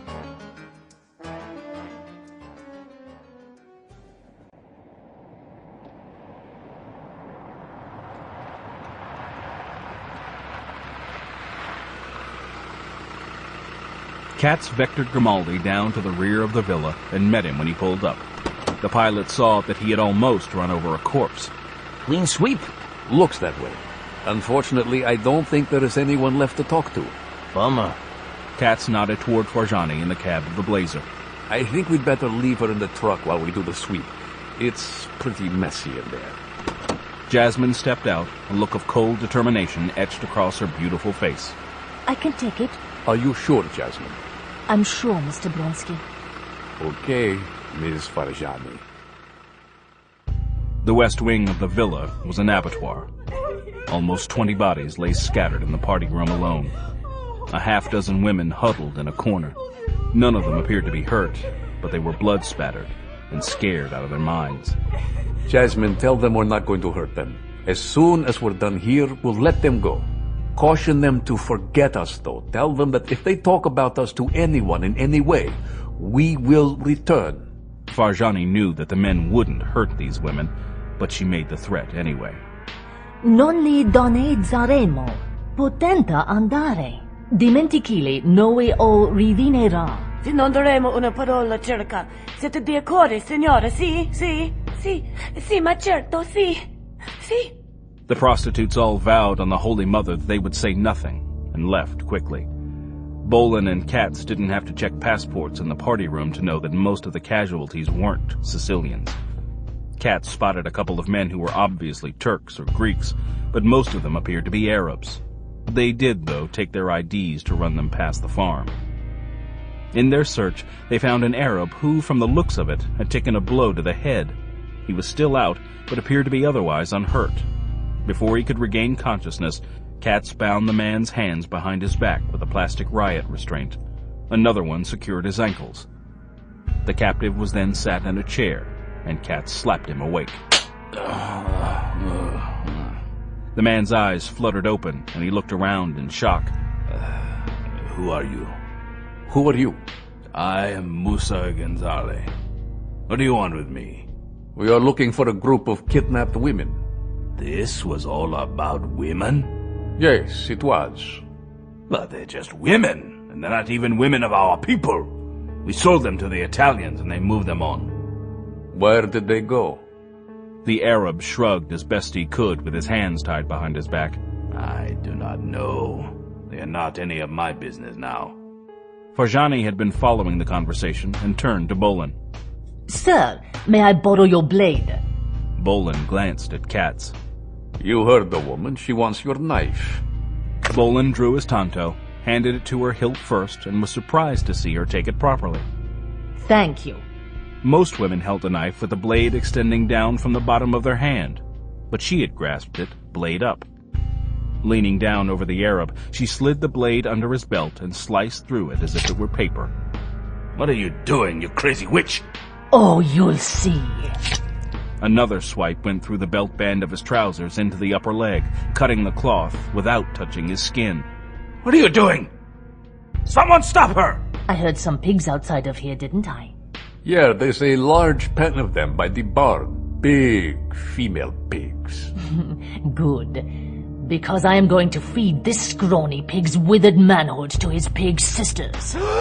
The Arab tried to stand, but found the point of the tanto pricking his neck. Varjani smiled at him, her green eyes locked on his. Please, thrust your neck onto the knife, so I do not have to soil my hand with your pig blood. Get this witch away from me! She's a demon! You're a man of the book! Don't let me die this way! She's concerned about a cousin of hers who is missing. She thinks the girl was taken to be a whore, and she wants to get her back. Bolan was more than happy to leave the ball in Kat's and Jasmine's court. He was admiring their work. Anyone who thought that women were the weaker of the sexes had never seen them in action, and Jasmine Varjani wasn't the first fierce woman he'd seen. He had to admit, though, that he was surprised at the transformation, but discovering the women imprisoned in Alexandria had tripped something off deep inside her. So long as it was useful, he'd keep a close eye on it and let her run with it. So, what's it going to be, Mr. Genzali? No. Look, listen. These whores... What did you call them? These fine women. The Italians still have them somewhere. I don't know where, but I know they're still in Italy. I'm sure. But they're going to be sold in France to the Union cause, I think. Any day now. Yeah. Any day now. Just get her off me! The Union Corse was the French version of the old Italian mob families. They too had been in the crime business for generations, but unlike the Italians, they hadn't immigrated in droves to the New World. For a time, they had been the major heroin connection in America. But now, they were into anything that could make them a criminal dollar. With human trafficking being a booming business right now, it wasn't surprising that they would have a hand in it. Where in Italy and France? What? Pig, you heard him. Naples and Marseille! Since they were so close, Bolan thought it made sense for them to stop by Naples next. After interrogating the man for another 5 minutes, Katz turned to Bolan. What do you want to do with him? Now I'm going to cut him so he bleeds and feed him to the pigs. Please, not that! And why not? You're a pig and not fit for anything else. Inshallah. Don't let her do this to me. Give me a clean death. Katz paused long enough to raise the guy's blood pressure another point or two. Tell us what you know of the Chinese involvement in all this, and you might live to see the dawn. I've never met the Chinese myself. I only know what the others say about them. I think their leader's name is Dong or something like that. They pay really well for educated young women who speak Western languages. Is that all? That's it, I swear. That certainly fits the profile. Who does this Dong work for? He's an officer of the Chinese Secret Service. Everybody knows that. Bolan didn't have to say what that meant. The sound in his mind was of the last vital piece clicking into place, like the slamming of a vault door. They'd known that the Chinese were involved, and things like the special ops hardware had pointed to a Beijing-sanctioned operation. But this clinched it. And it all fit. He had known that whoever was backing the Dragon Egg Hardmen had money. It took big bucks to field an operation of that scope. Knowing that they were official answered the question of who was picking up their tab. It also told him why they had been so bold and persistent, even when they'd been getting their butts kicked. When Beijing paid people to do something, they expected to get their money's worth. It also meant that they needed to be on the move again, quickly. Now that the questioning seemed to be over, Varjani seemed restless. Can I kill him now? Come with me, please. Bolan took her arm and led her out into the hallway. What is it, Mr. Belasco? You don't really want to do that, Jasmine. I know you think you want to kill him, but believe me, if you do, you'll regret it. But what can I do? I'm not really much use to you and Lef in putting an end to this terrible thing, and I'm not helping all the young girls like my sister. You're helping us more than you know, Jasmine. You handled that Arab beautifully in there. We'd have never been able to get him to break as easily as you did. You scared him much more than we could have. Really? Really. And because you got to him, he gave us the critical piece of information that we've been missing. What are you going to do with him? Jack's going to take him across to Italy and put him on a plane back to where he came from. That doesn't seem much like punishment. It will be when he goes back to his organization. They'll kill him for you. Just as long as he dies.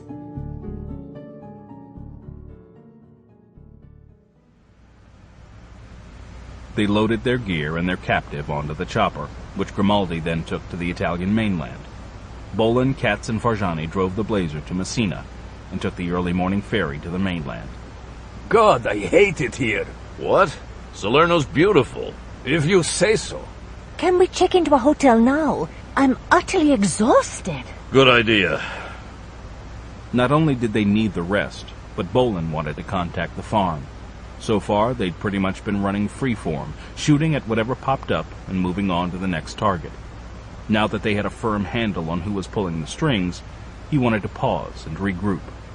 Doing what came naturally had always been a good formula for him, but planning and intelligence gathering had their benefits as well. Between Katz's tactical mind and Kurtzman's cyber crew, he didn't figure to be out of action for long.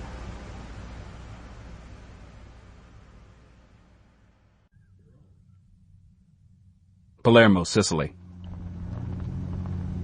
Gao Dong and the 3 experienced Dragon Egg operatives he had picked from the survivors of the Alexandria debacle landed at the airport in Palermo with valid passports identifying them as Taiwanese businessmen. The Moro family was well known for the variety of its commercial activities, and businessmen wanting to see Giovanni Moro weren't uncommon. A helpful customs officer quickly cleared them and directed Dong to the car rental agency. When Dong approached the Moro compound down the dirt road through the olive grove, he saw that the place was crawling with police in full riot gear. When an ambulance pulled out, he turned off the road to let it pass. Not wanting to draw attention to himself by running away, Dong decided to go on in. Whatever had happened here, he needed to know about it. He'd been depending on Don Moro to give him the cover he needed while he tried to locate the Yankee who was tormenting him. He had no sooner stopped the car when a police officer walked up to the driver's window. Passaporto? I am very sorry, but I do not speak good Italian. Giacomo! Another officer walked up. Show me your passport. Dong handed it over. I am here to see Giovanni Moro. You're too late. He's dead, along with most of his family. Oh, what a terrible accident. Accident? This was no accident. Someone broke in last night and killed every one of the Moro bastards and their friends. Who would do such a thing? Who cares? But I will find them, and when I do, I'm going to give them a gold medal and a handshake. The Moros are not the nice people. What was your business with the Moro family? Light bulbs. My company in Taiwan makes light bulbs, and Giovanni Moro was looking for a new supplier. Since Moro had a legitimate electrical supply operation, the cop bought the cover story. He's really going to need a few light bulbs where he's going. Please, I do not understand. He's going to the darkest pits of hell. Not much light down there. Dong had no answer to that. Christian mythology held no interest for him. And since the man you came to see is no more, I suggest that you leave now. Oh, yes. Since I have no more business here, sir, I will call on my other customers. That is a good idea. The cop handed Dong his passport. A very good idea. As Dong carefully turned his car, he saw the cop take down the rental plate number. They would have to switch to their alternative passports before they boarded the next plane. The question was where he would go next. He wasn't too surprised at the attack. It had only proved the vulnerability he had spotted in all of the Italians' operations. He understood the value of family, but to trust poorly trained men to guard you simply because they were family wasn't wise. The Union Corse was also organized along family lines, but its leaders weren't willing to put up with incompetence and weren't above killing their own to improve the breed. He would go to them next, rather than risk himself any further in Italy. Naples. When the trio checked into its bayfront hotel in Naples, Katz felt as if he were on a never-ending tour of the world's greatest port cities. Visiting NATO warships, oil tankers, bulk carriers, and countless smaller cargo freighters, all called at Naples. Since much of the Sicilian Mafia's dealings involved sea transport, it had always been important to them as well. Many of the safe houses they had established long ago to store smuggled cigarettes now held heroin, hash, and cocaine. Others had been recently refurbished to house slaves in transit. The problem Katz was going to have planning their excursions here was that while their Arab informer had given them the general location of these places, he hadn't been to the sites himself and couldn't provide the kinds of details they needed. With Naples being a mafia company town, it wasn't going to be easy for him and Bolan to recon freely without being spotted by someone's unfriendly eyes. The first thing Bolan did after they were checked into their hotel was to contact the farm. He had reported right after the Moro takedown, and it was time to see if Kurtzman had worked his magic again. I was just about to call you, Stryker. Why's that, Bear? Hunt came up with something that might clue us to the guy you're after. He hacked into a Beijing state security site and came across something they're calling the Special Economic Project. That sounds promising. It does. It appears that they've formalized their technology raiding operations, and they're being run out of this office. Anyway, it turns out that their operative heading it is named Dong, Gao Dong, educated in England, where he was known as George. We pulled up an old university photo of him, but that's about all. What's really interesting, though, is that this guy runs what are called Dragon Egg teams. Bingo, the tattoos. Yeah. The best part is that it appears that Dong isn't in very good odor in the Forbidden City right now. We found a kill-on-sight order on him and all of his people. That tells me that we've been pretty successful. Looks that way. The bad thing is that, not surprisingly, Dong's evaporated. The last report of him is from Alexandria. Do you have a feeling for how many men we're dealing with here? Not really.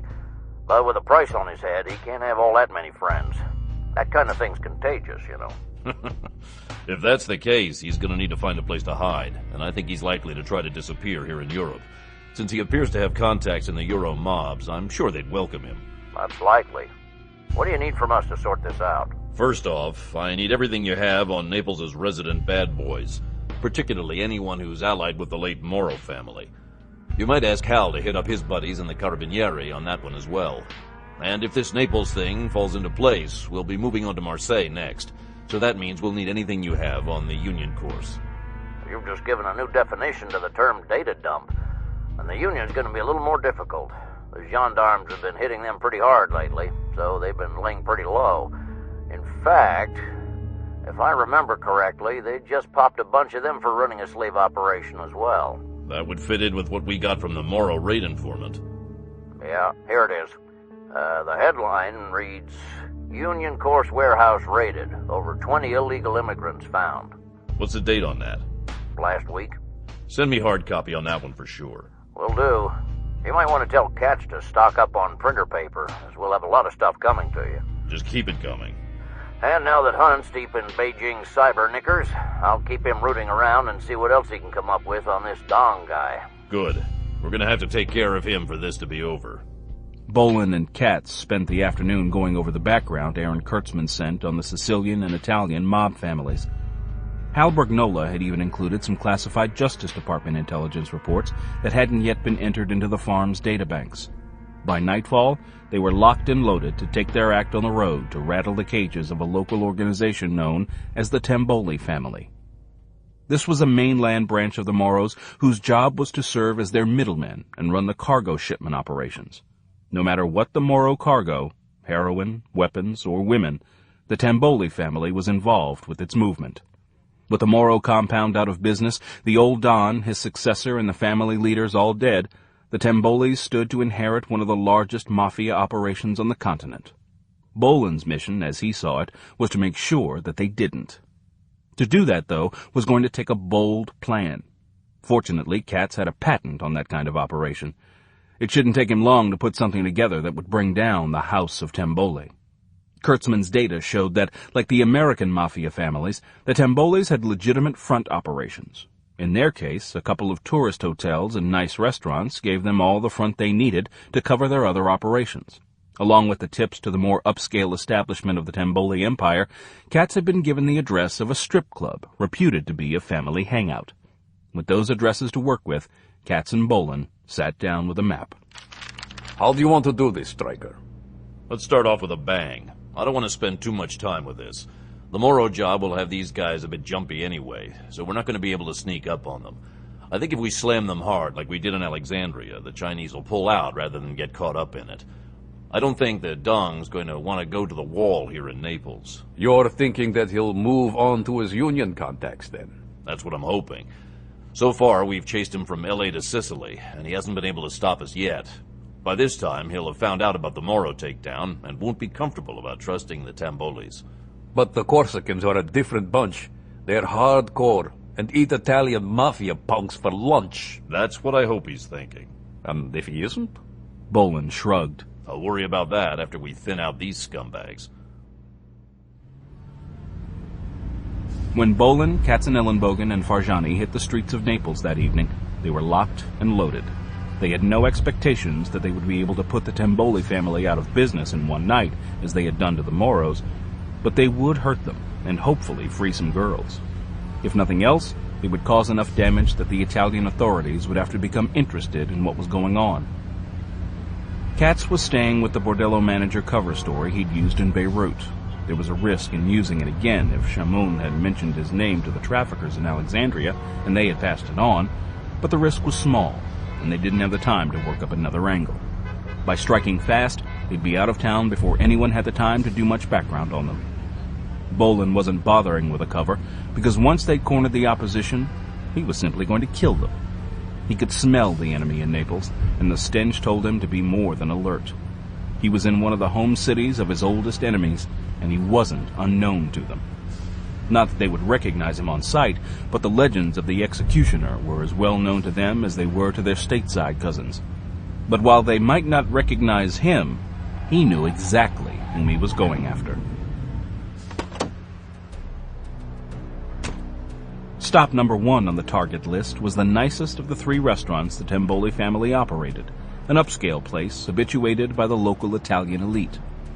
Bolan and Katz didn't think that they would encounter any of the family's gunmen on duty there, but it would be a great opening diversion for Act 2. Inside, the staff was busy preparing the sauces, soups, and pastries for the evening's customers. Everyone was so busy, in fact, that a black-suited Bolan was able to enter unnoticed. Walking up behind a man in a big cook's hat, he tapped him on the shoulder. "Excuse me." The man turned, finding the barrel of a Beretta aimed at his head and Bolan holding a finger to his lips. The cook wasn't a stupid man. He froze. When Bolan pointed at the door, the cook nodded in relief. He then pointed his Beretta to the ceiling. Out! Out! Out! Most of the kitchen staff knew who was signing their paychecks and knew better than to get involved in a mafia turf war. In no time, Bolan had the kitchen to himself. He decided that the big tiled oven against the wall would be a great place to start. It was big enough to contain the blast, yet still would cause enough debris to completely trash the kitchen. He pulled the fuse lighter on the small satchel charge and tossed it into the hot oven with the pastries. Exiting quickly, he sprinted down the alley. He didn't have much time.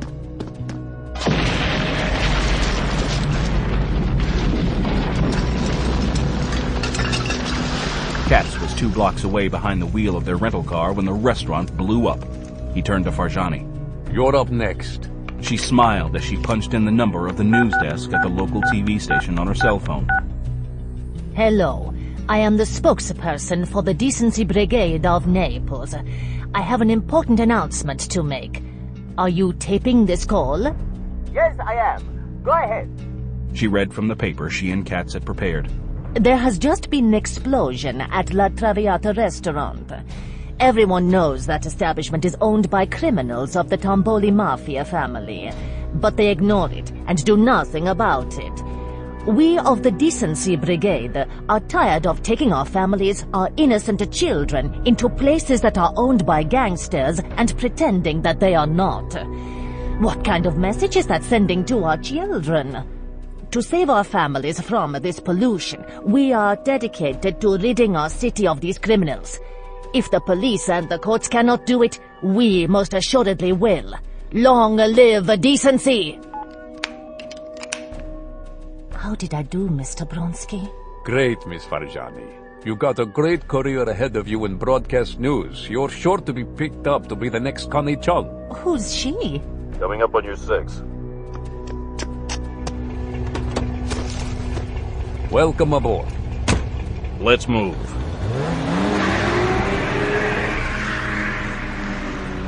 The next stop on Bolan's target list wasn't caught napping. While cell phones worked well for them in their operations, they worked equally well for the opposition. The manager of the restaurant had placed a panicked call to the Tambolis before the dust had even settled. The two gunmen standing outside the lighted back door were visibly nervous. Both openly packed silenced Beretta subguns, the weapon of choice in that part of Italy. One of them, though, had his piece slung over his shoulder. With only one gunner ready for action, Bolan targeted him first with his own silenced Beretta product, the selector switch flicked to burst mode. Merda! Figuring that there would be more gunmen inside, the executioner unclipped a pair of flashbang grenades from his assault harness. Rather than storming inside and trying to sort out the mafia gunmen from the cooks and dishwashers, he decided to let them come out into the lighted alley, where it wouldn't be so difficult. Opening the door a crack, he thumbed the fuses on the grenades and sidearmed the men, one to the left, one to the right. He closed the door and stepped back.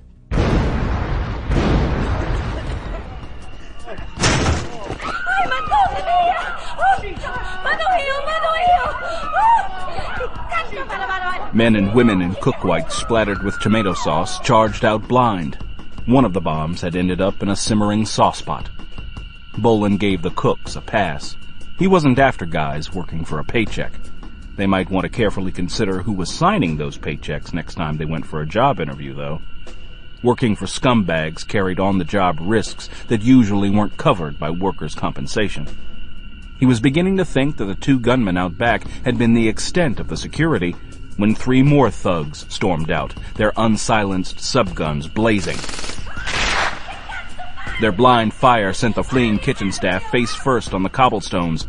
To keep the fleeing cooks from becoming collateral damage statistics, Bolan took the gunmen under fire. The first one went down without a clue.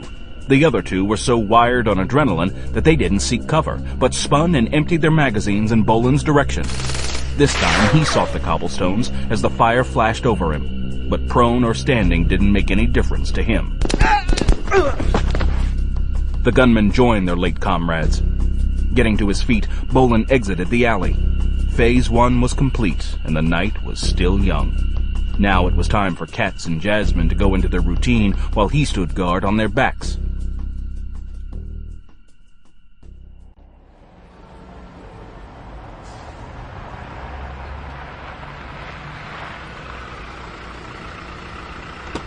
Katz pulled the Lancia to the curb in front of their hotel, where he and Farjani got out.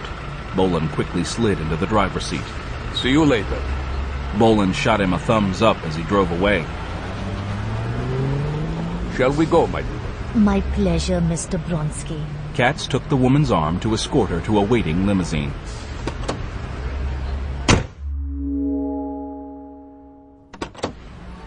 Within minutes, Jasmine Farjani stepped out of the back of the limo in front of the Kit Kat Club and held the door open. Katz emerged, an opera cape thrown over the shoulders of his Armani suit, and strode for the club's entrance. His eyes flicked up to the gaudy, flashing neon sign depicting a nude woman in high heels waving a martini glass in one hand and a cigarette holder in the other. Neither the sign nor the club's name was very original, but what could you expect from the Italian mob? Farjani reached the club's door before he did and had it open before he even needed to break stride. Merci beaucoup, Makuro. They both stepped inside. She went up to the bouncer. Lev Bronsky, an associate of Giovanni Moro. That got the appropriate response. The club's manager anxiously raced out to greet a friend of the recently deceased Mafia Don. Have you heard? What? Don Giovanni is dead, and all his family. Katz looked confusedly to his translator. You must excuse my employer. He is very uncomfortable with English. She looked gravely at Katz. Mort. Don Giovanni. Mort. See? Katz looked properly shocked. Jasmine spoke for him while he seemed to recover from the news. What a tragedy. I must admit that I am surprised. I had thought that the days of vendetta were long past. All habits die hard. They really and truly do. Well, that does present my employer with a problem. Maybe we can talk about it. See. The manager led them further in. For all the Vegas-style flash outside, the Kit Kat Club was just another strip joint. An elegant strip joint, to be sure, but it had the same tired ambiance of all such establishments with one addition, the added attraction was that there were several well-armed men scattered around the room. They weren't packing openly, but the posture and the loose cut of their jackets was all Katz needed to see. A table at the stage? Somewhere we can talk, please. Of course. The manager showed Katz and Farjani to a table along one side wall. As soon as they were seated, the manager snapped his fingers, and the waiter hurried to bring a bottle of champagne, which he immediately poured. Is there anything else I can do to assist your employer? There is. Jasmine handed over Katz's card. Please, monsieur, have a seat. Thank you, senor. What can I do for you? I was expecting to go on to Sicily tomorrow to inspect a shipment from Alexandria for my organization in Moscow. Katz glanced toward the stage to indicate what kind of goods he was interested in. From what you have told me tonight, the purchases I intended to make will not be available there, and that creates a problem for me. I oversee a group of gentlemen's clubs, not unlike your own establishment here, and my principals want to freshen up their stock. I'm sure you understand that wealthy customers become sated with the same tired old goods. I understand perfectly. It so happens that I can put you in touch with the man who worked with Don Giovanni in this trade. I can assure you that he will be able to fulfill your requirements with fully trained staff. Très bien. I will make a phone call. Please, excuse me. Farjani kept her eyes on the girls on the stage. She was almost certain that one of them was Arabic. There was another one who wouldn't have looked out of place on the streets of her own hometown of Calcutta. And there were some Slavic faces as well. Unless she was dead wrong, these girls were more victims who had come through the Alexandria pipeline. She also knew that dancing nude on a stage wasn't the worst these women were having to endure. These men wouldn't be satisfied with that. The women were too beautiful. She had escaped being forced into prostitution and had a vast amount of empathy for what these women were going through. She could take heart, though, because she was fully confident that Velasco and Bronsky wouldn't leave them in slavery very much longer. I'm in place. Come on in. The water's fine. Just give me a heads up when you're ready to hit the main room.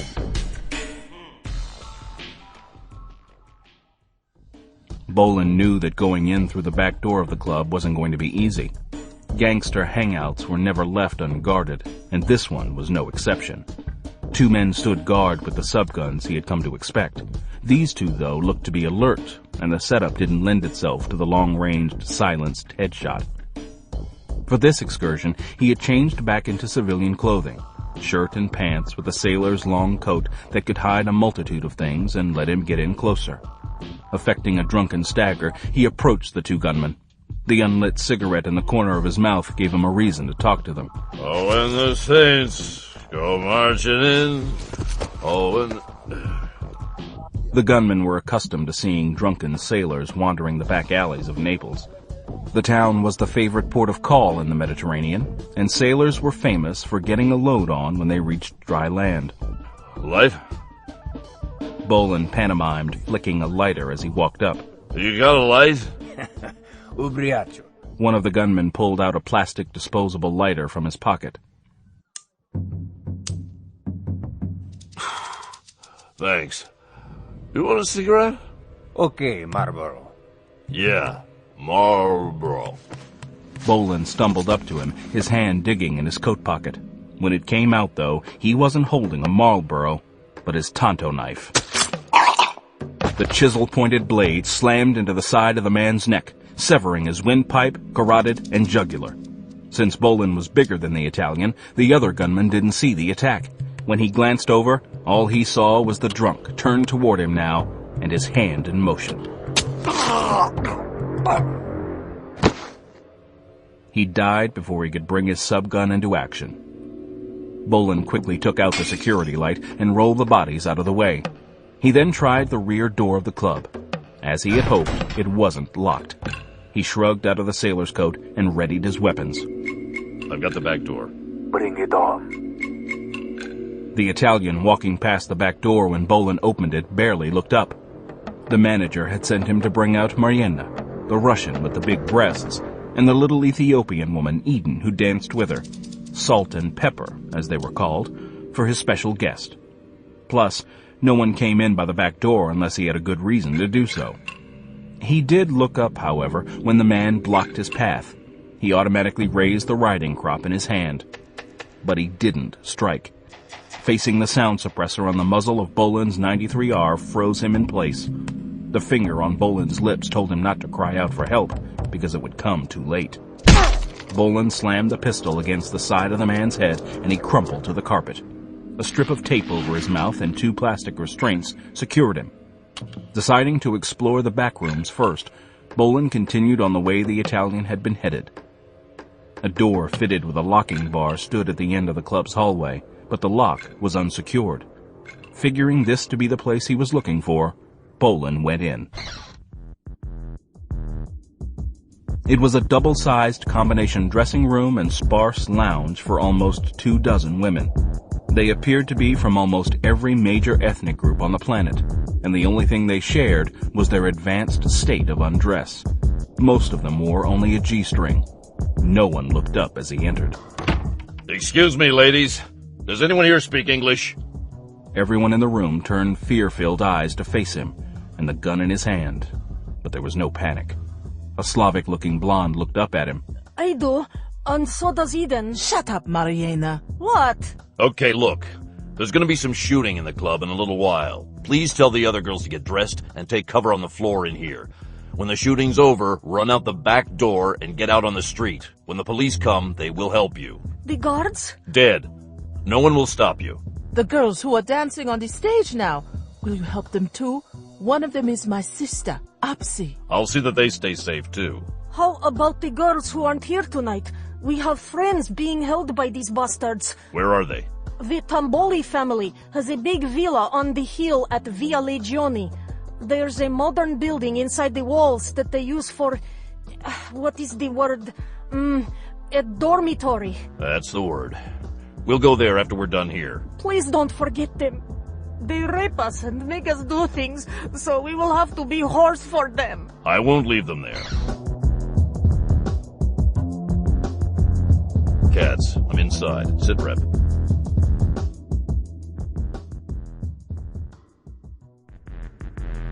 Katz briefed Bolan on the positions of the 6 gunmen he had positively identified, as well as 2 other possibles. His money was on there being more than just those, but they had to start somewhere. Give me 6-0 to clear the glassware from the table. I don't want to get chopped up by broken champagne flutes. 6-0 it is. He's on the way, my dear. You might want to take cover under the table. Jasmine's right hand dipped into her purse to grip a pistol. No way. This time I will not hide. Bolan's entry into the club's main room went unnoticed. The gyrating dancers were stripped down to their bare skin, and all male eyes were on the stage. To open the play, he walked up behind the nearest of the targets Katz had ID'd. The man was sweating as he stared unblinkingly and didn't even notice when Bolan brushed against the shoulder rig, showing through his thin jacket.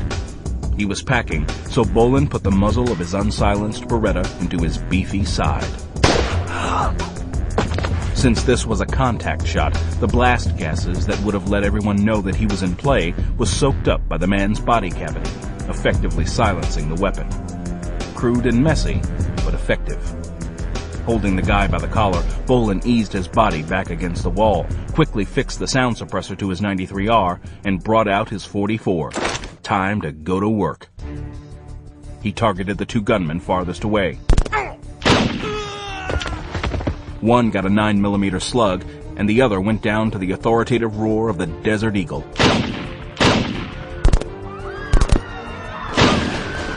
That put his cards on the table, and almost all panicked eyes were now on him. So far, he'd had the known opposition, but he wasn't keeping score. The jokers on the deck had yet to be played. One of those wild cards popped up just as he finished doing pre-selected target number 4 and was on his way to lining up on number 5.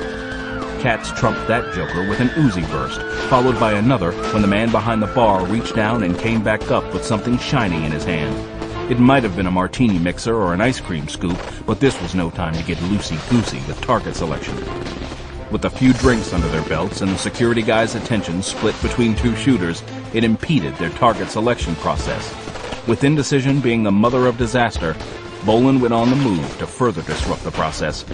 One Tamboli thug lined up on him, but a customer jumped up in front of him and blocked his shot. By the time the gunman was clear, Bolan was off to his side, drawing a bead on him. The thug tried for a save, but a round from the .44 knocked him off his feet before he could finish his turn. Farjani was stunned at the speed with which the hit was going down. It wasn't at all like the gunfights in action movies. A camera wasn't focusing on either the shooter or the target in turn, so she could figure out what was happening. It was like being inside a whirlwind crashing through a crowded insane asylum. She had her little pistol out and was trying to watch Katz's back when a man moved toward Katz's blind side with a gun in his hand. As she'd been taught, she held the Beretta in both hands, aimed it at the center of his body with both eyes open. She was surprised at how little noise the pistol made, and even more surprised when the gunman got a puzzled look in his face and fell down. That's not so difficult. She turned back to back with Katz and sought another target. By this time, the club was almost clear. Anyone still on his feet wanted nothing to do with them. Okay, fall back to the door behind me. You go first, Jasmine. All right. Katz covered her as she crossed the room before joining the executioner. Straight through to the alley. Bolan led his team to the side street where he'd stashed their Lancia.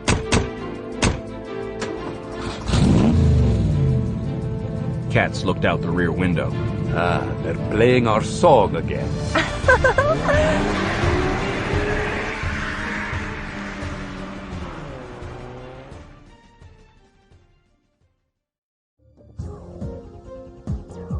The dormitory, as the girl at the club had called it, was as she had described. It was in the middle of a spacious walled villa compound that looked to be at least a couple of 100 years old. But since nearly everything in Naples dated to well before the American Revolution, that alone didn't make it stand out.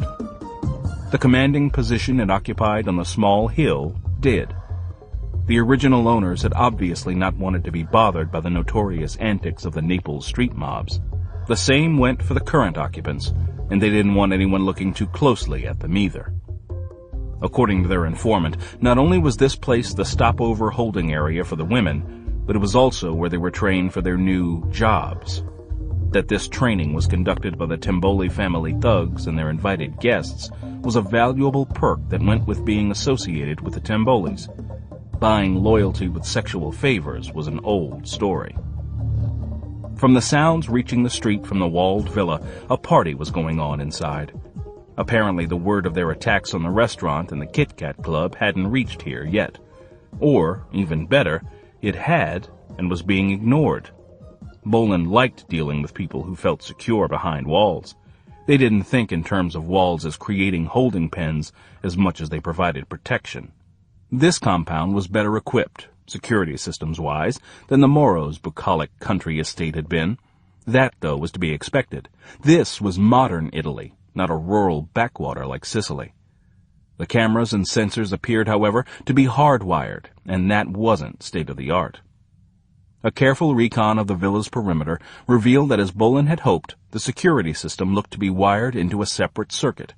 The downside of that was that, unlike in the United States, electrical wiring in Europe was rarely strung on poles, and that was the case here.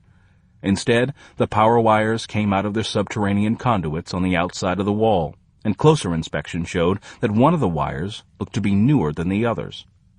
Figuring it to be the hookup to the surveillance system, he'd cut it and see what happened. While Bolan prepared to cut the wire, Farjani turned to Katz. I'm going in there with you, Lev. It'd be best if you didn't. This isn't going to be a walkthrough like the club. It's going to be as bad as the Moro job. But there are girls in there, and they'll need someone to tell them what to do. Plus, I can shoot now, too. You saw that in the club. Okay, but don't complain to me if you get yourself killed in there. But I have you and Mike to protect me. We're going to be a little busy. Bolan made the cut, and the little red telltale on the camera went dark, but the main house was still lit, just as he'd hoped. We're in. Let's do it. Farjani's coming with us. Hell, like we can stop her. Exactly. Since someone would most certainly be watching the video monitors, they needed to get inside before someone came to see why the cameras had suddenly gone dark. Bolan went over the wall first. We're clear. Let's go, warrior princess. You can call me Rani of Jhansi if you wish. I don't. Let's go. Katz gave Farjani a leg up. He then followed. If the Tamboles followed the Moro pattern, most of their manpower would be concentrated in the dormitory, taking part in the party training session. That concentrated them nicely for what Bolan had in mind, but it also exposed the women. Let's clean out the big house first. That way we won't get flanked by reinforcements like we did last time. Good point. Bolan led them across the manicured lawn with Cats covering his back. Farjani followed behind, her beretta in her hand. Cleaning out the big house was like a rat hunt. In this case, though, the rats were big, dumb, and not at all worried about someone coming after them, which made it a whole lot easier. To start off, Farjani went to the back door. The door was jerked open by a man wearing an undershirt and dirty pants. Eh? Farjani pointed back toward the party. They want you in there. Who wants me? I don't know his name. She turned and looked toward the building. He's over by the door. The man stepped out to get a better look. Bolan shot him in the head, and then they stashed the body out of sight. The three entered and found themselves in the kitchen area. It was unoccupied, so Bolan turned to Jasmine. Stay here and watch this door from inside. If anyone comes, fire to give us an early warning. Okay. The woman took up her position. The two men split up. For such a large house, not many people were in it. Bolan came across three guys drinking and playing cards and put them down. Cats found a couple of bedrooms that were occupied. In one of them, a young woman was sharing the bed with an older man. Since the man was Italian and the girl appeared to be Middle Eastern, Cats didn't take her to be his wife and let her sleep it off. The guy got his ticket punched. Bolan found the master bedroom with the apparent lord of the manor asleep in silk pajamas. With the press of time, he didn't bother to wake him and pass pleasantries. The 9mm round to the head hardly even mussed the covers. I'm clear on the top floor. We're done here except for one room, and I want you to see this. First floor, right off the kitchen. On the way. In the room off the kitchen, the guy who was supposed to be watching the security camera monitors wasn't.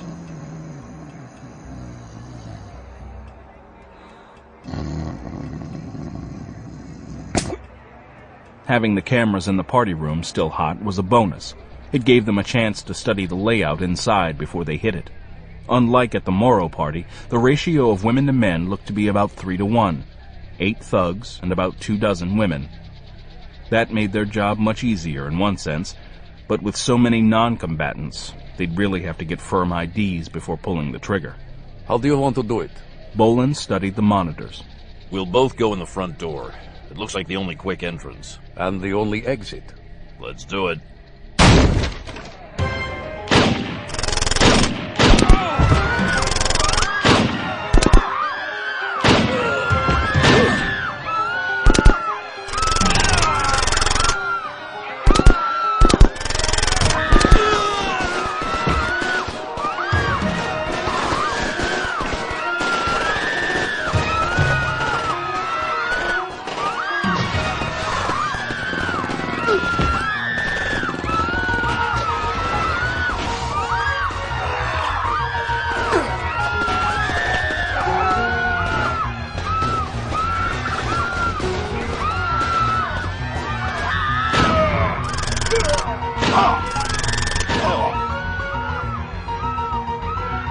As had been the case in the aftermath of the Moro's party, some of the women were blood-splattered, but none seemed to have been shot. Cats went to the door and motioned Farjani to come inside. Here's what you came for. Tell them that they're free and can go home. Attenzione! If you will please stay quiet, I can tell you what is happening. We came to free you, and you won't be hurt. Who are you? The Polizia? No. We are part of United Nations Anti-Slavery Task Force. Good one, Miss Farjani. Is anyone wounded? If you are, we have medical aid on the way. The rest of you can leave anytime you want, or you can stay here until the police arrive. They will help you. Permission to leave almost caused a stampede for the door. None of the women even considered sticking around. A few did pause long enough to put on more clothes. Most ran semi-naked onto the grounds. When the last woman was gone, the trio followed them out, but turned away from the path leading to the main gate. That area was going to be the center of attention for some time to come, and they didn't need any of it. Bolan, Yakov Katzenellenbogen, and Jasmine Farjani pulled back into the open area of the grounds to wait for their extraction. Jack Grimaldi had been in the air, on station for a quick snatch, since their evening's adventure had begun. It was time to give him something useful to do. Hey, Jack, we can use a ride. There's a cleared space north of the main house you can put down on with no sweat. We're waiting there. Roger. ETA 8 mics. Turn up the wick and get here as fast as you can. We made a lot of noise up here. I don't want to have to walk off this hill. The traffic around here is going to get pretty crowded shortly. Give me some strobe. I'm on approach. All right. Bolan unclipped the mini-strobe from his harness and, holding it skyward, clicked it on. With the collar slid up around the lens, the flashing light wasn't noticeable from the ground. I got your strobe. Flare out in 1 mic.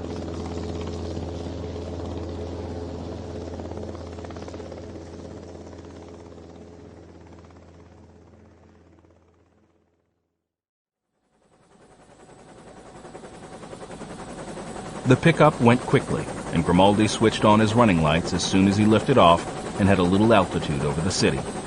Below, the flashing lights of emergency vehicles were racing up the hill to the villa. The headlights on the lead cars were starting to pick up the gaggle of barely clothed women running for freedom. They halted, and Grimaldi saw cops get out to assess what in the hell was going on.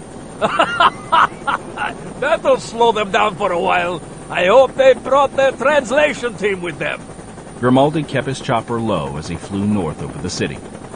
As before, he had arranged for a vehicle to be waiting for them at an isolated place well outside of Naples. Again, Stryker would leave their gear with him to fly into France. Trying to run this gig in a half-dozen countries was making the transport of their weapons and equipment more difficult than it really needed to be. But the French were a little touchy about guns and bombs coming in lately. Getting popped at a border crossing with a trunk full of hardware wasn't going to cut it. Neither was getting booked into a French jail on international terrorism charges.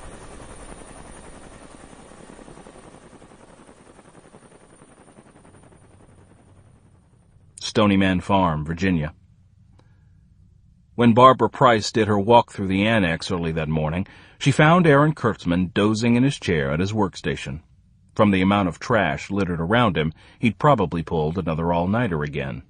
That wasn't as difficult for him as it would have been for a man who had not suffered a back wound that had paralyzed him from the waist down. His butt never got tired. He was tough, there was no doubt about that. Nonetheless, tough or not, he didn't take care of himself as well as he should. It was time for the bear to go back to his den for at least 8 hours. After, of course, he stopped off in the shower first. Hunt and Akira could keep track of things until he surfaced again. She laid her hand on his shoulder.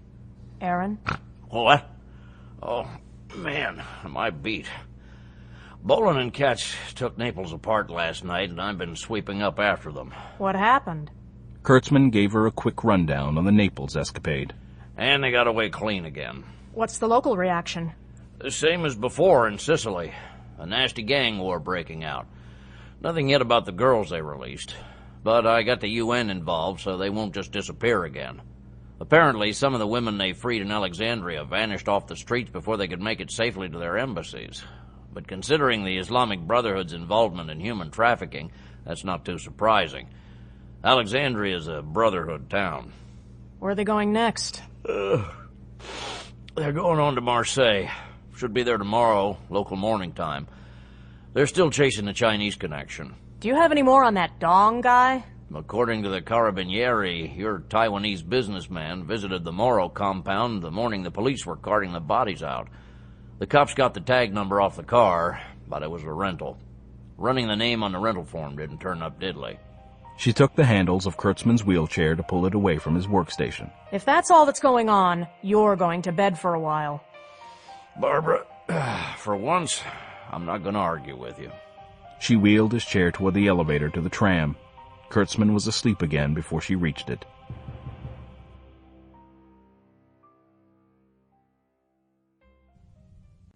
Marseille. More than ever before, Gao Dong was a man with a mission. This time, though, it was a personal mission instead of one for the mother country. His usefulness to China had ended. which meant that his life was over. He was a dead man walking, as the Yankees like to put it. He knew the men of the Tiger Squads, and there was no place on Earth short of the North Pole where he could hide from Beijing's assassination teams. As sure as the sun rose and set, sooner or later they would track him down and kill him. Dying was not his main concern, though. Every man born was slated to die. Dying with his personal honor, his face intact, though, was vital. He would not go into the world of spirits with this weight of failure on his shoulders. He would die, but he would die proudly, and only after he had brought retribution to the man who had brought him to this state. The spirits of his ancestors demanded at least that much from him. After sorting through the reports, Dong had formed his own picture of this one man, an American who, alone and unafraid, fought to protect the interests of his country. When not doing that, he eliminated drug traffickers and other merchants of human misery. For a professional warrior, this man had a surprising concern for the non-combatants he encountered on his missions. To Dong's mind, that was a decided weakness in a warrior. But perhaps it was a weakness he could exploit. The soldier's strengths, as he felt he knew them now, could also be turned against him. Sun Tzu had written extensively of how strengths, as well as weaknesses, could be turned against an enemy, and there was no doubt that this man was the greatest opponent he had ever faced. Taking his vengeance, though, was not going to be easy to set up and execute. Part of the problem was that he was still not certain if he faced more than one man. When he had talked to a friend in the local police unit after the Moro massacre, he had learned that the Carabinieri were convinced that more than one man had assaulted the house. Exactly how many, they weren't certain, but ammunition cases from more than one unaccounted-for weapon had been recovered at the scene of the massacre. One ammunition type had been distinctively American, 44 Magnum automatic handgun cartridges. The other cartridge cases that couldn't be traced were standard 9mm that bore no head stamps, a giveaway of a clandestine operation.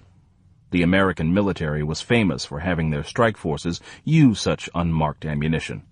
That indicated that he had at least one battle companion.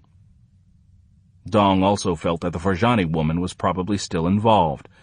Exactly why he felt that he couldn't really say, but he felt she was driving the operation. He now knew that her younger sister had been eliminated in the cleanup of the Singapore Queen in California, and that could be her motive. A desire for revenge wasn't exclusively a masculine trait. It could burn just as strongly in a woman who felt that she had been wronged. In her thirst for vengeance, an inexperienced woman, as this Farjani appeared to be, was often blinded to caution and made mistakes. If he could trap her into doing something reckless, he might be able to draw the soldier in to rescue her. One way or the other, though, he needed to separate Alexandria from the others who might be helping him, so he could track him down and kill him personally. Baiting such a trap could be expensive in terms of manpower, but he had never been concerned about that expense. The men he had brought with him were among his oldest and most trusted subordinates, and while they were almost like family to him, there was a crucial difference. When Dong stood before the spirits of his ancestors, he intended to have his face intact, and to accomplish that, he would sacrifice anyone not of his bloodline. Along with his own men, he would need to bring in outsiders to create such a target-rich environment that a man like Alexandria would not be able to resist. One thing he had learned was that the soldier didn't seem to fear overwhelming odds. Fortunately, he had a ready source for the men he would need to expend, the gunmen of the Union Corse. His business relationship with their leader, Napoleon Garza, was strong and profitable enough that he should have no problem recruiting his full-fledged assistants.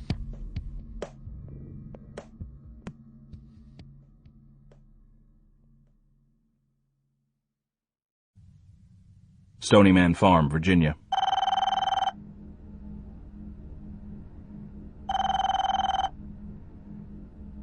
Akira Takaido recognized Bolan's number on the caller ID and answered. Where's the bear? Price hijacked him and sent him off to bed. He's been following you guys all night and was nodding off in his chair. Give me Hunt, then. 1 minute. Hunt, Striker on the horn for you. Well, you gentlemen have had a profitable evening. Couple more nights like that, and the Naples Mafia would have to import some of the American families just to stay in the game. God knows we tried, but they were just collateral damage. We still haven't caught up with the Chinese. They were right on your heels in Sicily. 5 of them showed up at El Rancho Moro the morning after your visit. Damn, we should have hung around. This will be over by now. The Bear was working up the data you wanted on the Union Corps in Marseille, so you'll have that going in. Good. Send it.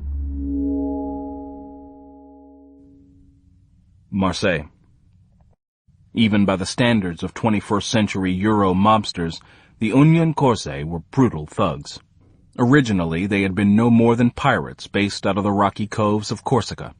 Like Sicily, this Mediterranean island had changed hands often over the centuries, but right now, it was French. All this really meant, though, was that the French had the responsibility to try to keep track of them. No one had ever been able to shut them down. Like the Sicilians, the Corsicans had a long history of buying and selling human flesh. Now that the market was high again in that commodity, they had dived right back into it. Mostly they shopped common whores to stock bordellos, but when Gao Dong had approached them to get their help with placing his dragon egg operatives in France and Spain, they had gladly taken his money. They never minded someone showing them a new enterprise. Other than piracy, slaving, and associated criminal activities, the island was mostly known for having been the birthplace of the first great despot of the modern age, Napoleon Bonaparte. As Corsica's favorite native son, someone said the only one of note at all, many Corsican men bore his name. So it was with Napoleon Garza, the current godfather of the Union. Garza even liked to think that he resembled the one-time scourge of Europe, and if things kept going his way, he might soon become almost as powerful. His relationship with the Chinese had opened Garza's eyes to a new twist to one of the age-old Corsican pastimes, commerce raiding. The 21st century was shaping up to be as threatening to the established order of the world as the start of the 20th had been, and chaos always favored the bold. The so-called Third World nations were no longer willing to sit with their begging bowls in hand, patiently waiting for the great nations to drop a few techno-scraps in their laps. They wanted the benefits of the modern age, and they wanted them now. As in right now, and at as little cost to them as possible. The Cold War had flooded the Third World nations with more modern weapons than many of them had trained men to use. But modern technology was not limited to weaponry. There was a wealth of new things that could make the lives of the Third World elite healthier, happier, and more secure. In particular, the technology that would ensure that the elites of these nations would always remain the elite was in great demand. After all, there was no point in being a member of the elite if you had to fear being overthrown by filthy peasants all the time. Techno-toys worked well to keep the lower classes in their proper places. The mud. At one time, guns had served that purpose, but every stinking, mud-splattered peasant had an AK these days. Feeding export-restricted high-tech toys to strong-arm regimes in Africa and the Middle East had now become a major sideline for Gaza's Union Corps. Tying it into his slaving operations made it even more lucrative for him. The Third World elite got their techno-toys, and he got exotic young women, and the exchange rate was quite favorable to him. Women weren't all that valuable in most of the world. So when Dong said that someone was coming to put him out of business, Garza took him at his word. The single agent the Chinese operative said was being sent against him was not entirely unknown to him. This man had crossed swords with the Union before, and the Corsicans had not won those encounters. But to a Corsican, revenge was not the only dish best eaten cold.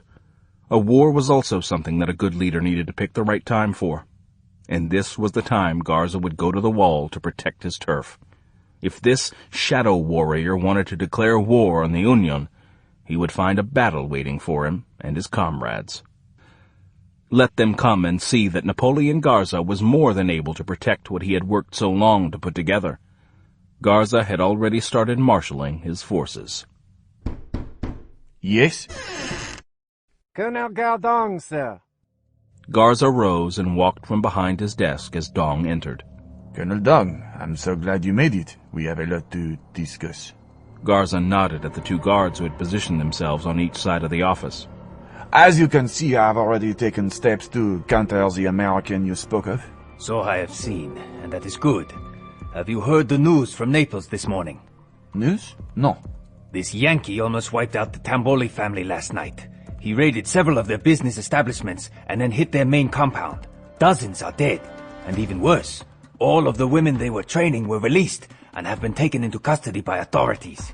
That is not good news. That will put your project back several months and will cost me money as well. That it will. Dong didn't bother to give Garza the other half of the bad news. The Corsican didn't need to know that he and his men were under a Beijing death sentence. He trusted the man, but Beijing could make it very profitable for the man who turned him in. What actions do you think we should take? Dong liked hearing the "we" in Garza's thinking. It meant that this effort might have a better outcome than he had thought. For one thing, I don't think that we'll need to do much except be very prepared and very alert. I guarantee you that the Yankee will be coming here soon. But why does he want to come after me? That's what I do not understand. He is following the woman I spoke of. That is the stupidest thing I've ever heard of. If this man is who you say he is, and I do not doubt you, why is he doing something so foolish as this? What is the big deal? Most women are born to be whores. I could not agree with you more. But this woman is burning with a desire for revenge. Her sister became a problem to her handler and had to be killed. I think she is sleeping with the American and has her claws in his manhood. It's the only thing I can think of that makes any sense to me. Dong didn't think anything of the kind, but it was a convenient explanation that Garza would take at face value. If he's coming here, I am ready for him. I have 24 of my best men stationed here right now, and teams have been posted at each of my other facilities. They must also be your best night fighters, and well equipped to fight in the dark. So far, the soldier has struck only at night. My men fight well enough at night. After all, my business is mostly conducted after dark. Garza walked over to an arms rack in the office and grabbed a pair of night vision goggles. And I have only the latest in night fighting equipment. I get it directly from the Russian. They sell it cheaply enough for drugs. That is all good. But we need a plan as well as the fighting men to carry it out. This Yankee is different than the other men you have gone up against before. He is a fighting machine. And along with the woman, there may be another commando with him this time. 3 people? What kind of a threat is that? These 3 people shut down one of my operations in Alexandria, went on to Sicily to wipe out the Moros, and then to Naples to destroy the Tambolis. I don't count the woman for much, but the 2 Yankees are not to be sneered at. I want to set a trap for him, and, if it is at all possible, I want to try to capture him. It would be well worth your while if I can have him alive. How much is this worth your while? When Dong mentioned a figure, in gold, Garza smiled. There is a way to do that. I have used this method before when I have wanted to have face-to-face talks with one of my competitors. It is a picture of simplicity, and it has never failed me.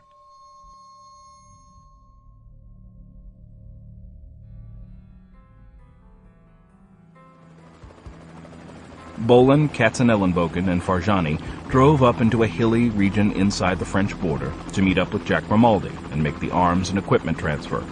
Once in the agreed location, they made a quick call, and the chopper landed a few minutes later. The pilot tossed out a suitcase onto the ground. Farjani grabbed it and put it in the car trunk. Get a move on. I'm under French air traffic control and can only be off the radar for a couple of minutes before they think I'm running drugs. Tell them that you had to sit down to take a leak. Everyone tries that one. I try that one and they'll put my ass under a microscope. Bolan pulled out the last bag. That's it. I'll meet you in Marseille.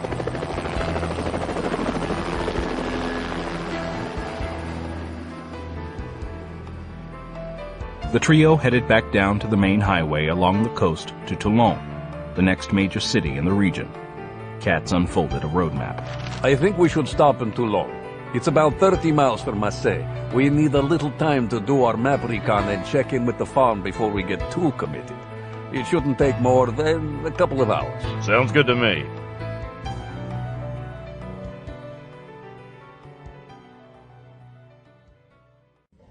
Marseille.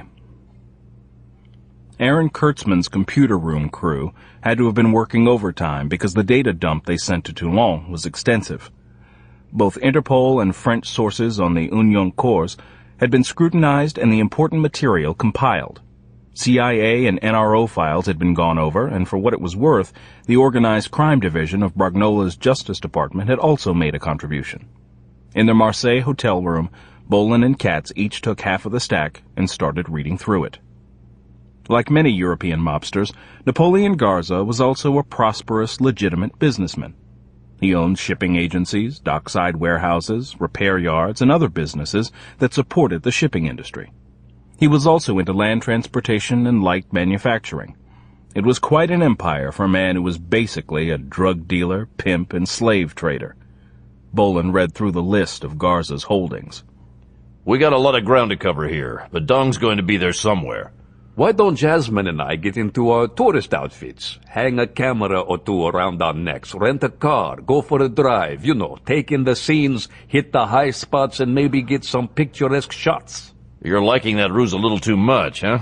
Hell, I've had worse assignments. Well, while you're suffering through that, I'll get Jack to make a couple of flyovers of Garza's major sites and take a few pictures myself.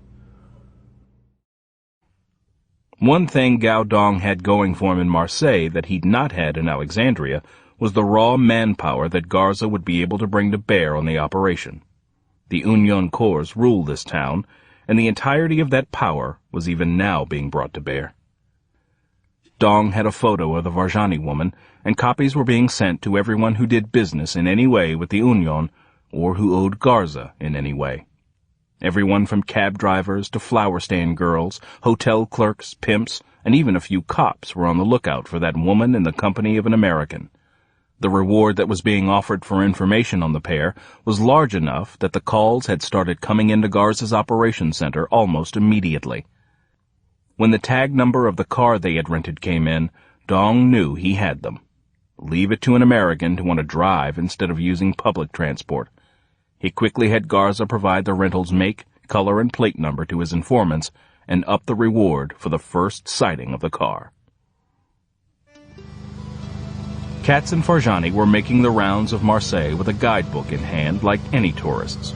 Regardless of the port city's age, it wasn't that much of a tourist draw. To make it look good, they hit all the touristy places first, the town square, the cathedral, the old town hall, and the gardens. From there, they widened their scope and started taking in the bridges, certain selected grand homes and villas, and manufacturing facilities. Anyone following them would see that they were interested in more than just Union Corps operations. The next stop on our tour is right around the corner. Okay. Katz pulled over to the curb and parked by a corner newsstand. Neither Katz nor Farjani noticed the newsstand owner grab his cell phone as soon as he set eyes on them. They walked off the main street into an alley leading down to an abandoned industrial area. The only thing interesting about it at all was that all the buildings were owned by Garza. Do you know much about French cuisine, Jasmine? No, not really. Well, I know I wasn't getting into your Indian food, but... Oh, shit. Suddenly, the alley was full of gunmen cutting them off, and a car drove in from behind them. Run! Get out of here! But... Run, damn it! I'll cover you! Okay. Farjani ran for the side alley, while Katz laid down a base of fire with his mini Uzi to cover her. He scrabbled against the curb, seeking what little cover there was, and keyed his comlink. We've been ambushed! We're down in the... Ah! Shit! Katz felt a blow to his chest and glanced down to see a feathered dart embedded between his ribs. Fuck! Goddamn! Everything went black, and Katz pitched forward onto his face. Get back here, people! The woman is of no concern! With one of his enemies down, Dong called back his men who had started after the woman. He had his prize, and she could live a little longer. After all, he still needed her to take word of this back to those the soldier worked for. He wanted the Yankees to know that he had taken down their legendary champion as if he were a novice. Garza's plan to use a tranquilizer dart gun like those zookeepers used had worked as well as he had said it would. Walking over, Dong looked down at the American commando as his men rolled him over onto his back. This couldn't be the fearless warrior who had terrified so many for so long. Something just wasn't right. While this man was fit, he was too old. Also, his physical description, even allowing for Arabic and Latin hysteria, didn't match with the soldier at all. Comrade Colonel. Yes, Chow? Your Yankee has an artificial arm. No man with only one arm could be the legendary commando. Strip him and remove it. Yes, Comrade Colonel. Without the prosthesis, this Yankee looked even less of a legend. Since he had been with the Farjani woman, though, he had to be a comrade of the soldier. And if that was the case, it could be even better than having the man himself. If this game had to go on, he had just been given a better pawn than the woman would ever have been. The soldier was known for his loyalty, both to his country and to the men who fought beside him. With this man being older, he might be the soldier's warrior mentor. If that was the case, the commando would be duty-bound to attempt to free him. This was going to work better than if he had planned it to happen this way. Put him in the car and give the arm to me. Yes, sir. Chow handed the prosthesis to Dong. The colonel took out his pen and quickly wrote the Chinese characters for Dragon Egg on the prosthesis. Walking over to the curb, Dong laid the arm in the gutter before walking back to his car. Garza had been right. It had been easy. Now that the trap was baited, he would wait. Once Farjani was in the clear, she had taken a cab back to their hotel to wait in Belasco's room for his return. He and the pilot were doing aerial reconnaissance. She didn't have to wait long. Farjani cautiously went to the door with her hand on her gun and looked through the peephole. To her relief, it was Bolan and Grimaldi. Oh, thank God. Come in. Where's Lev? We were ambushed, and he was either killed or taken captive. I don't really know which, but I think he was still alive when they took him away. Was it the Chinese? There were several Asians, and they might have been Chinese. The others were locals. Where did this happen? I'll show you. When the woman guided Bolan and Grimaldi to the street where Katz had parked their rental, they found that the car had already been driven away. Someone's cleaning up after themselves. The Union's not a nickel-and-dime outfit, man. They're pros. Is that the alley you went down, Jasmine? Yes, this is it. Stop the car. Got it. Cover me. Grimaldi stayed behind the wheel of their rental with the engine running and a Beretta subgun on the passenger seat, while Bolan entered the alley. There were almost no signs that any kind of gun battle had taken place here. Not a single empty cartridge case, and the only bullet marks on the stones were farther down. He was almost starting to doubt that this was the right place when he spotted an artificial arm lying in the gutter and rushed over. There was no blood on the cobblestones anywhere near where Katz's arm lay.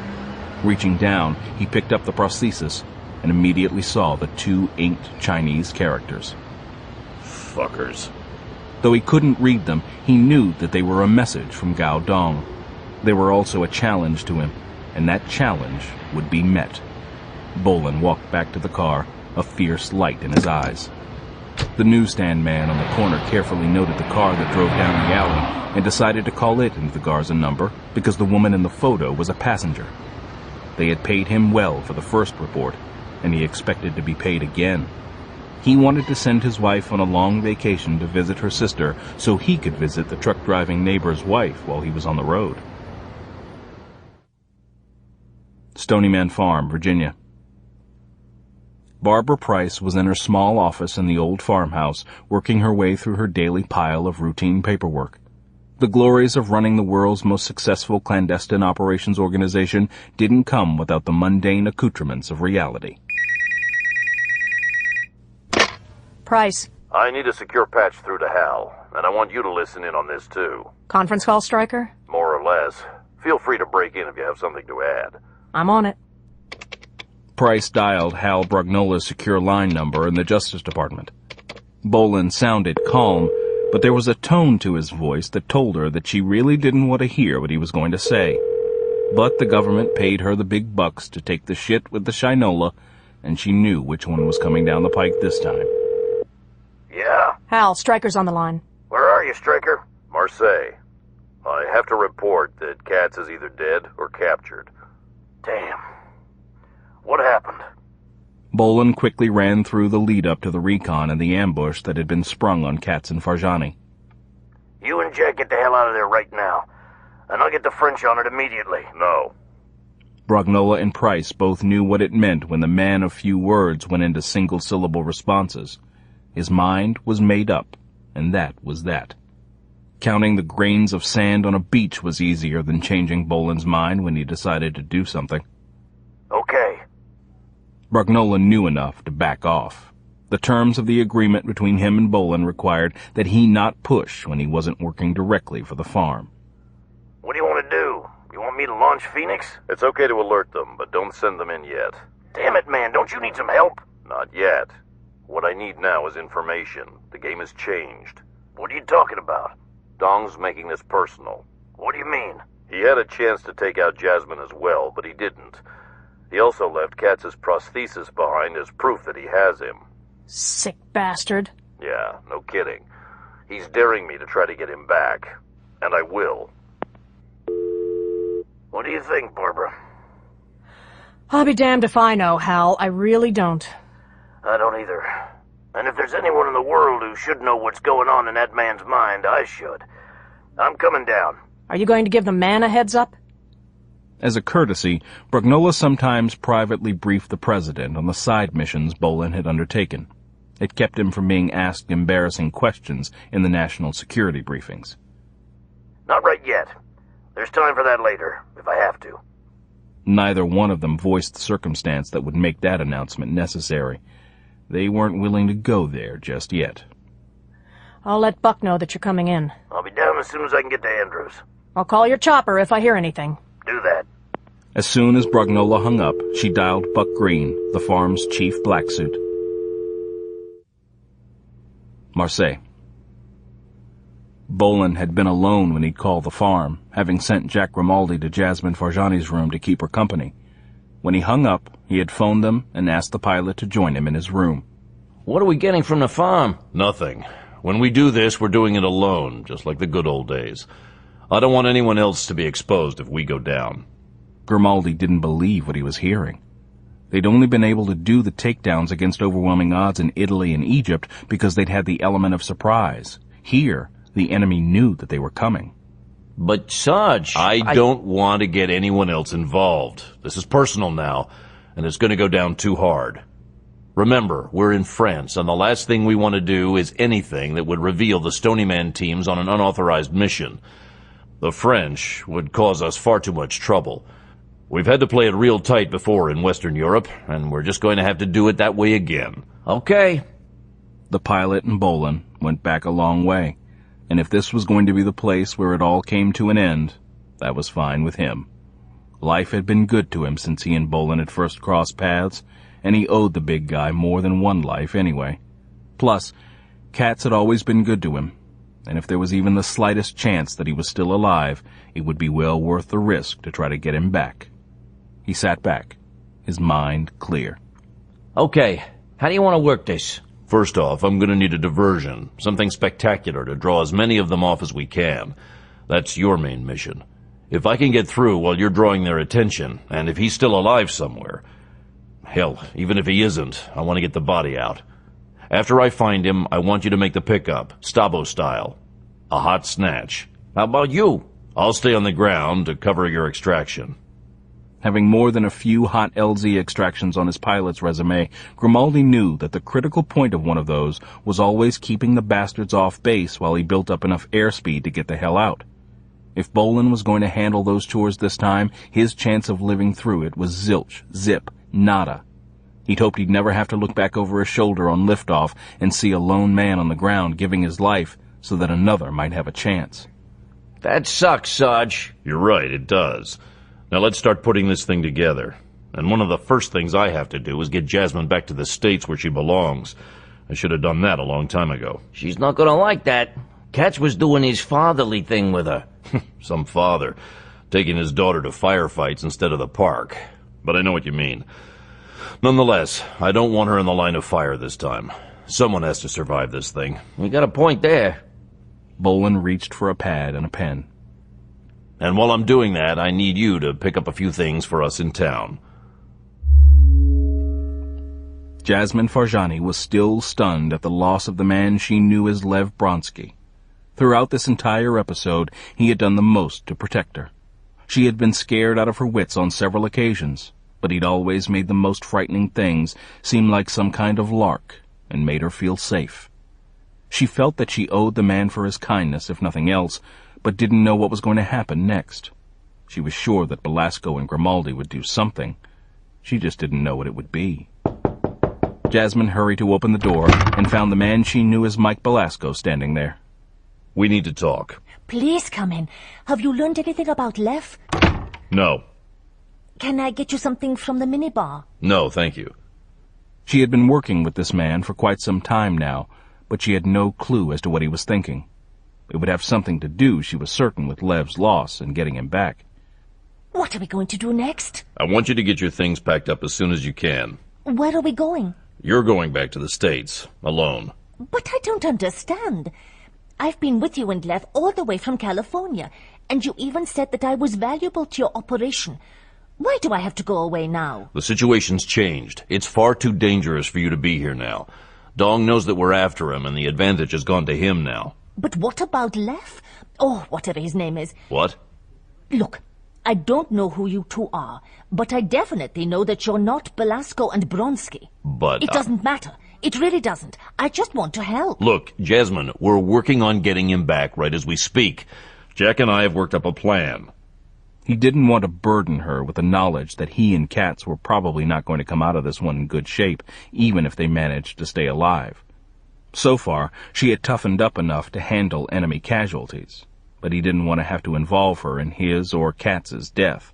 Plus, if she were captured, her death wouldn't go easy for her. Dong would see to that. She knew the man well enough to know that the look on his face was telling her that she had no option but to do exactly as he wanted. I will pack. Can I help? No, Mr. Belasco. I can get it. The drive to the airport was strained and silent. There was so much she wanted to say, but didn't know how. After finding a place in the parking lot, Bolan carried her one small bag to the ticket counter at the small airport. He paid for the ticket he had called ahead for and handed it to her. Look, I'm sorry we had to meet in these circumstances. And when we're done here, I'll look you up in the States. You'll be met by my people in Atlanta and settled down wherever you want. We owe you that much. It is I who owe you. You two put yourselves in danger for me more than once. I have never known men like you, and I owe my life to you. You have fully repaid any debt you think you have by risking yourself in this operation. That's how the system works. It's not enough. I'll see you to the plane. With nothing else to be said, they walked to the gate where the other passengers waited for the plane to Paris. Farjani waited at the gate until the man calling himself Belasco left the small terminal. Then she made her move. Her experiences with these mysterious men had given her a completely new way of thinking. If they thought that she was going to run away now that the man behind her sister's death had finally been run to ground, they didn't know her. Regardless of the increased danger, she still had a personal mission to accomplish. Going back to the ticket counter, she had her bag brought back from the luggage cart, canceled her reservation, and cashed in the ticket. Taxi? Where to? Marseille. You wouldn't happen to know of a respectable small pension on the outskirts of Marseille where I can stay, would you? In fact, I know just the place. My second cousin is the manager there. While Bolan was sending Farjani back to the States, Jack Grimaldi was working his way through their shopping list. Since Bolan didn't want to get the farm involved, even with making a resupply run, they were going to have to put their mission requirements together through local sources, and it wasn't going to be easy. The south of France, particularly the sun-drenched Riviera, wasn't a hotbed of sport mountaineering. There were the Pyrenees, true, but they weren't close by, and mostly in Spain on top of that. However, on his second try, Grimaldi was able to find an outfitter who had a pair of climbing rigs, some banniers, and climbing rope in stock. For pulling off the gig Bolan had in mind, they were essential. The shop also had a stock of 1-liter propane camping stove fuel tanks.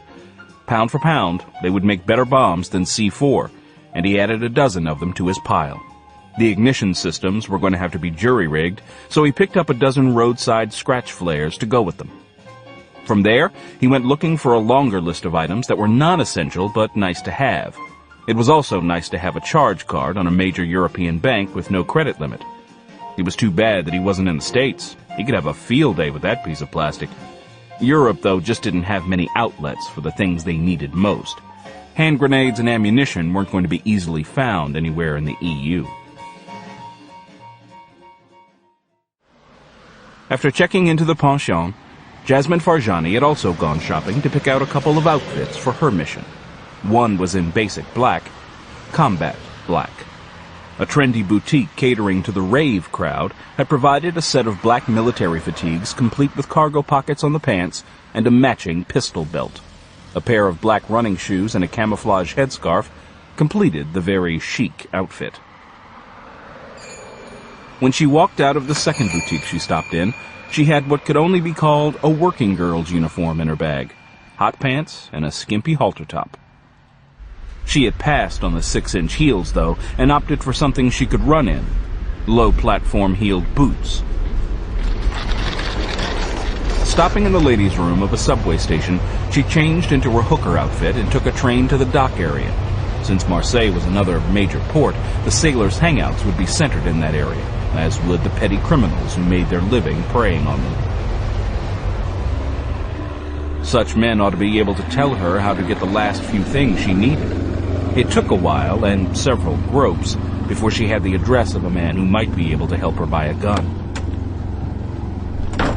The address proved to be one of those shops where sailors pawn their belongings for enough money to get drunk, but never bought them back.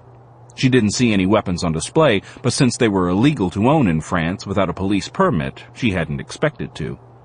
The ferret-faced man in the shop couldn't keep his eyes off her breasts as she looked around, but she didn't mind. That was why she'd bought the outfit. If she could keep this moron entertained, he'd be easier to work with. Can I help you, mademoiselle? I want to buy a pistol. The man's eyes were fixed on her chest. Hello?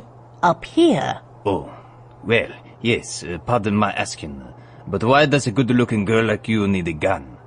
You can get hurt with one of those things if you don't know what you are doing. Look, a girl like me needs to be able to protect herself, you know. And I'm sure that you can show me how to use it properly. What kind of gun did you have in mind? A Beretta. I have a Beretta 92. Let's see it. Come into the back of my shop. I have a firing range in the basement. Farjani looked at him warily. No. Seriously. Well, all right then. Farjani allowed herself to be led through the junk and down the stairs to the soundproofed basement. Ferret-Face went into a vault and came out with a pistol. She remembered seeing a similar weapon being carried by the pilot, and if it was good enough for him, it would work for her. I need 2 magazines. Most certainly. Show me how to load it. The man quickly loaded a magazine and handed it to her, along with the pistol. You can save half of the price if you want. Ferret-Face almost panted, his bulging eyes locked on her breasts. She snapped the magazine into the butt of the pistol and racked the slide back to chamber a round. I don't think so. She lined up the sights on the target at the far end of the room. When a hole appeared in the center body mass, she half-turned to face the proprietor, the pistol ready in her hand. The man blanched and looked away for a brief moment. How much is it? The Beretta 92, with 2 magazines and a box of 50 9mm shells, was very expensive, but she had expected that it would be. Rather than even try to pay for an illegal weapon with the credit card Lev had given her, she had made a major cash withdrawal from a bank machine and planned to pay for it with cash. Give me a large knife to go with it. Ferret-Face shrugged and brushed past too close to her to fetch it.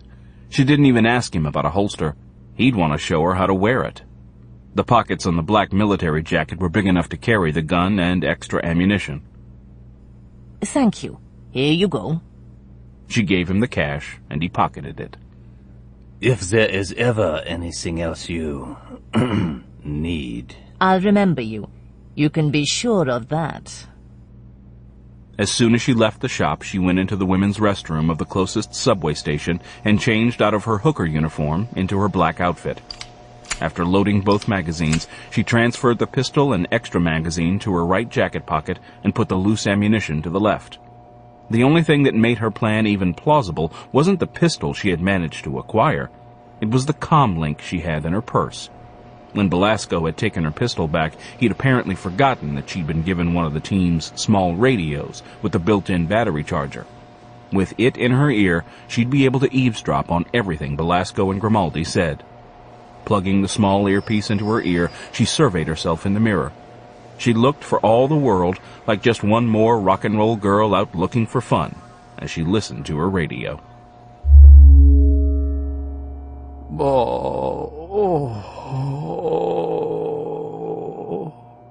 Yakov Katzenellenbogen awoke on a narrow bed in a small cell with a splitting headache and a nasty taste in his mouth. Whatever he'd been hit with was a killer. His head was throbbing, and he was sweating as if he had malaria.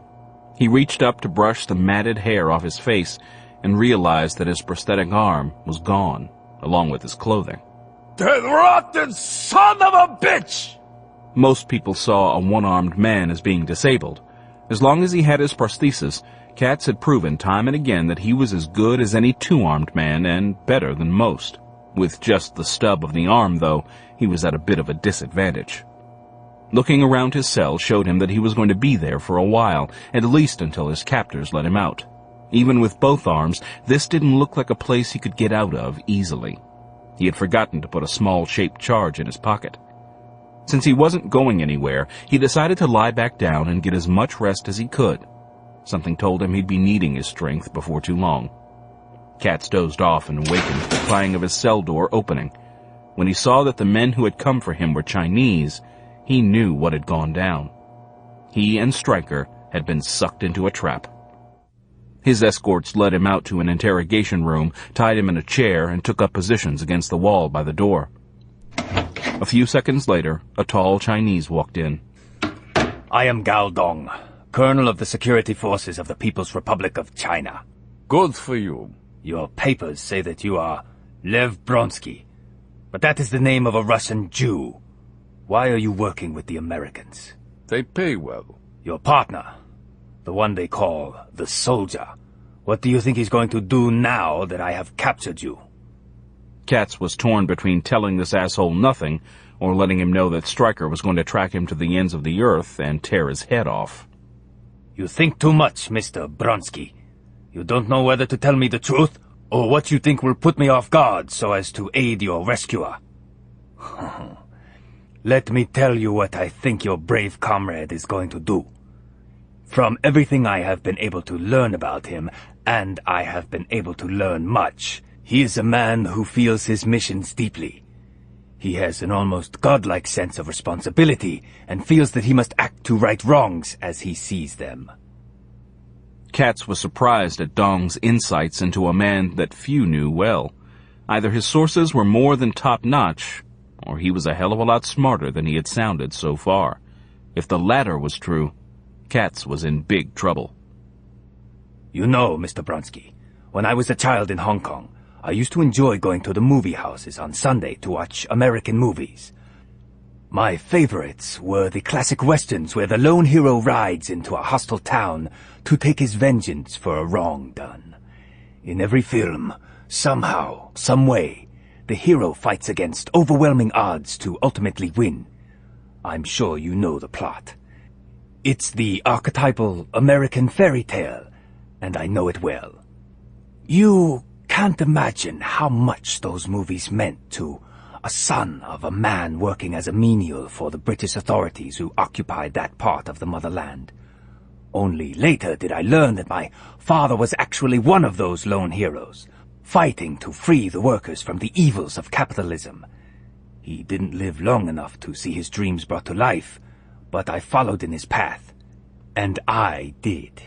I'm sure that the oppressed proletariat of Hong Kong are real happy now that the Brits have bugged out and turned it over to a real oppressive regime. Not all of them, but their children will be. We will see to that. I think the soldier will not be able to keep himself from trying to rescue you. Even knowing that I will be waiting for him and will kill him, he will come. He is a hero, and he cannot do anything else. I guess what I don't understand is why you're going to all this effort for one man. It's true that we stumbled onto your slave spy operation and put a pretty good dent in it, to say nothing of eliminating a few of your dragon egg thugs in the process. But isn't this excessive? I mean, didn't Sun Tzu tell you that you should never allow the enemy's actions to deflect you from your purpose? Master Zhu did voice a caution on that matter. However, the war god's one true son had never contemplated a man in my position. How is that possible? I find myself in the position of one of the doomed outlaws in your Western movies. I am under a sentence of death, and I do not intend to die alone. I will take the soldier with me. You, though, will live and be sent to my superiors in Beijing to apologize for my failures. I am certain that they will enjoy talking to you. Now Katz understood what he and Bolan were up against. Dong wanted to go to death surrounded by the bodies of his enemies. He had screwed up big time, and the only way he could save face was to go out in a blaze of glory. It was the plot of too many movies, but Dong was acting as if he had invented it himself. You realize that the American authorities are completely aware of your economic espionage program now, and they'll be alert to it. So what? You can print the details of my operation in every newspaper in the country, and it will not make any difference. Do not forget that all of you Yankees are motivated by pure greed. When one of your presidents will sell us classified missile guidance secrets in return for a few $1 million in campaign contributions, you have no secrets worth fighting for. And what a politician on the take will not sell us, any of your greedy businessmen will. Your people are hopelessly corrupt and rotten to the core. In their greed and lust for power, they are selling out their own people. Katz knew the truth of that, but scumbag politicians and businessmen weren't the heart of America. So, let's say your plan works. You kill my partner, and I take a tour of the Great Wall before you kill me. Then what? Then what? Well, then in a few years, the mother country takes her rightful place in the world. The People's Army moves to eliminate the last remnants of greed and capitalism, and the workers Bullshit. That's pure bullshit, and you know it. All you're talking about is a handful of twisted, bitter old men who can't get it up, lording over the rest of the world. Didn't you guys get enough of that shit when old Green Teeth was still alive? I will not let you talk about the great leader Mao in those disrespectful terms. Why not? Everyone knows your great leader never brushed his teeth. How very civilized, how very Mandarin. And how about the Great Cultural Revolution? What a wonderful success that was. You guys were great 1,000 years ago, but you haven't been competitive since you weren't able to figure out how to do something useful with the gunpowder you invented. I mean, the great Chinese accomplishment of history was learning how to carry 2 buckets of shit with 1 stick and picking up 1 grain of rice with 2. Nothing that makes modern China powerful originated there. When was the last time you guys invented any... Dong's fist exploded, smashing into Katz's face, and he felt the skin over his eyebrows split open as his head snapped back. A second and third blow struck him, and he leaned into it as much as he could. Fortunately, Dong hadn't paid enough attention to his martial arts classes. Dong realized that he had lost control and pulled back. These were the same racist insults and slanders that Dong had endured during his years at Oxford. The Chinese were a great people, and the world would learn to fear them as they paid back the West for all of the years that they had been so ruthlessly exploited. Blood was flowing into Katz's eye from the cuts on his eyebrow and face, but he was overjoyed to see Dong's eyes bulging with rage.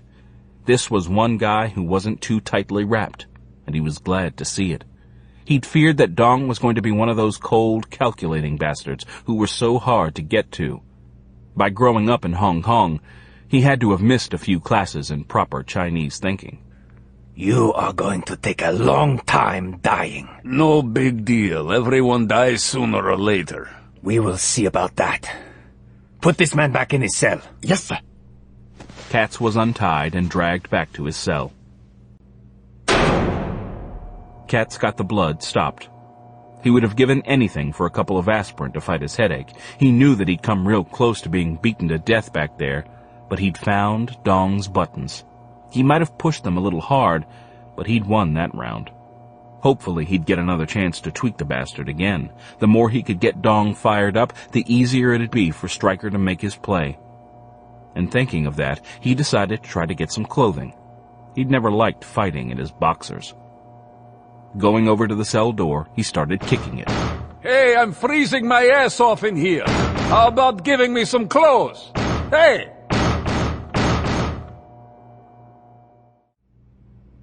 Marseille. Bolan's belief that Dong was targeting him personally was reinforced when the hotel desk clerk transferred a phone call to his room. Yeah? 21, rue de Boutin. What? Oh, shit. What is it, Mac? We've been made, and our target's changed. What do you mean? They had originally planned to hit Napoleon Garza's villa. That's where they figured Katz would be if Garza were calling the shots. The caller gave me the address of that abandoned factory you and I reconned, close to where they ambushed Katz and Jasmine. Dong's playing games and wants to suck us into another trap. Nice of him to let us know where they're holding him, though. That's what I'm worried about. Katz might or might not actually be there. He could be leading us into a kill zone. But we're going there anyway, right? What choice do we have? Get your gear. We're pulling out. Jasmine Farjani watched as Belasco and the pilot left their hotel. Having noted how Belasco had spotted the car that had tailed them in Calcutta, she tried not to make the same mistakes that driver had done. She already knew where the pilot had parked his helicopter, and when she saw that was the direction they were heading, she stopped following them and turned her car around. This was where it was going to get real tricky. Following a chopper with a car was impossible.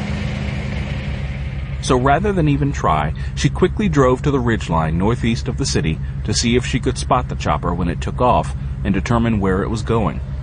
Her bet was that they were going for Garza's villa, but with those two guys, things were never obvious. Nor were they with the elusive Dong. Damn his eyes. The chopper lifted off and flew in the direction of the part of town she and Katz had been walking when they were ambushed. That abandoned factory. They had to be holding him there. Napoleon Garza must not have wanted to get his house shot up and had more than likely stashed Bronski somewhere less vulnerable to damage. Even mob bosses hated cleaning up after an attack. Pulling back onto the road, she raced down into the city. There was no way that she could beat the chopper, but she didn't intend to be too far behind it.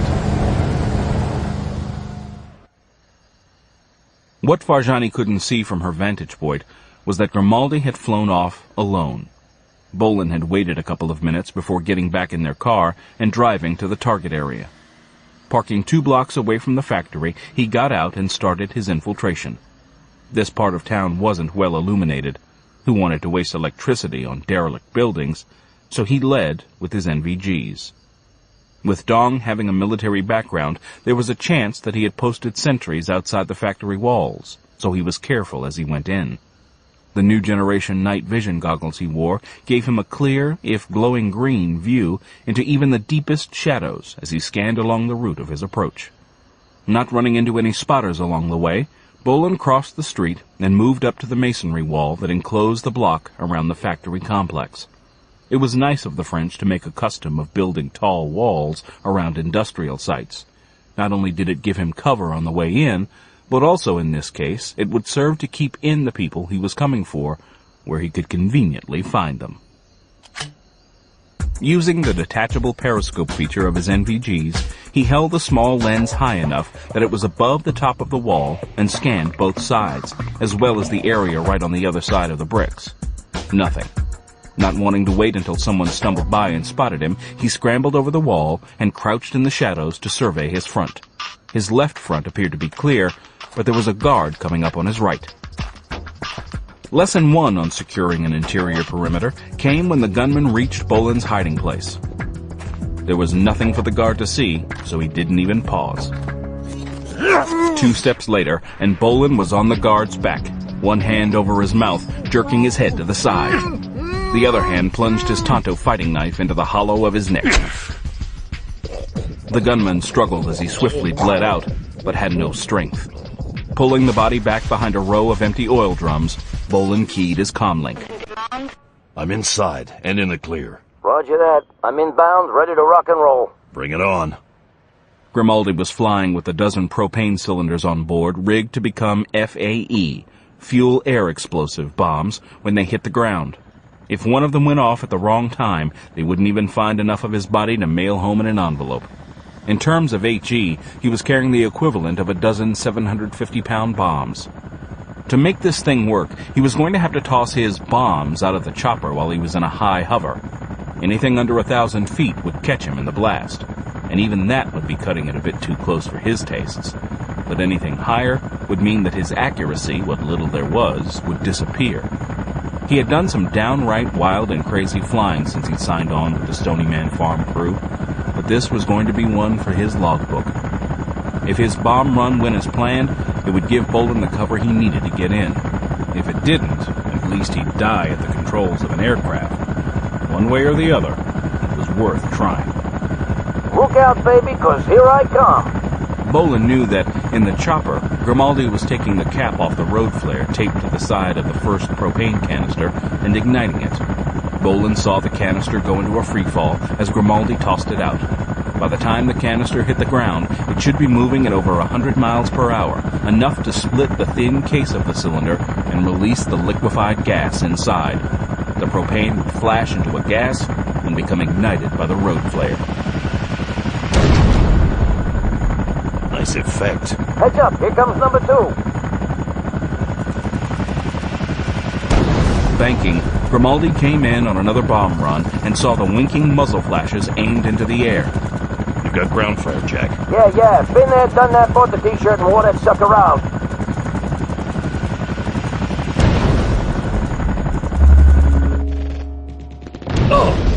Katzenellenbogen awoke with a start. He hadn't quite expected a bomb run, but knowing Jack, he wasn't at all surprised. And from the sound of the detonation, he had a good idea what kind of bombs were being dropped. What would this world be without propane canisters? It was time for him to get ready to escape or die trying. At least he'd been given clothing. He hated the thought of dying in just his undershorts, even if they were clean. All he needed now was a weapon he could use with one hand, but he'd have to wait for that. Maybe one of his guards would bring him one. When Farjani sped down the side street to the factory, she spotted Belasco's car parked in a neighboring alley and knew she was at the right place.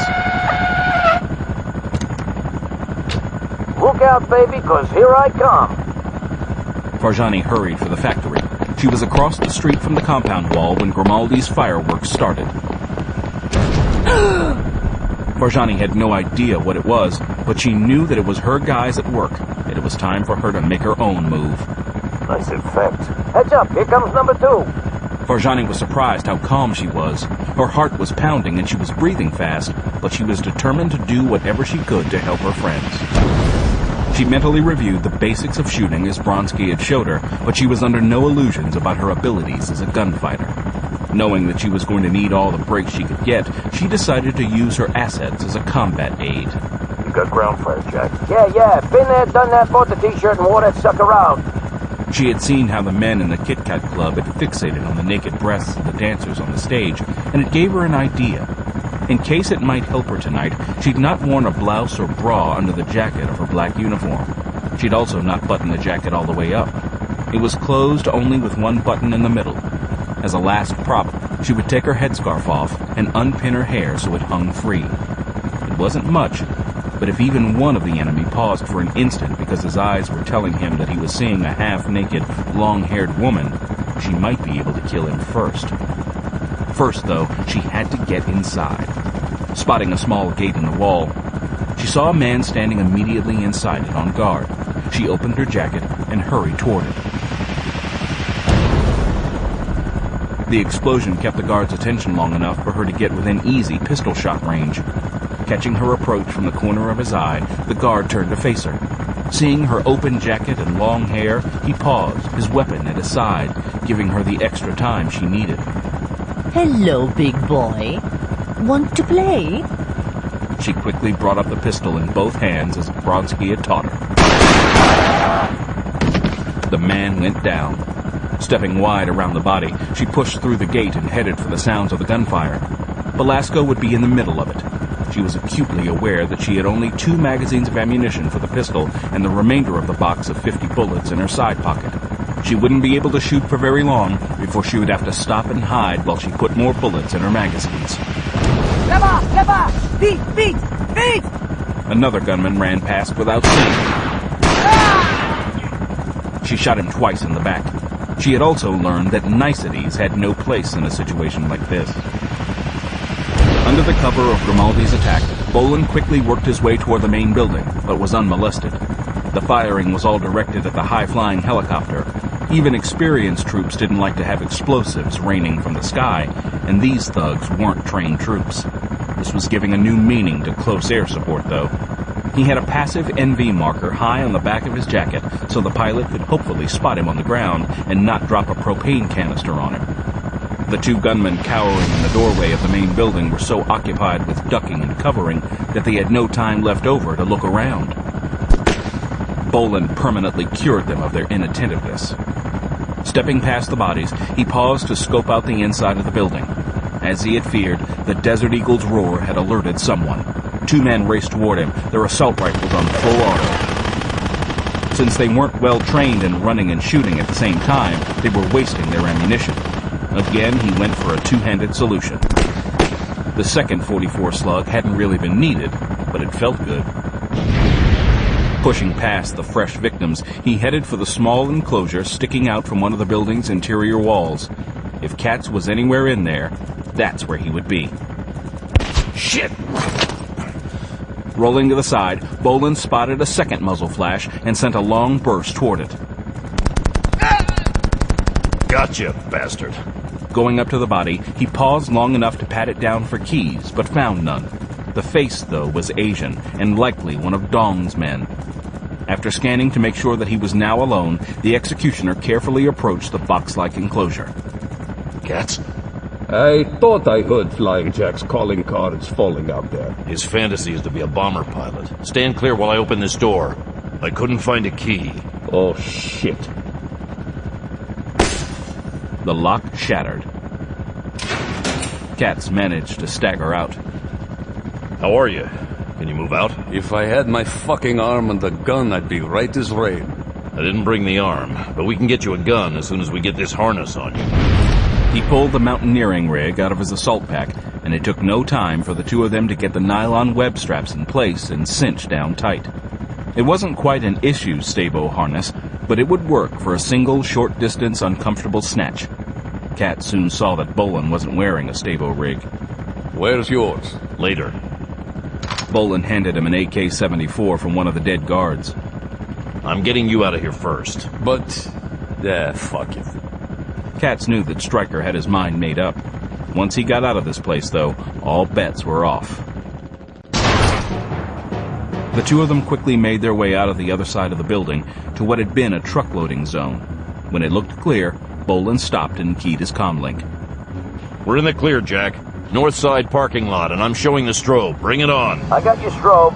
Coming in on that side, and I'll be there ASAP. Grimaldi blacked out and came in hot. He had a light fuel load on board, so he'd be able to make the snatch as quickly as possible. Weight and lift canceled out each other, and he wanted all the lift the ropes could give him. This time, Grimaldi saw more muzzle flashes tracking him, proving that someone down there had finally figured it out. Their chance of hitting him, though, was zip. They were firing at the sound of his turbine. Vectoring in on Bolan's strobe, he went into a high hover, reached over, unclipped the weighted end of the rope, and tossed it out the open door. The red light stick on the end of the line would make it easy for Bolan to spot. Line's away. I got it. Grimaldi had tied a pair of locking carabiners on the rope with a mountaineering hitch, and Bolan quickly snapped them into the carabiners on Katz's harness. Go! Go! Go! Grimaldi twisted the throttle of the hovering chopper up to a maximum and pulled full pitch on the collective. The blacked-out chopper lifted straight up, snatching Katz off his feet as if he were on the end of a bungee cord. With no light showing in the complex, Grimaldi had a difficult time judging the height through his NVGs and transitioned to forward flight with almost no room for the dangling Katz to clear his feet when he passed over the corner of the building. Napoleon Garza was enraged. When the bombing had started, he and Gao Dong were in the small building at the front side of the compound. Back when the plant had been running, the factory manager's office had been situated well away from the main building to escape the noise, and now it kept them out of the line of fire. It was all too painfully obvious that the Chinese agent's plan had failed, and their hostage had been taken from them.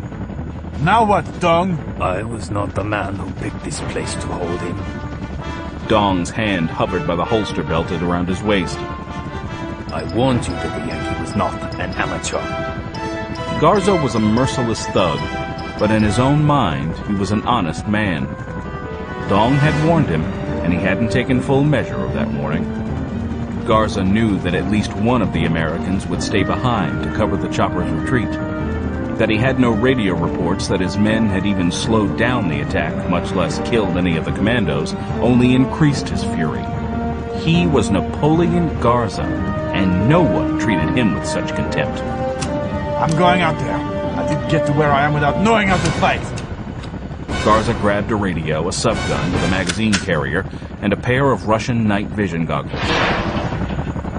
Now that Katz had been extracted, Bolan started carefully working his way out of the yard on the side of the main building. His natural inclination was to clean out as many of Garza's gunmen as he could before leaving, but he knew the authorities would be there soon. He'd better take care of business as quickly as he could and do it on the way out instead of conducting a proper rat hunt. There was a lot of sustained firing going on in one area of the yard, and he didn't really know why. The most likely conclusion was that different groups of Garza's thugs were out of communication and were shooting blindly at one another. If that were the case, it was a game he could play to his benefit as well, and was worth a short detour. The field of discarded machinery and crates he was moving through gave him good cover on the flanks, but he kept a sharp eye on the open areas he passed. He was just breaking cover when he spotted a target fleeing the combat and drew a bead on it. His finger was tightening when something on the back of his combat mine tripped and stayed his trigger. The target had long hair and breasts. He keyed his comlink. Jasmine, off to your right. When the figure turned to face him, he confirmed his ID. Over here, I'll cover you. Just run the way you're facing. I'm back in the shadows. Okay. Farjani sprinted across the open space, keeping low. Hi, I'm out of bullets. She paused to button her jacket. Bolan didn't bother asking her what in the hell she thought she was doing there. That was obvious, and her being out of ammo explained the firing he'd heard. He pulled out his next-to-last extended mag for his 93R. It would fit into the butt of her 92 and held twice the rounds. Here, take this. It'll fit, but it sticks out a little. Thanks. Come on, we're pulling out. Bolan motioned her back into the maze of machinery and crates. The two made only another 10 yards before Bolan spotted men moving through the junk toward them. When he tried to break off to the side, he found that way blocked as well. Shit! Taking Farjani's hand, he pulled her back into cover by what had once been a boiler and led her through a hole that had been cut in the side. The wall was thick enough to stop small arms fire. Stay put. I can shoot too. Only if I get hit, otherwise stay put. Jack Grimaldi had headed to a sports stadium a couple of miles away. No soccer games were scheduled for the evening, and it would be a good place to set down Katz unseen and hopefully unharmed. Once he cleared the bleachers, he went into a low hover. Leaning out the open door, he carefully watched the package on the end of the rope as he feathered his rotors to kill the lift. When Katz was down, Grimaldi side-slipped the chopper and put it on the ground as far from Katz as he could so as not to get him caught up in the rotor blast. Grimaldi climbed down and ran up to his passenger. You okay, Katz? Get me out of this damn thing. We've got to go back for him. He told me to get you clear and he'd make his own way out. I'm going to forget you ever said that. And if you say it again, I'm going to have to learn how to fly this damn thing one-handed because I'm going to kill your sorry ass and take your seat. You got that? Katz! I am serious. I'm going back. And you're going to fly me there. Okay. Grimaldi's hands flew over the buckles of the mountaineering harness. Damn it, man. I was just doing what he told me to do. You know how he gets when you don't do what he wants. But he's there and not here. So you're going back. I got it. And on second thought, hook that harness back up.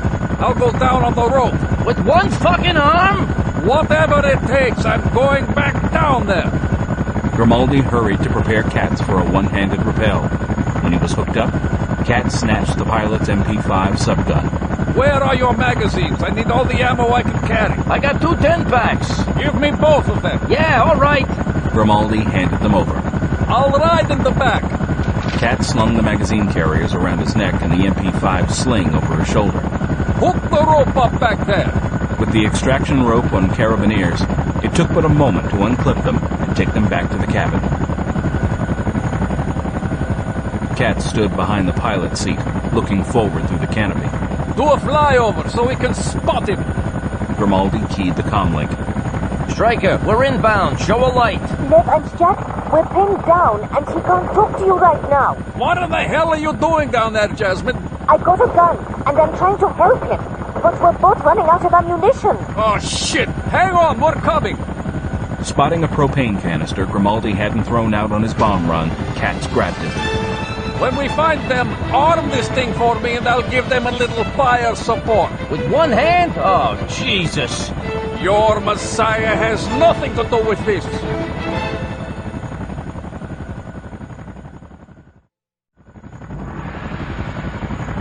She's on the move! Katz made a one-handed rappel with his MP5 slung over his shoulder.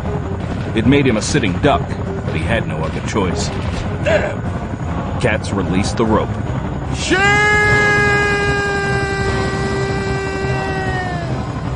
Almost too late, he hit the brake. He barely slowed himself before he slammed into the ground. Oof. He was stunned, but not enough for him to forget to punch the release to get clear of the rope. The last thing in the world he wanted to do was take another ride. As soon as Katz shook the rope to let Grimaldi know that he was clear, the pilot broke hover. He only had 2 propane canister bombs left, but when they were gone, he still had his pistol. Trying to fire it with one hand made flying damn near impossible, but he'd done it before. On the ground, Katz keyed his comlink. I'm down, Stryker. Where the hell are you? Go to where they're making the most noise. We're in the middle of that. On the way. Though not as comfortable for him to use as his trusty old Uzi, firing an MP5 one-handed was a snap, and he had the stump of his right arm to balance it on. Coming up behind a pair of thugs, Katz swept the MP5 from left to right, the sustained burst punching both men face down on the ground. I can use a little air support off to my right. On the way. Thank you. Katz made his move. Katz, I've got you in sight. Move to your right. Gotcha, Stryker. Katz spotted Bolan and raced toward him. The executioner snapped a long burst to clear the field of fire as Katz reached their hiding place. Katz ripped an MP5 magazine out of the carrier and handed it to Farjani. Here, strip the ammo out of it and reload your magazines. Bolan hurriedly loaded his 93R from another MP5 mag and slapped the mag into the butt of the pistol. That done, he loaded up his other mags. With that and the half mag he had remaining in the Desert Eagle, he was ready to go back to work. I'm up. Okay, let's get the hell out of here. With Katz's firepower added to the mix, they started working their way backward, taking the shortest distance to the wall.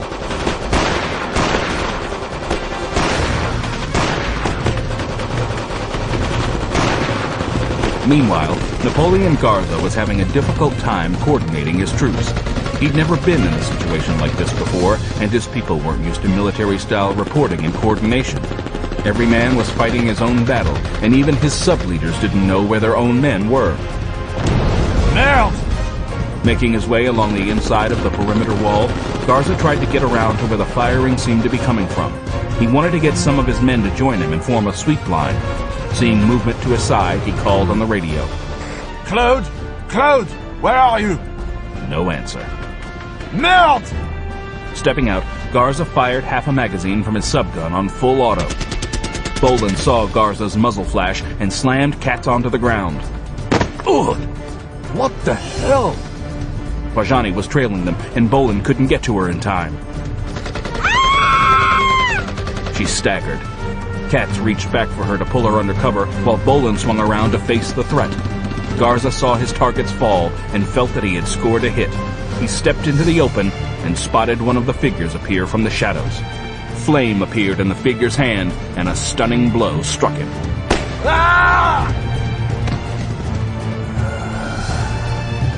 Napoleon Garza died with his chest blown open by a .44 Magnum slug. Bolan ducked back into cover. Katz was tying the ends of Farjani's camouflaged headscarf around her upper right arm. How bad is it? Not bad at all. Oh, speak for yourself. Hell, woman, it's a light hit. You're lucky. I walk in the footsteps of Vishnu. Well, the party's over here, so point us in the direction of those footsteps. It's time to get the hell out of Dodge. The first thing Katzenellenbogen wanted when he got back to the hotel suite was his artificial arm. He quickly checked it for damage.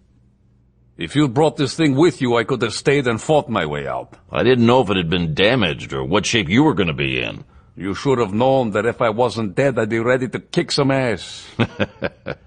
Katz slipped into his arm and tightened the straps in place. Damn, that feels good. I hate being without my right arm.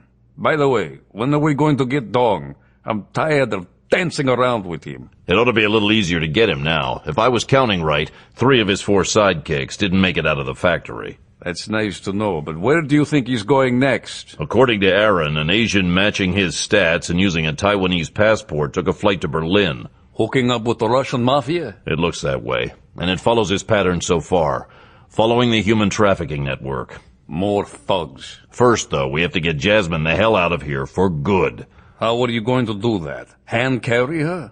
Exactly. I had one of the young black suits flown over to escort her back. She's going to be spitting mad, Mac. She's not going to have any choice. Didn't we say that last time? Again, Bolan carried Jasmine Farjani's baggage as he walked her into the airport terminal. Brognola had sent one of the black suits to be her escort on the flight back. He wanted her back in the States, and he wasn't going to take any chances on her getting away again. He held out her ticket. This time I'm staying with you until you get on the plane. I guess with the wound I'm not much help to you anymore. You've been all the help in the world, but you've got to give that arm a rest. The doctor said that it'll be good as new, and that a little plastic surgery later will take care of the scar. Never. I want to keep the scar. That way, when I start to think that this was all just a dream, I'll be able to remember what I did. As will Leff and I. Seeing a young, fit American tourist standing by the gate flash him a recognition sign, Bolan steered the woman toward him. This is Dave Brown. He'll fly back with you and take care of the formalities in Atlanta. Hello, Mrs. Farjani. Hello, Mr. Brown. You know, I don't think Mr. Belasco here trusts me. Let's just say that you have a track record. She was going to miss this man more than she knew. Berlin. Dmitri Sorge leaned back in his expansive leather chair, his hand on his chin. He didn't quite know what to think about the Chinese operative sitting in front of him in his opulent downtown Kudam office. He knew about Gao Dong's activities, of course, but he had never expected to meet the man in person. They were competitors, and in his line of work, he usually garroted any of his competitors he got his hands on. He would, however, give Dong the honor of a hearing before deciding his fate. You have an interesting story, but I'm not sure that my organization can help you in any way. I was thinking more in terms of helping you. Just what is it you think you can do for me, Mr. Dong? I can give you an introduction to an entirely new and very lucrative enterprise. As I explained earlier, with Napoleon Garza and his union course no longer in the business, I thought you might be interested in picking up where he left off. I know his networks, so I will be able to help you take them over. Were you there when Garza and his people were wiped out? The shootout in the abandoned factory in Marseille was front-page news in France. The positive identification of Garza's body hadn't escaped his notice. That was the only reason he was talking to Dong at all. I was. The French authorities called it a gang turf war. I know better. Who did that to him? That American I mentioned. One American? And why did the Americans want to do something like that? It seems like a lot of effort for them to make on something that doesn't directly affect them. He's not official. He's a cowboy crusader working for reasons of his own. That was an assessment Sorge would take under advisement. He'd worked against the Yankees for too long to take anything they did as being unofficial. But how does that affect my operation? And why should I care? That's the part where I think I can help you. There was an adjunct to Garza's operation you might not have been aware of. Sorge leaned back in his chair. And what might that be? Bolan and Katz deplaned from the Lufthansa Boeing 727 at Berlin's Tempelhof Airport, which was conveniently located in the center of the city. They caught a cab to the Berlin Hilton and quickly settled into their comfortable suite. You know, we've got us a real problem here. Which one? Well, to start with, this is a big place, and we haven't a clue where our guy might be holding out. I think we can rule out him bunking up with his best buddy in the Berlin police barracks. That's about the only place we won't find him. That and the Reichstag. What do you suggest? I'll be damned if I know. But the way this has gone, if we look for the biggest white slaver in Berlin, we ought to be able to get a lead on him. He's run with them so far, and with Beijing putting a price on his head, he's about out of places to hide. Sounds like we need to get Aaron on that. That's first on my agenda. And while you're doing that, I'm going to contact an old friend. Katz didn't need to know whom Stryker was going to call on. As he himself did, the executioner had a select circle of people he had crossed paths with over the years. Old friends were always a good thing to have. Stonyman Farm, Virginia. Hal Brognola would have much preferred to have Bolan and Katz back in the States, and had told them so before they had left France.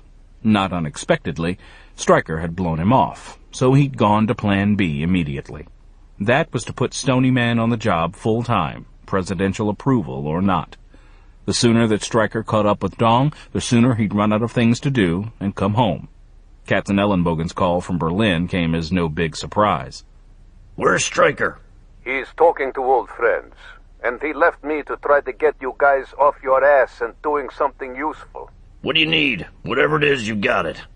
Katz quickly gave him their conclusions as to where Dong might be hiding out.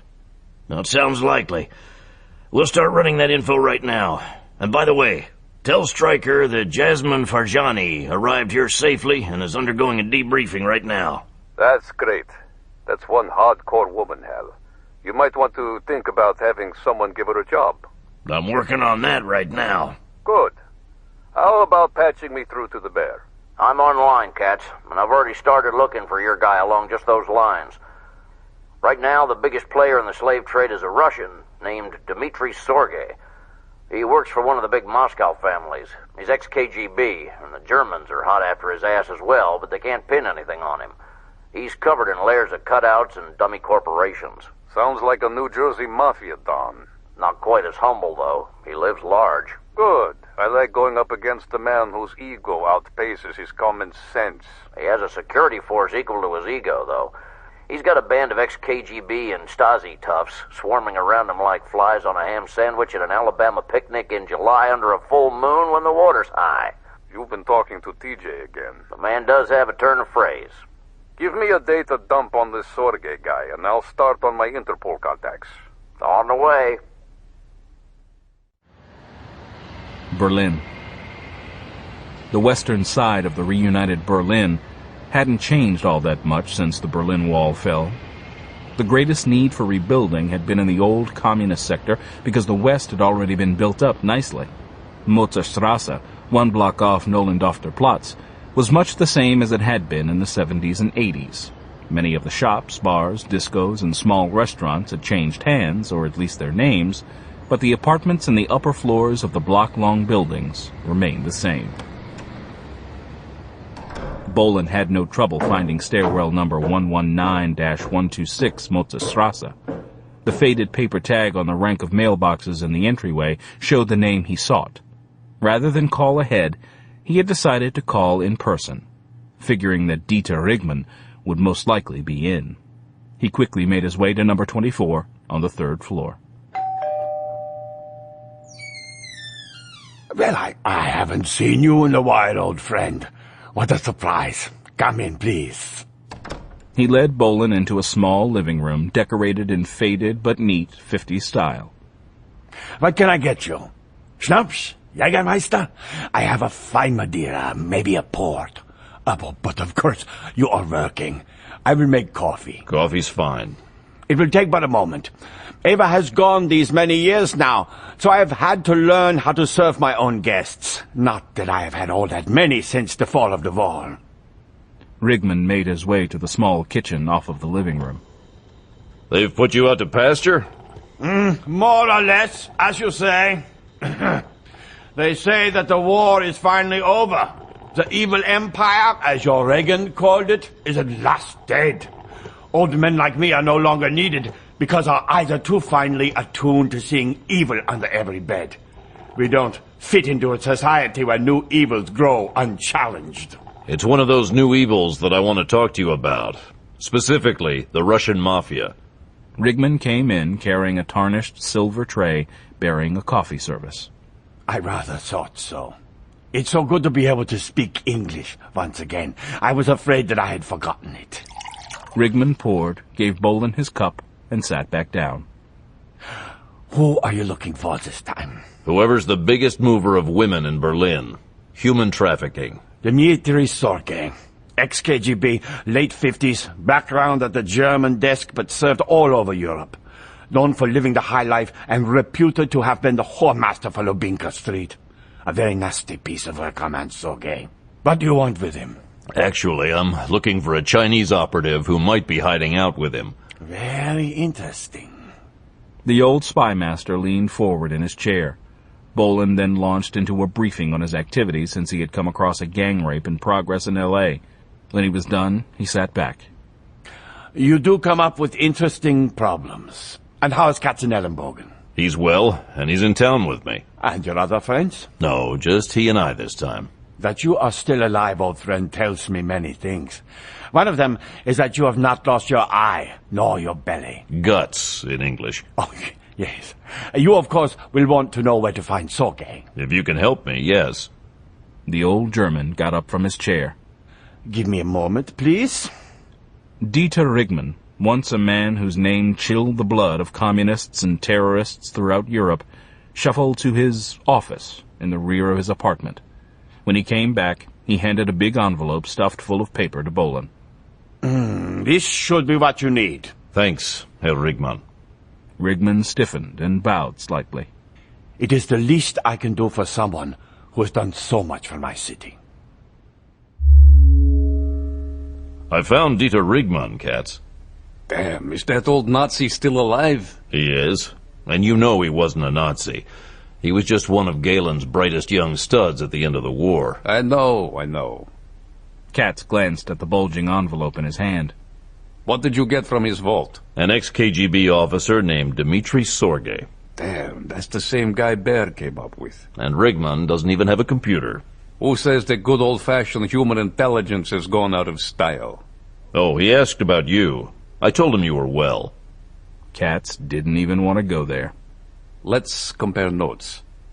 Kurtzman's data was extensive, but Rigman's was more in-depth and went back to the year when Sorge had first come to town as a frontman for a mobster back in Moscow.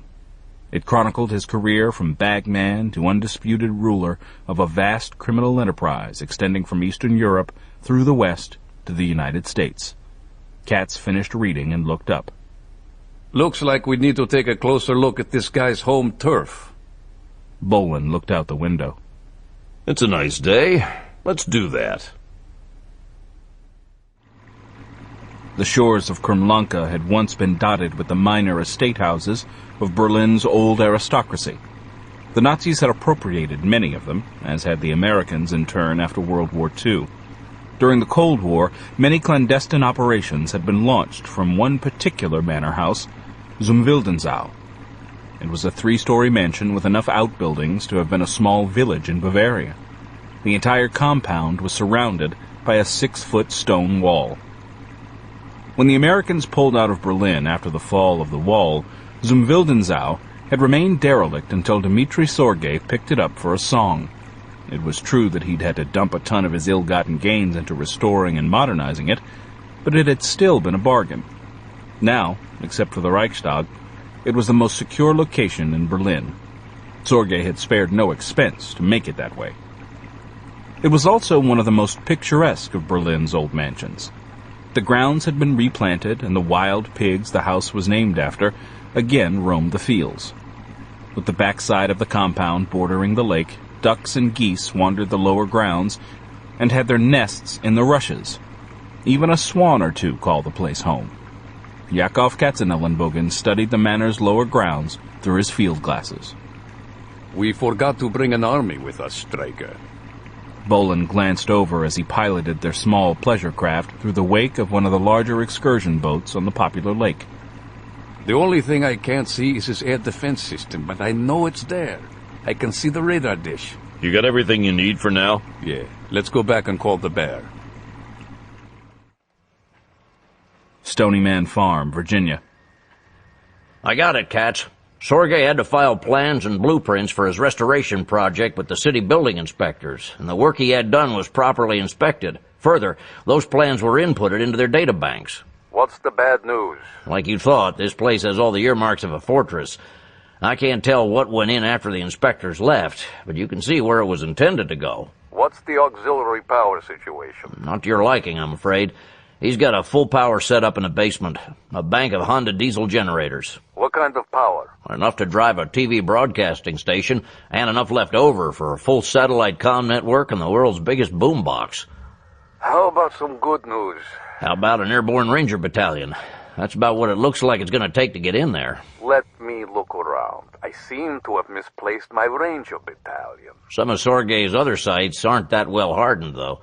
He's got a lot of cover places. You guys might want to try some of them instead of committing suicide.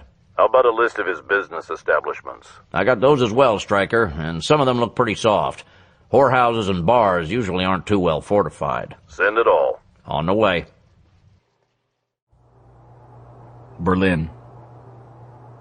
After thoroughly checking Gao Dong's story through his own sources, Dmitri Sorge had decided to keep the Chinese around as long as he was useful. As soon as he wasn't, Sorge intended to shop him back to Beijing.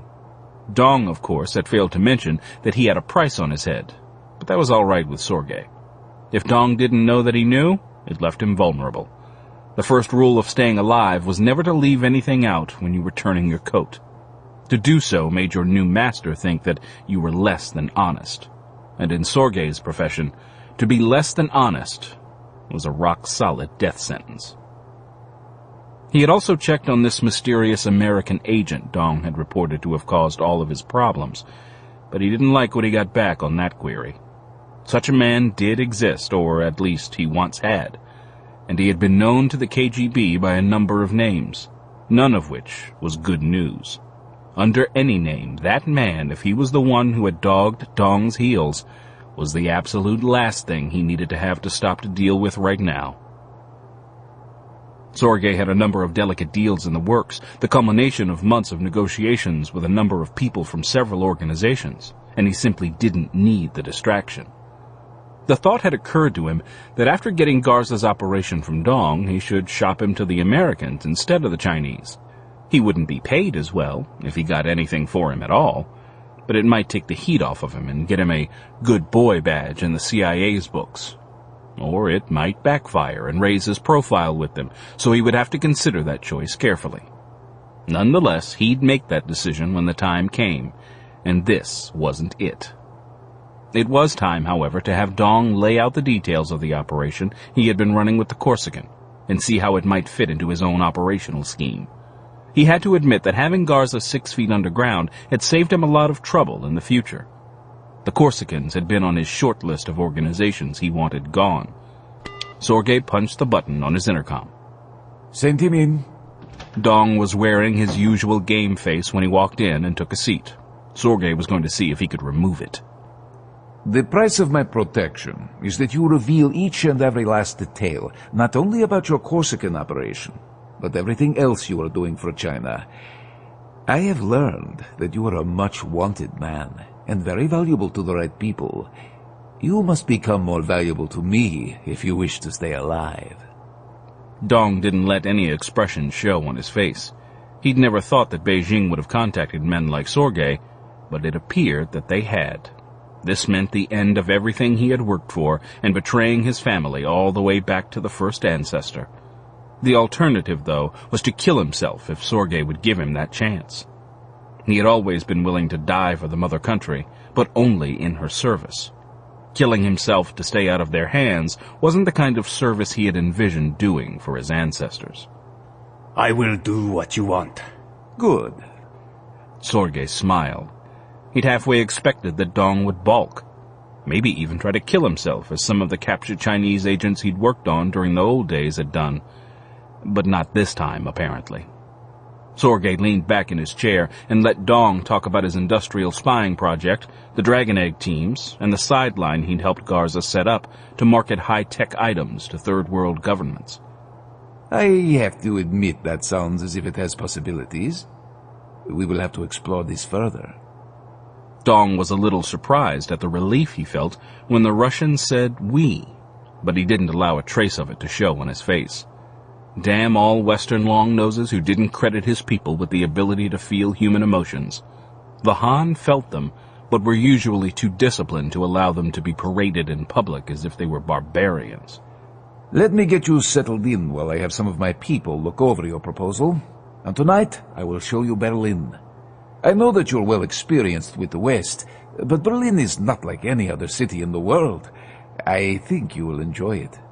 Normally, Dong would have rather been flayed alive than have to accompany a Russian on an extended drunken debauch. Most of the Russians he'd known were pigs, and barbaric pigs at that. But this was business, and his personal survival was on the line. I look forward to it. Stonyman Farm, Virginia. With a full court press in progress at the farm, the single most critical element was communications intelligence.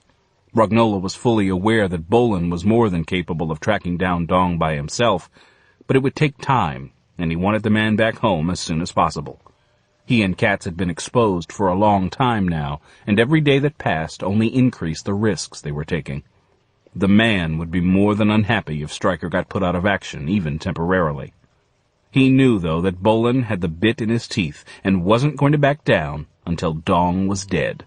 He had never backed down, and the day he did would be the end of him. How's Carnivore working, Aaron? Carnivore was a program worked up by the NRO, National Reconnaissance Office, to supplement their series of spy satellites. Basically, it was a hacker's dream, and could listen in to any kind of electronic communication system, from TV signals to faxes, cell phones, Palm Pilots, landline communications, and anything else that used electricity. About the only thing it couldn't intercept was two kids talking over tin cans and a string. Kurtzman spun his chair. As advertised, we're zeroing in on exactly which phone Sorge's using. While Carnivore could and did pick up everything, sorting it out was the art that had to be applied to the science. Without that, it was all just electronic garbage. How much longer? Usually this process takes days, and we're trying to do it in hours. And Sorge is not your average Euro hood. He's got secure modules on most of his stuff. But he's using last year's KGB coding, and we broke that right after it came out. Just get it to Katz, damn it. Right away, boss. After digesting Kurtzman's data dump on Sorge's legitimate establishments, Bolan and Katz took a personal recon of the top dozen on the list. They were on the third stop when Katz's cell phone rang. Yeah? We're getting unscrambled intercepts. Several of them are about some kind of affair being set up at one of Sorge's places, the Katrina. We haven't scoped that one out yet. When's it taking place? It looks like he's planning an all-nighter starting at 9. We've gotten intercepts from the caterers, the other support people, and even his security force. There's been several mentions of a special visitor, and that could be your man. It could also be someone from Moscow. It could be, but we know Dong's in town. Well, get on it. Goodbye. The Bear's getting carnivore hits about Sorge setting up a big party at one of his places. Which one? Katrina at the Europa Center. Let's check it out. When Bolan pulled onto the Kudam, the Katrina was right on the corner of the large mall. 3-story, right? Hold on. Katz frantically thumbed through the stack of hard copy he brought with him. Yep, 3 stories, 2 elevators and a basement garage. 1 exit leading into the garage, a service door in the rear, and the entrance. That's it. Bolan eyed the flat-topped building. How about the roof? Nothing noted. Let's take a closer look. Bolan plugged a couple of coins into the meter. They crossed the street and entered the mall. At one time, the Europa Center had been Berlin's showplace shopping and dining address. It was a bit dated now, but looked to have been recently refurbished. He remembered the space that Sorge's club now occupied as having once been 2 separate restaurants with shops on the upper floors. The entrance to the club was Berlin gaudy, which was to say, tasteful. The 2 hard-eyed guys flanking it were well-dressed but weren't there for decoration. Sliding his eyes past them, Bolan walked up to the kiosk on the sidewalk, looked at the club's advertisements, and scanned the menu posted behind the glass. Maybe we should have dinner here tonight. Looks good to me. Katz studied the background details of the photos of the acts on the stage. Since this was Berlin, there was more background than there was clothing on the dancers. They went up the stairs to the shops on the 3rd floor opposite the atrium from Sorge's place. No way in from that side. Let's take a look at the roof. There was a small observation tower on the far corner that overlooked the ruined tower of the Kaiser Wilhelm Memorial Church. It also looked down onto the roof of the Katrina 1 floor below it. Bolan's eyes swept the roof below. That looks doable. With bolt cutters. Dmitry Sorge was proud of the Katrina, the flagship of his business enterprises. This was the one club he had that catered to the fashionable Kudam crowd. In Berlin, location was still everything if you wanted to be noticed. If you didn't want anyone to see what you were doing, Sorge could also handle that, but not at the Katrina. He ushered Dong in past his security men. The mayor of Berlin had the reception in here just yesterday, and the famous Hollywood director is holding a cast party tomorrow. It was only by chance that I wasn't completely booked tonight. Dong wasn't impressed by capitalist decadence in any form. To him, the Katrina was just another restaurant serving overly prepared food that only a barbarian could enjoy. He let himself be directed to a large table close to the stage and sat beside Sorge as uniformed waiters carrying silver champagne buckets converged on them. It was going to be a long night for Dong. Bolan had come in from the top. Katz would be approaching from the bottom. The executioner had descended from the Europa Center's observation tower to the roof of the club. Sorge didn't have security stationed up there because, after all, this was the Kudam, and it would have looked out of place. Bolt cutters and a titanium pry bar had got him through the access door leading into the club, and now he waited in the laundry service room inside. In the basement, Katz breezed past the guy in the parking booth and slipped into the elevator at the other end. Taking a titanium lock wedge out of his pocket, he jammed it into the sliding door to block it open. That done, he moved on down to the locked back door leading into the club. That took a little longer to get through, but he was equipped for the task. Had Sorge placed a guard there, he was prepared for him as well, but no human eyes were watching. Being on the Kudam had given Sorge a caveat that had softened the Russians' instincts. Who would want to attack one of Berlin's premier dining experiences? Katz keyed his comlink. Stryker, I'm in. Bolan didn't bother with the contents of the rooms on the upper floors as he made his way to the dining room. The Berlin police could sort out who was doing what to whom later. His mission was 1 man in the dining room, maybe 2 if the opportunity presented itself. 1 shot and his work would be done. 2 at the most. The second-floor landing, though, presented a problem in the form of a pair of security men. Both of them were looking down onto the dining area and stage and weren't watching their back. The executioner approached them. Hey, got a light? The closer goon turned and saw a tall man in evening dress approaching, a cigarette holder in his left hand, one of the boss's guests. I'm sorry, sir. You're not... Oh! His partner spun and collected another bullet. Scheiße! The goon staggered backwards, lost his balance, and the impact tumbled him over the railing onto the table below. Instant chaos broke out in that corner of the room, and Sorge leaped to his feet. Not knowing what was going on, Dong looked around at the second-floor open landing and saw a tall, black-haired man standing at the railing. The man smiled as he brought a big pistol from behind his back. The American! Dong dived under the table. The first round tore through the thick wooden table close to Dong's head. No! Ah! The second shot tore into his back. Dong didn't hear the third shot at all. Katz waited in the corridor leading to the dining room, his back to the stairwell leading into the basement. A flashbang, the pin pulled, was in his artificial hand, and his good hand was wrapped around the butt of his mini Uzi, the sound suppressor attached to the muzzle. The dining room was a scene of chaos. Well-dressed men and women were trampling on one another in their rush to get out of the restaurant before more shots were fired. The neatly uniformed waiters had all disappeared, and the only people on their feet were Sorge and his thugs. There! In the corridor! He has a gun! Get him! A pair of gunmen raced forward, pistols in their hands. Katz tossed the flashbang into the room and turned his head to protect his vision. Since the grenade had landed at the feet of the gunman, they were down for the count. Bolan huffed down the stairs behind Katz. Go! I'll cover you! Yeah! Katz split for the stairs, and Bolan stepped out into the dining room. Since he was on the scene and had a few seconds to waste, he might as well make a clean sweep. Rigman had included a photo of Sorge in his package, so he knew whom he was hunting for. Come on! Get them, you lazy bastards! Now! Now! What are you afraid of? Sorge was standing at the back of the room, shouting as he drew a Stechkin machine pistol from inside his coat. Bolan knew the Stechkin climbed badly on full auto and didn't drop his stance. He also wasn't giving Sorge a break.